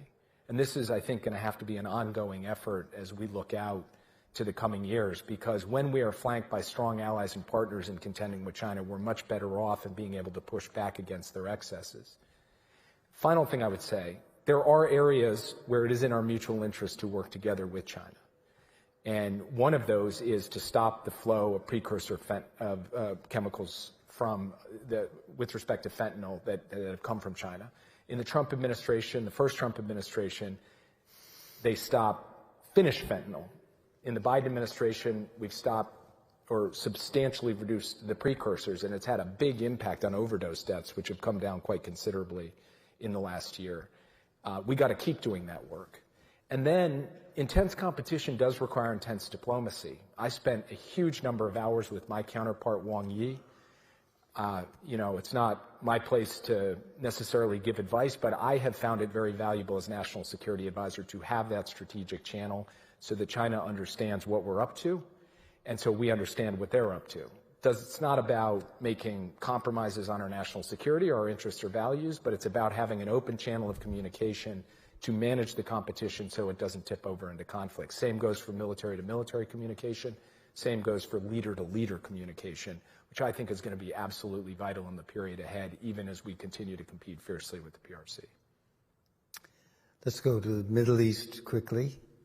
And I'm going to start with Jake this time and really ask you, where is the Biden administration leaving the situation in the Middle East with Hamas and the Hezbollah and the Houthis and the situation with Iran? What does the table look like that Mike is going to inherit? Well, first, Iran is at its weakest point since the Iranian Revolution. It's lost the deterrent power of its main proxy, Hezbollah. It's lost its main state client, Assad. Frankly, it's lost its air defense capability. And its economy is reeling. So Iran is in a weak position. And that creates real opportunities. But it also brings risks, because Iran, you hear voices inside their system saying, given how much deterrent capability has been degraded and eroded over the past year and a half, maybe we need to think more seriously about changing our policy with respect to nuclear weapons. Yeah. That is a matter of considerable concern. I think there is an opportunity now, with Iran in the position it's in, to conduct diplomacy, to try to get a negotiated outcome that puts Iran's nuclear program fully in a box and also deals with some of their other excesses. But, that'll be up to the incoming team to decide whether they want to take that opportunity. Hamas, in terms of its military formations, its leadership, its capacity to hold Israel at risk, has been basically decimated, and hopefully we will get a ceasefire and hostage deal in place that can be built on. The Houthis remain a clear and present danger, day in, day out. And Mike and I have had now a couple of conversations about the steps that we are taking and what we will be handing off, including the military operations, the intelligence work, the work with allies and partners in the region to try to deal with this clear and present danger. But that is a serious ongoing threat that the new team will be picking up. And then finally, Mike mentioned the Abraham Accords. We have put a lot of investment and effort into a vision of an integrated Middle East, building on the work of the first Trump administration, and in particular focused on a long-term normalization track between Israel and Saudi Arabia, tied to steps forward towards a Palestinian state. We think there is a formula there that could really lock in a foundation for greater stability, prosperity, and integration in the Middle East that we've done tremendous spade work on, and I would love to see get done in the years ahead. And that would vindicate, from my perspective, the kind of vision that could have bipartisan support that will enhance the stability and security of our partners and really marginalize and weaken our adversaries in the region. So that's what we see. I should mention, because there's so much happening in such a short time on Syria, Assad going, a brutal dictator responsible for the massacre of so many of his citizens, that is a good thing. And it brings an opportunity for a better future for the people of Syria. It also brings risks, and the most consequential of those risks is the possible resurgence of ISIS. We have, in this transition period, really intensified the military tempo of our campaign against ISIS so that they cannot reconstitute in a serious way. That is going to be ongoing work, and that, too, is something the incoming administration is going to have to pick up. So, Mike, what do you think are the opportunities in that menu that Jake has laid out for the Trump administration in terms of Middle East, and what do you think your priorities will be? Well, we have a number of opportunities now. I think there's been some incredibly bold leadership on the part of the Israelis and Prime Minister Netanyahu. Look, the movie is going to be made about the pager and walkie-talkie operation, which I think is one of the most bold and incredible covert operations in modern history. I mean, if you just think just a short time ago, the thought, I mean, this has been going on for quite some time, the thought of taking out Nasrallah was seen as provocative, was escalatory, can't be done, that'll kick off that sword of Damocles that was hanging over Israel's head, and it's gone. Between the pager and walkie-talkie operation, between the decapitation of Nasrallah, the taking out of their finances in Beirut, the incursion into southern Lebanon, and now the ceasefire to pull back out, the destruction of, miles and miles of tunnels and rocket systems, which, by the way, were within earshot of the UN peacekeeping force that was there. And I think we need to have a very real conversation about the future and the efficacy of that force. It's an incredible opportunity for Lebanon. It's a moment. And I give a lot of credit to the effort that went behind the election of President Aoun, working with our Gulf partners and working with the Saudis in particular. So it's a moment to translate that into some political headwinds now that we've seen that tremendous military victory. Hamas, as a result, is incredibly isolated now. They always thought the cavalry was coming from the north. And frankly, every time I think they got the news of these anti-Semitic protests on our college campuses and the fact that Hezbollah could be coming in and seeing the calls for regime change against the Israeli government, democratically elected, I'll remind everyone, then they thought they were winning. They thought they could continue to sacrifice their own people to turn world opinion against the Israelis. That dynamic has very much shifted, and why I think we are so close, knock on everything we can, to getting some type of agreement in the short term. In the longer term, then, how do we translate that, and as Jake said, get that back to talking about things like rail and infrastructure and fiber? And, I think the more we're talking about those big deals and those big projects and integrating the Middle East with South Asia and then on to Europe, the more we're talking about those big projects, the less and less we're talking about those old animosities. And so the conversations with Mohammed bin Salman, with MBS and the Saudis, with MBZ and the Emiratis, with Bahrain, with the potential future in Lebanon, and hopefully getting to a post-Gaza, well, we have to get to a post-Gaza, and a finally reformed, I've been hearing that for, I think, since we worked together, Steve, Palestinian Authority. Then there are tremendous opportunities, but it has taken some real bold leadership. And as someone who has sat across the table from true evil, evil does exist. I've sat across the table from someone who said, well, as long as I live, I would try to kill you, in an al-Qaeda terrorist. We have to recognize that evil exists, and it only respects strength. Hopefully you can reform the next generation, but sometimes you just have to put bombs on foreheads. This has been a rich conversation. Unfortunately, we're out of time. I would like to invite the two of you to join me for the ceremonial passing of the baton, and I'd like to invite Ambassador Sullivan and Ambassador Meeks to come to the stage and join us as well.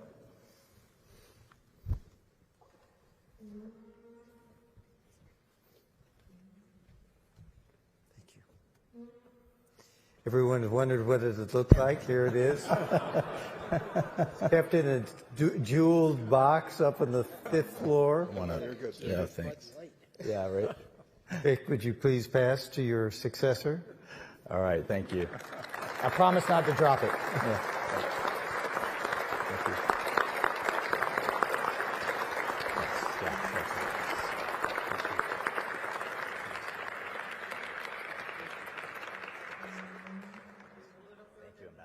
All right.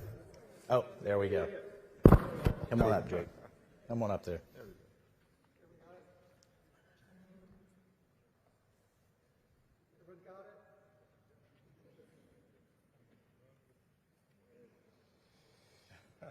Cool. All right. We're going to go, Jake, you know, this way.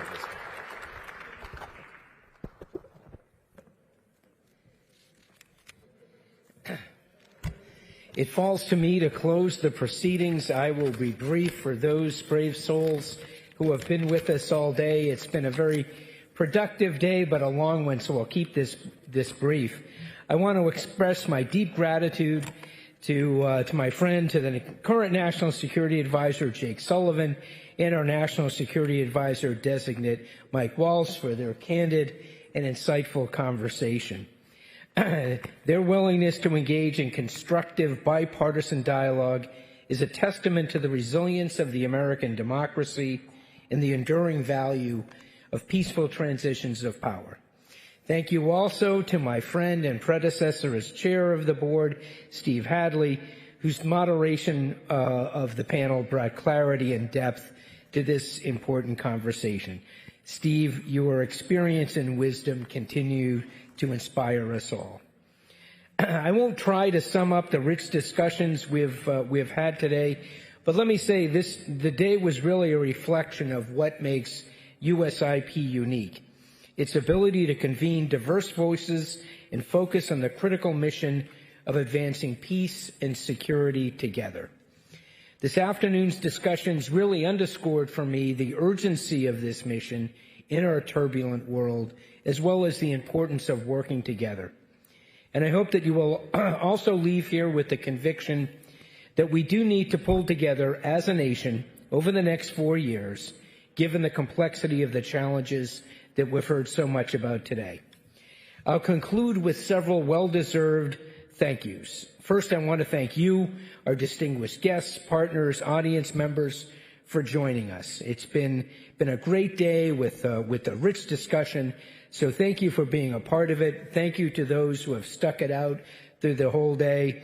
Your dedication to promoting peace and security amplifies the impact of this work and strengthens the mission we serve.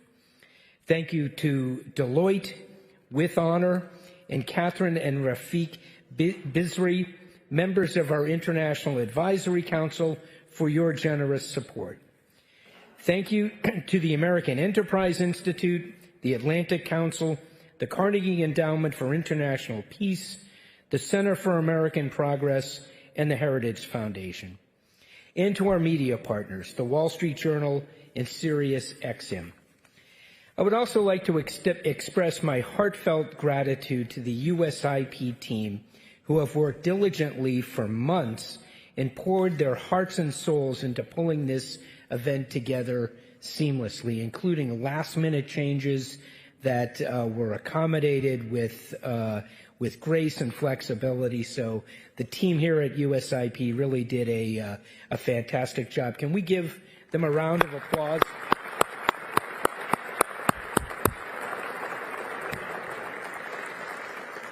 So I'm pleased to invite all of you to the reception in the atrium, where we can continue the conversation, reflect on the discussion we heard today, and enjoy each other's company. Please join us as we celebrate this tradition of dialogue, collaboration, and the peaceful transition of leadership. Thank you.